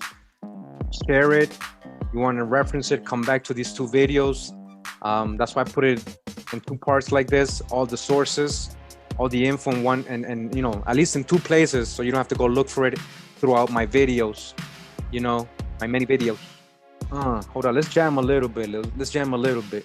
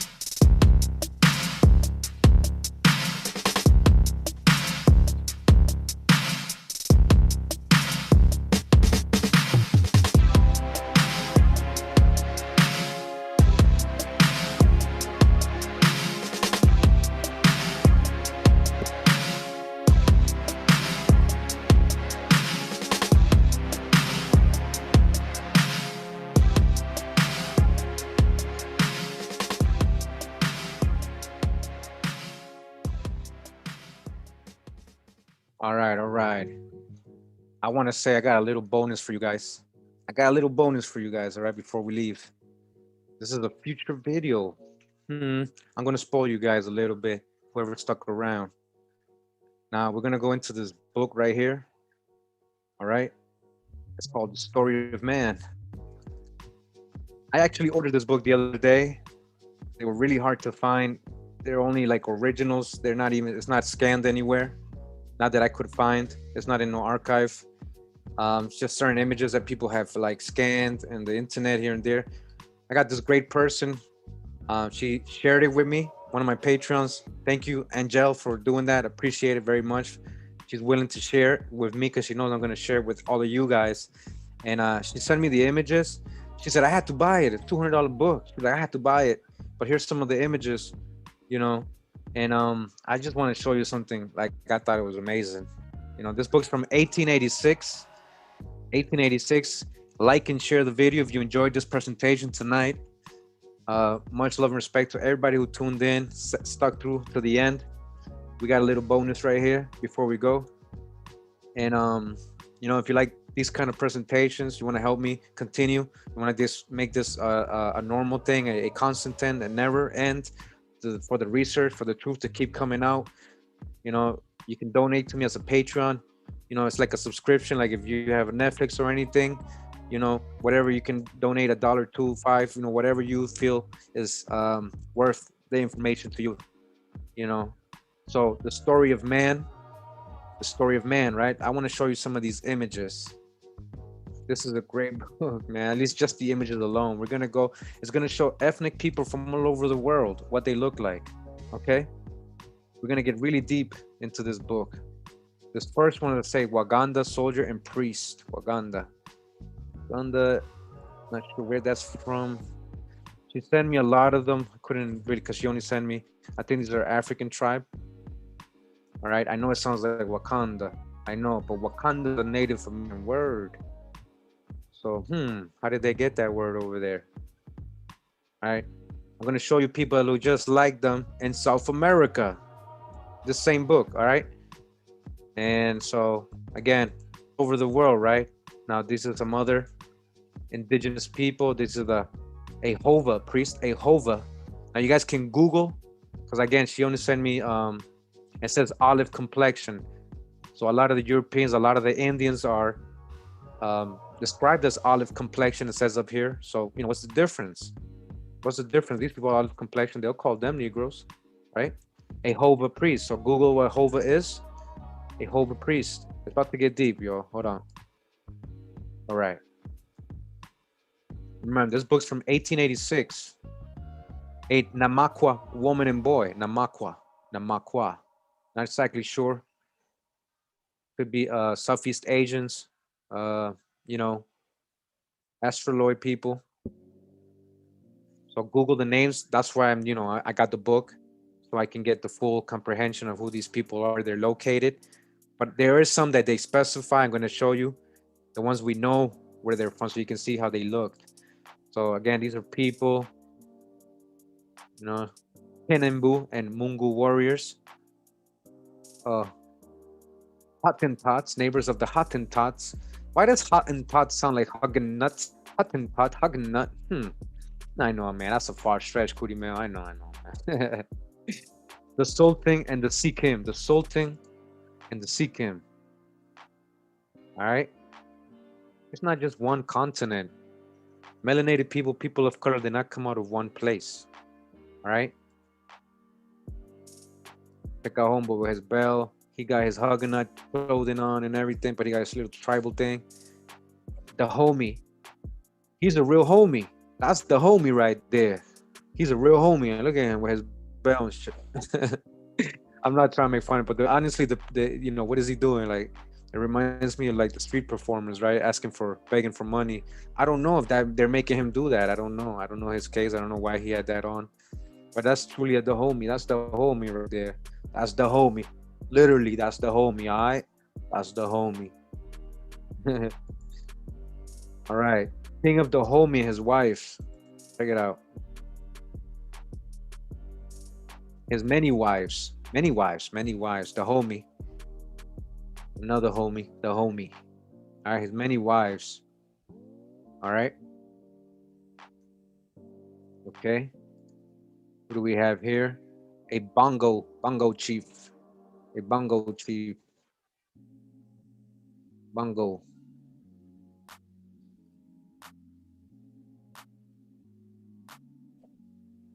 Okay. What do we have here? Let me see if I can. Okay, whoop. So this is a gala. This is a gala king. A gala king. He don't look very savage to me. Like, you got a horse. Even the horse got a nice clothing on. Right? Look at that. The gala. So Google these people. Google the people, the gala people. Don't give up, because a lot of these people or these tribes probably don't even exist today. I ran into that in one of these books and I had to really search. I'm going to show you which one I'm talking about. So you got to get really specific in the search. Sometimes they're hiding these. They don't want you to know because they might be like Mongols or Southeast Asians or Europeans, and they're like, nah, you know, or Japanese, you know. All right. So these are the Monbuto iron workers. Again, this book has images from all over the world, ethnic people from all over the world. Okay, this is Niam minstrel, a Niam person. Niam. So again, Google what these people are so you can learn in case they look different today. Just in case they look different today. I don't know, because I don't know all of them, like where they're located. And these, I believe, children or Hottentot children. Hottentot. Hottentot. All right. Hottentot.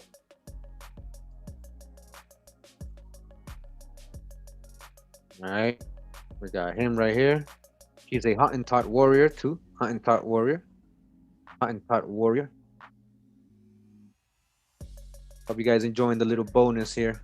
We're almost done. I'll let you get back to your lives. All right. Check out these two right here. Get his little hat.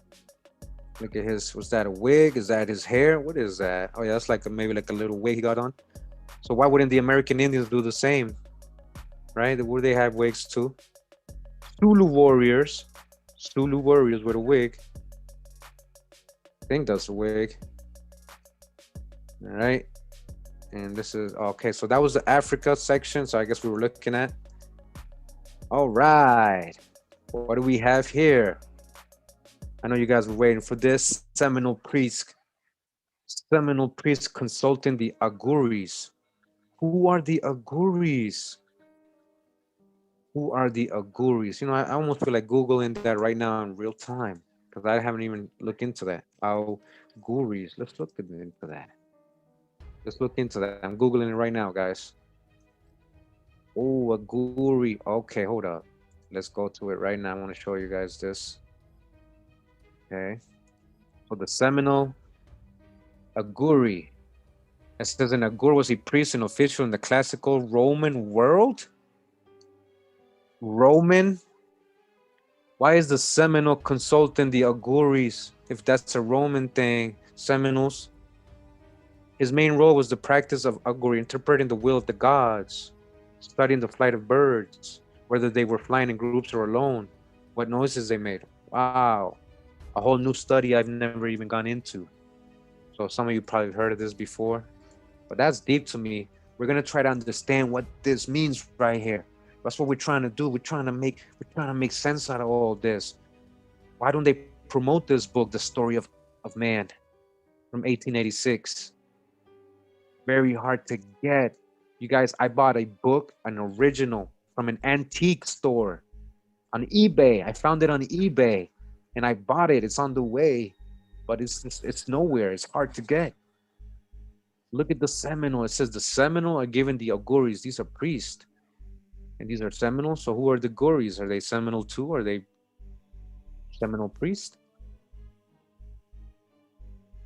All right, Seminole. Let me go to the bottom. Seminole priests consulting the Aguris.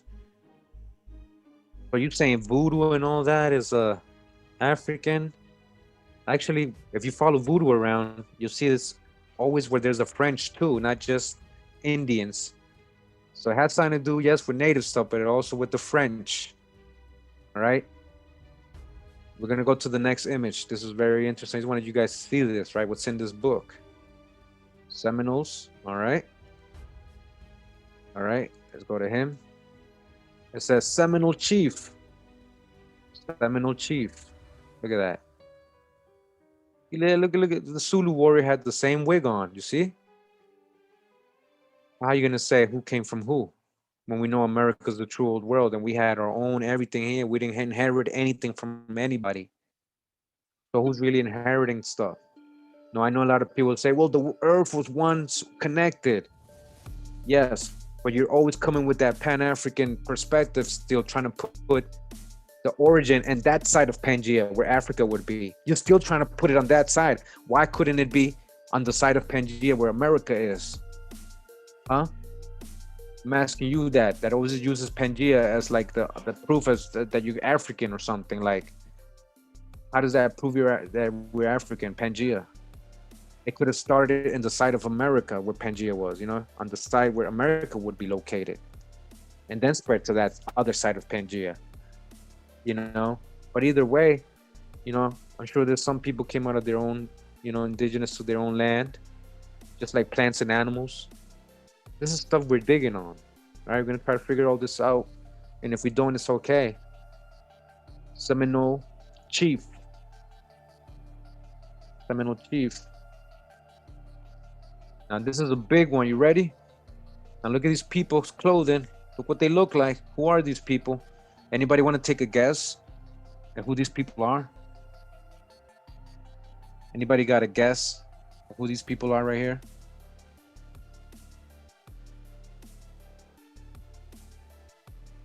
All right, I'm going to show you guys.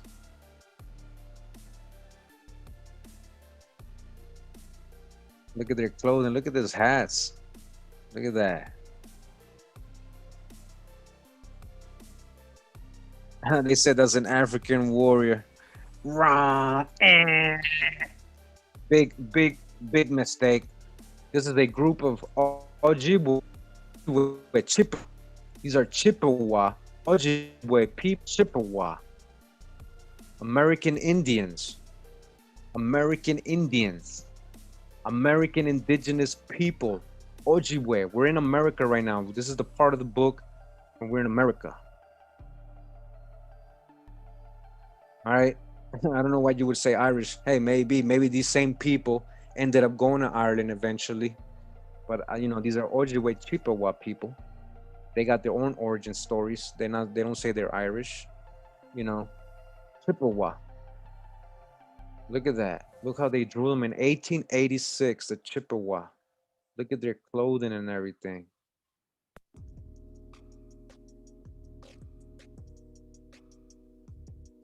This one says a Jamparico medicine man. The only thing is we can't really see him. He's so swarthy. I don't even know where he's at. He's so swarthy, I can't even see him, man. Too bad, huh? Jamparico. You ever heard of the Jamparico tribe? The Jamparico? I actually never heard of them. Let me Google them right now.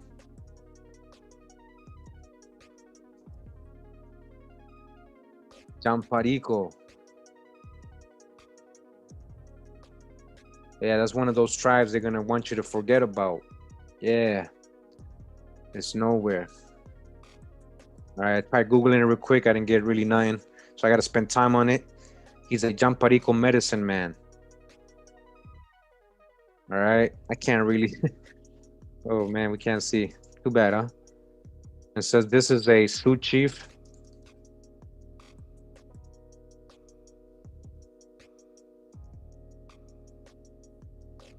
Sioux chief with war bonnet.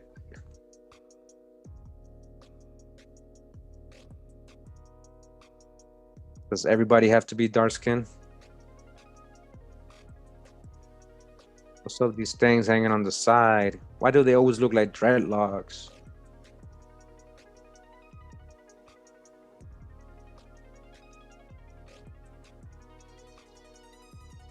Look at these people. It says Gran Chaco people crossing a stream. The Gran Chaco people. You guys know where the Gran Chaco is? I believe that's in the southwest U.S. region. Southwest, Gran Chaco.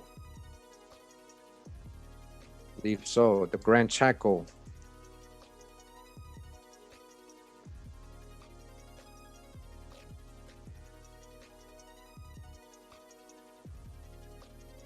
Oh, actually, I am wrong. I'm going to show you guys what the Gran Chaco is. All right, correction. Correction, hold up, let me get that up.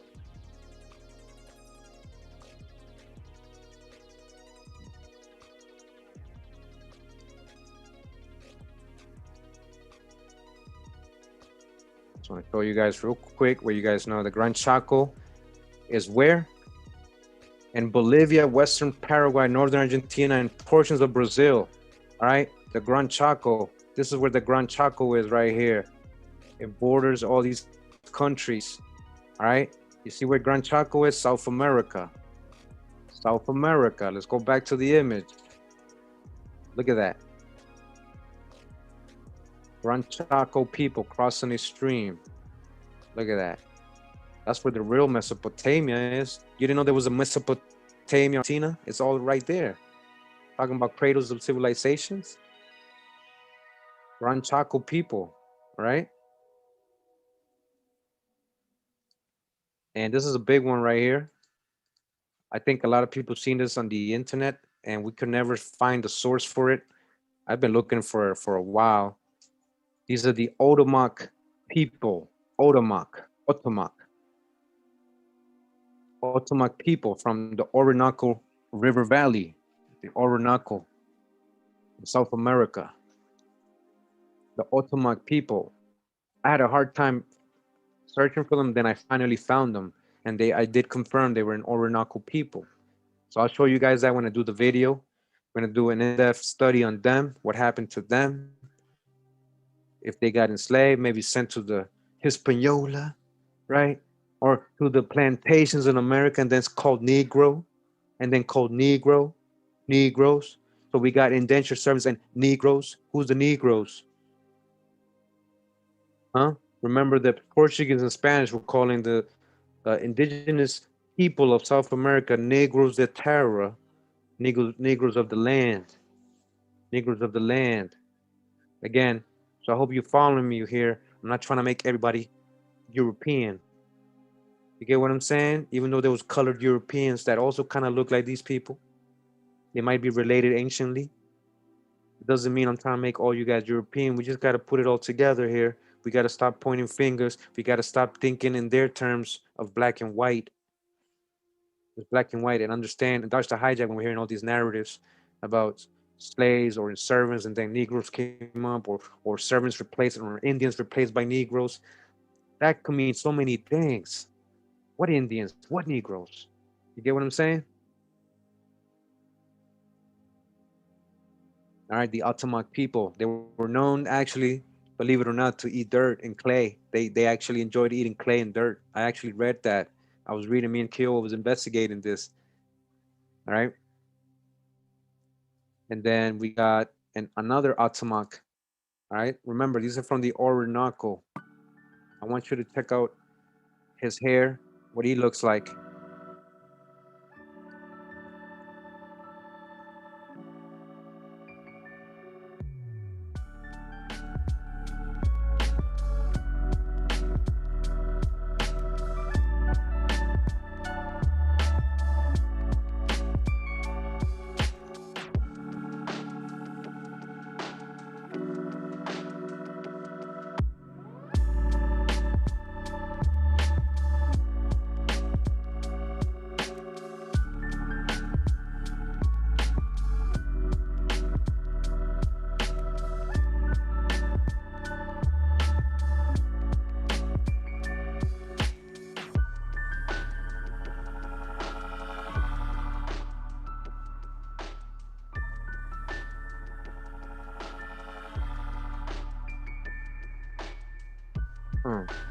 Hope the coldest since the Bible. Mechek, anointed disciple.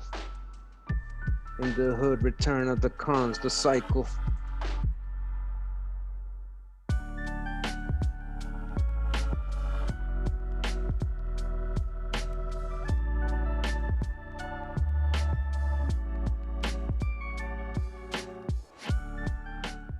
Yeah, so this is Botocudo, a Botocudo with war weapons, also from South America. Botocudo.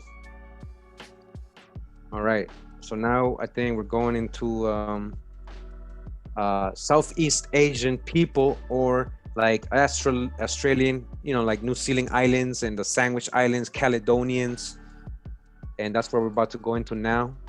And so these are original Sandwich Islanders from the Sandwich Islands. Okay.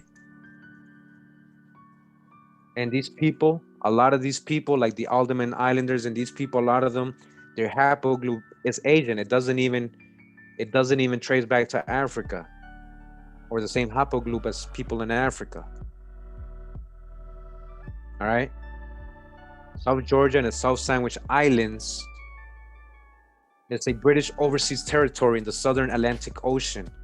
It is a remote and inhospitable collection of islands consisting of South Georgia Islands and a claim of smaller island known as the South Sandwich Islands. All right, I want to show you guys where this exists, these islands, so you guys can get a reference. All right, so they all the way down here. That's amazing. They're actually a lot closer to America, I would say. Look at that. They're almost at the tip of America. You know what? I never really paid attention to this. So this is deep, right? So who's to say where they came from? Africa or America? What's up? They're up there in the island in the middle. We forget about all the way down here, that there's islands down here. Why is that so close to Antarctica? Like, shouldn't it be cold over there? Look at that, the Sandwich Islands, man. Sandwich Islands. Let's go back to the aboriginals of the Sandwich Island.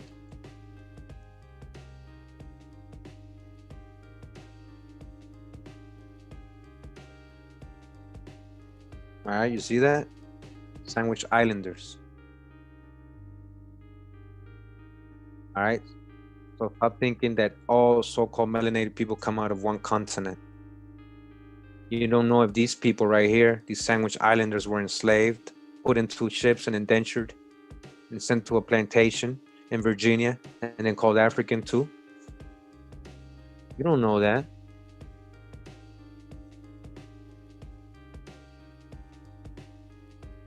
Natives. It says natives, Marquesans. Native Marquesans. Look at them, man. They're all tattooed up. Look at their hair. All tattooed up. Marquesans. Marquesans. I never even heard of these people. Marquesan Islands. French Polynesian Island. All right. Both meaning the land of men. Polynesian, French Polynesian Islands in Polynesia. That's where that is.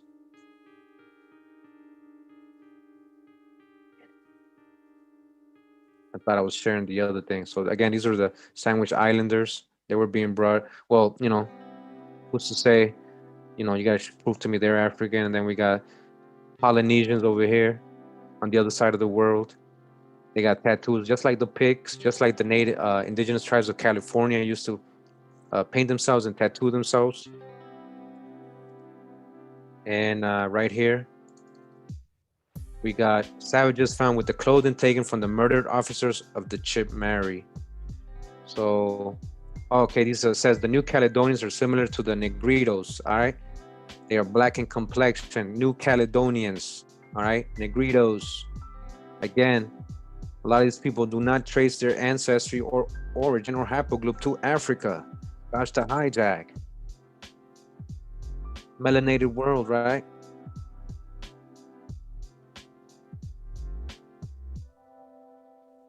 Look at them. Look at this. Fiji, the Fiji people. Look at that. Wow. Wow. Look at that. They put that in their heads. Wow. Look at that.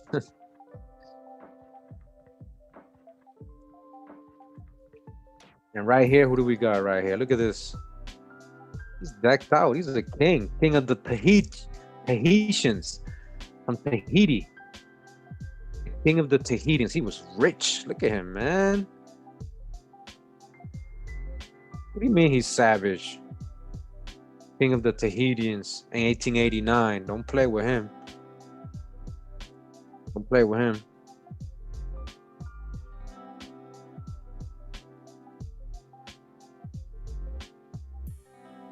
Yeah. So what? You don't think you could be from the Tahiti? You might be Tahiti. These people were also brought over to America by the Spaniards and Portuguese. You guys know that, right? Muslims brought these people over here. Send them to the Caribbean. Too. You understand? Not just Europeans. And Asians are not all so-called white or light-skinned or what you think Mongol looking. This is an Asian. This is an Asian. Again, this is an Asian. Break the spell, yo. Break the spell. We're doing it hard today. All right, Maori chiefs, it says here. And we know the Maori people, a lot of them very copper. They have straight hair, a lot of them, or frizzy hair, coarse hair. Got a lot of tattoos on their face, the Maori people.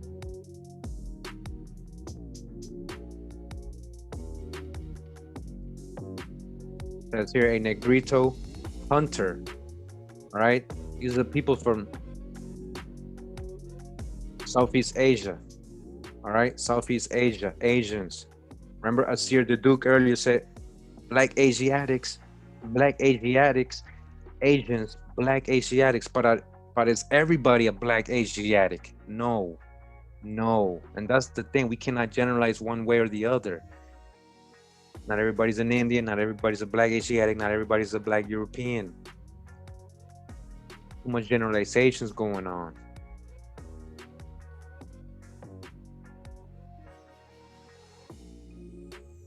And yeah, dark melanated true royals, you know, that don't really mean anything. Everybody was melanated, so you know, it's just like we got to get past that color thing. I'm just showing you guys this to open up your perspectives. These people weren't competing with white people. You don't, you know, I think you guys not. It was a melanated world. Negritos were calling themselves. They were competing with themselves. They were royal over other people. They were peasant, melanated people, and they were royal people, both, not just royal. Not just royal. There was peasant, regular negritos, regular people too that were colored, negrito, colored. There was royal, there was those of them who were royal too. Everything. They had every type of person in society. It wasn't about complexion. Samoan. That's a Samoan right there. We know The Rock and all these people like Samoan, they're a little lighter, more like, you know, browner, looking like, a lot of them don't look like the American Indians because a lot of them do have that. They actually have the same history. They say their motherland. I got contacted by a Samoan. He told me the motherland was America. Hey, man, I didn't say it. He told me that. Samoan warrior.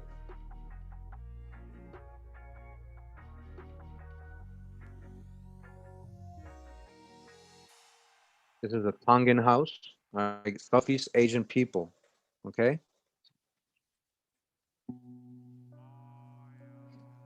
All right, now it's getting late, so we're gonna get through natives of New Hebrides. New Hebrides. Look what that is. New Hebrides. All right.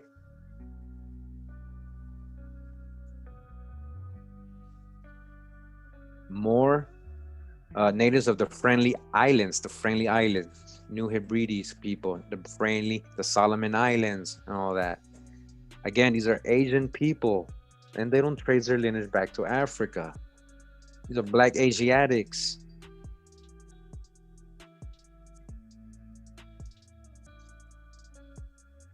Got that ready. Got a Solomon Islander. It says here, Chief. Solomon Islander chief from the Solomon Islands.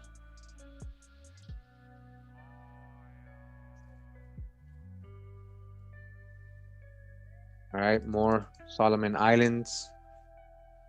And they're calling them cannibals. I don't know why they call them cannibals. I don't know if they've seen them eating things or they're just being racist and very just cruel, man. Just naming people cannibals if they're not cannibals, but who knows? All right, Solomon Islands, Southeast Asians, they have nothing to do with African. Check the haplogroup, check the research.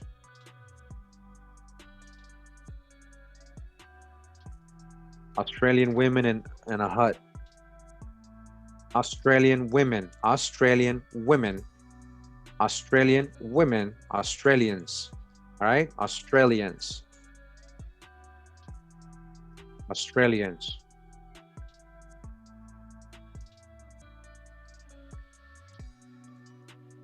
Says here, Australian fisher and hunter.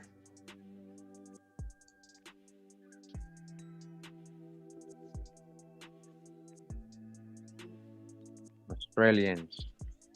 Look at that.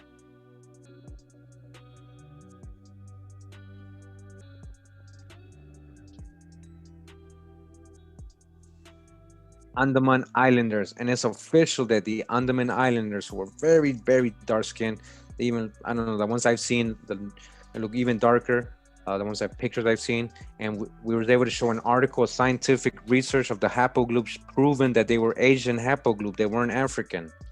They're not African at all. The Andaman Islanders. An Andaman Islander. Again, he's not African at all. You guys got to understand what I'm telling you. This is not an African person. His haplogroup is Asian. This is a real Asian, and that's what I'm telling you. Dodge the hijack when you think Asians are light skinned only. All right, Andaman Islander.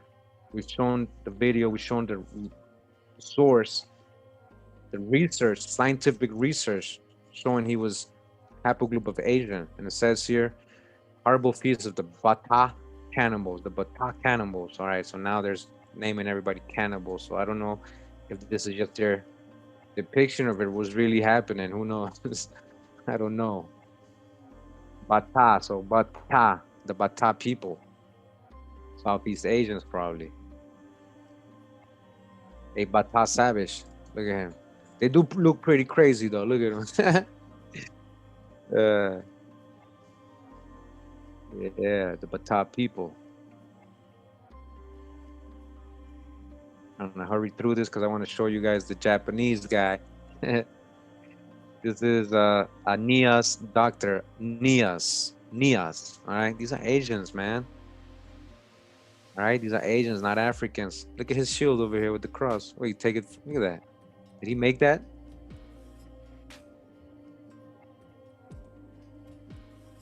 All right, now we got a Sarawak Coast Guard. All right, you see the Fez, Sarawak. Sarawak, what does that mean? I never heard of them either. Let's Google them. Sarawak people. Malaysian. Wait a minute. Malaysian. That's a true Malaysian Moor right there. All right? That's a true Malaysian Moor. Malaysia. Melanesian. Malaysia. Sarawak. That's what they look like today. That's what I told you, Dr. Hijack. Don't get confused. At some point, I told you, there's been like a big ethnic cleansing change, kind of like whitening of things, you know. Was it these people's fault? What happened, or what happened? How did it get so light-skinned? That's what we're digging on. But let's not hate on people because of that. Let's not hate on that. Let's try to find out what happened. All right, let's go back. All right, Sarawak. Coast Guard. All right, Sarawak. Malaysia.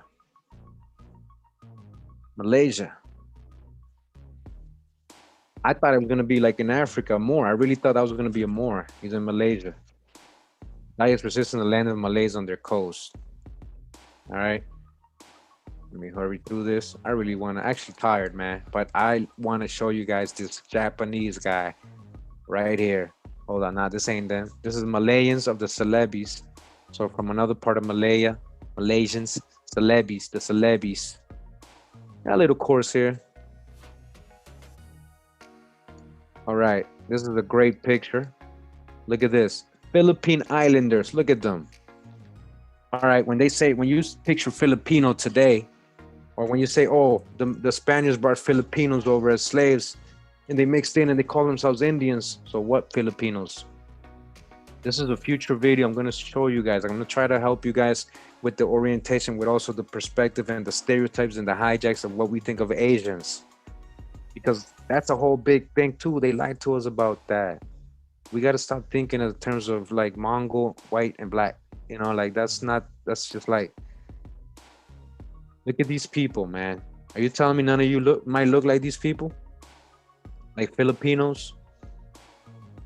That's what I'm saying. So what if people like this were enslaved by Spanish and brought to Mexico? And then we're called Indios too, or Chinos. Because that's what happened to Filipinos. Remember, this is in 1886. The Spaniards were bringing Filipinos since the 1500s, 1600s, so they imagine that's even further back. Might get even more melanated. All right? I want you guys to really open your perspectives and your minds. Empty your cup. These are Filipinos. They got the braids. Check out the braids. Don't play. Oh, Curimeo, you look like a Filipino. Oh, really? Do I? And Malayan and Papuan. All right, look at that. And who's this guy with the Moorish clothing and the gun? Huh? Did he just take it from somebody, or is that one of them? Or he just stayed there, mixed in, or are they the same people? This is I ponder, things I ponder, and things I investigate. All right, and this is a Aino mother. Now we're gonna get, all right. Now I want you guys to understand who the Ainos were, or Ainu people were in Japan, and a lot of little islands near Japan and China. The Ainu people. Look at her, almost look Aborigine, like from Australia right here, right? But I got an even better one. All right. So right here, she got kind of like horse hair. He's got like more, it looks more straight or coursey. But I'm gonna show you another Aino person. All right. Boom. Aino, an Aino patriarch. The Aino civilization at its best was very similar to that exhibited by the Old Testament in the lives of the patriarchs, and although unsuited to the demands of the 19th century, is very beautiful to contemplate, to live industrious, self-supporting lives in peace and harmony with all the one's neighbors, and to cultivate many of the virtues regarded as distinctively Christian. It's certainly credible to the civilization of this people, even though in common with the other races of the Orient, they lack the stir, the rush, the show of the more energetic life of the period in the spiritual world. The Ainos attained a high development in the matters of honesty, chastity, hospitality, reverence for their age, and care for their comfort. Yo, that's some real people right there. Why can't we be like that? Let's learn from the Aino people. And I can see how these kind of people will easily get conquered and pushed over. Because they're too what? Hospitable. They have chastity. They care for people. And yet in the conflict between such virtues and the mere interests of a life of commercial competition, the spiritual has proved no match for less broadly. It says, where are they from? Now listen to this. You guys don't believe me. You guys don't believe this could be a real Japanese. You guys don't believe me, huh? They had hair like this. They had straight hair, but they were mixing in. I think these were the ones that look more Aboriginal. Like this guy kind of there longer, I believe. Right? Look at his hair. All right, a lot of people ask me, but Cootie man, why you showing me Mongols with straight hair? Or why you showing me Negroes with straight hair? Well, you want me to show you Japanese with kinky hair? So-called kinky hair? Here you go. So-called Negro, here you go, Japanese. Is that your people too? Well, you don't want to claim him because you thought he was a Mongol. You thought all Japanese were Mongols and stuff. He's an Aino patriarch. The Ainos number only a few dozen souls and are confined almost entirely to the bleak islands of Sagalian, which lies off the Chinese coast. All right, off the Chinese coast. Though a few are found in the Kuril Islands, the Ainos are important chiefly because of the ethnological claim that Japanese are the descendants of the Ainos and Chinese by intermarriage. All right, though the theory is not easily confirmed and its chief support must probably ever remain a legend. It's a legend now. It became a legend. They don't like, how can we descend this guy? So modern Japanese, like, how the hell can we descend from this guy? Look at us. So when we talk about Japanese, what Japanese? What Japanese? All right, they are certainly not Mongolian in type, nor do they exhibit the characteristic of feature of any other race so much as those of the Caucasian. He's a Caucasian. Do you understand what he just said right there? I'm trying to tell you, the Absakians, who are the black Absakians of the Caucasus Mountain, they look just like this guy. You think Caucasians were, they fooled us. I'm trying to tell you, you gotta break the spell. All right, and Aino man. All right, I'm gonna end it right here with no patriarch. Let's honor and respect and remember the Aino people who probably have been breed out, enslaved, trying to like written, you know, paper genocide, all that that's happened to the so-called Indian here too, so-called Negro in America. And because they were really good people, honesty, chastity, hospitable, we remember, honor you, not forgotten, not forgotten. So thank you once again for being here, tuning in tonight. Hope you like that little bonus. I want to hope you guys go tonight thinking about a lot of things and understand when I do further videos to keep this information in mind when I'm doing more videos. Let's not go backwards. Let's move ahead. Stop thinking everybody's a one thing, like Europeans are white. Let's stop thinking that all Africans or all black people come from Africa, or that even all Africans are black, because they're not. The Berbers are originally white people. The Berbers are very light skinned. The original Berbers are very light skinned. If you're always in a cave and you're always covered from the sun, you're gonna get light skin. So that's a whole different video. I'm not even gonna go into that. You know, not right now, not when I'm ending, because I don't want to. I don't like leaving you guys like that without any sources. So let's just honor the Aino right now. Look at him, man. We see you, man. See right through your soul, man. Like you ain't forgotten, man. When they drew you, they drew this from a real person. Whoever drew this from a real person. They were looking at him. Very humble, chastity, honesty, hospitable. Yeah, sure, you can draw me. Of course, have some of my bananas. Enjoy my village. Welcome. Peace, love. All right, guys. Thank you very much for being here. Love y'all. Thank you. Share. It's a 5-hour video. I know. You know, it's going to be hard to make people watch it. Hey, I hope they watch it. I hope they decide, hey, I'll take the time to watch this. You know, it looks like too long. I don't know if I got 5 hours. I don't know if I got 5 hours to learn the truth. That seems like a long time just to learn the truth, Curimeo. I don't got 5 hours for the truth, Curimeo. I hope they do. I hope they do, and I hope people wake up. Because we can't do this alone. We need to do this together. And we got so many different beliefs and cultural backgrounds and everything, and we're trying to unite. How can we unite if we don't even understand all this stuff? Because we got all different beliefs. So let's put it all together. Let's look at our differences. Let's stop generalizing. Let's look at our differences and see how we can come together. It doesn't have to be one thing. It doesn't have to be one thing. It's up to us here right now to change things. You want change? You be the change. You want change? You be the change. Let's stop waiting for people. Don't wait for me to do videos. Don't wait for Topcats. Don't wait for Wanagi. Don't wait for Dane. Don't wait for anybody to teach you this stuff. Let's not look for the old school Pan-African teachers to bail us out again.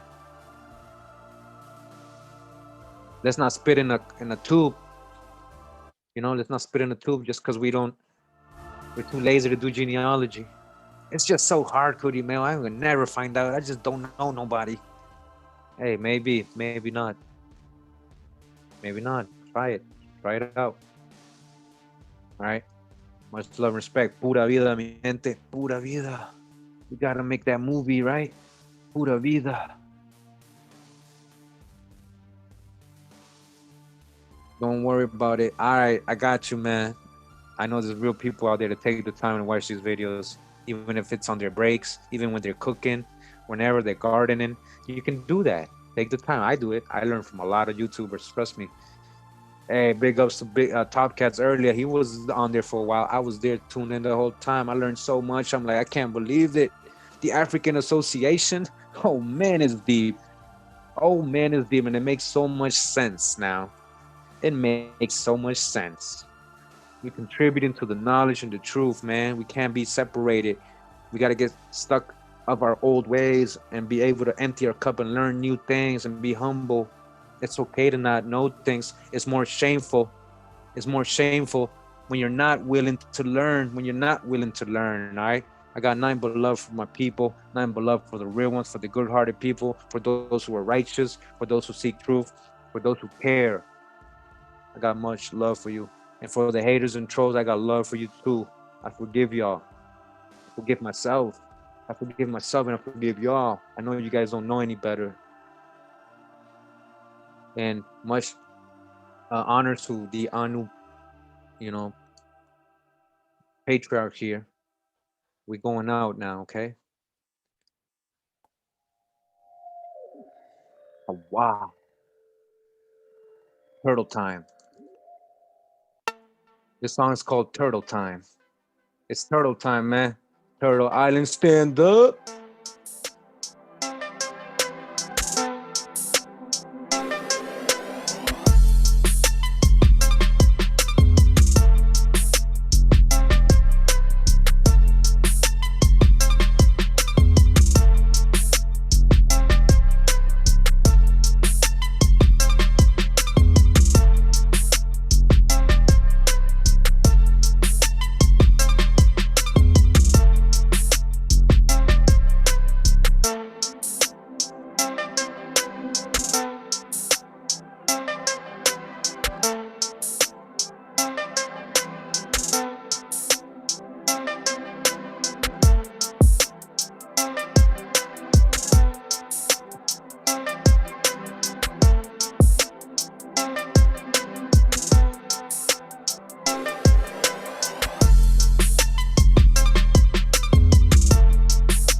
Yeah, yeah, yeah.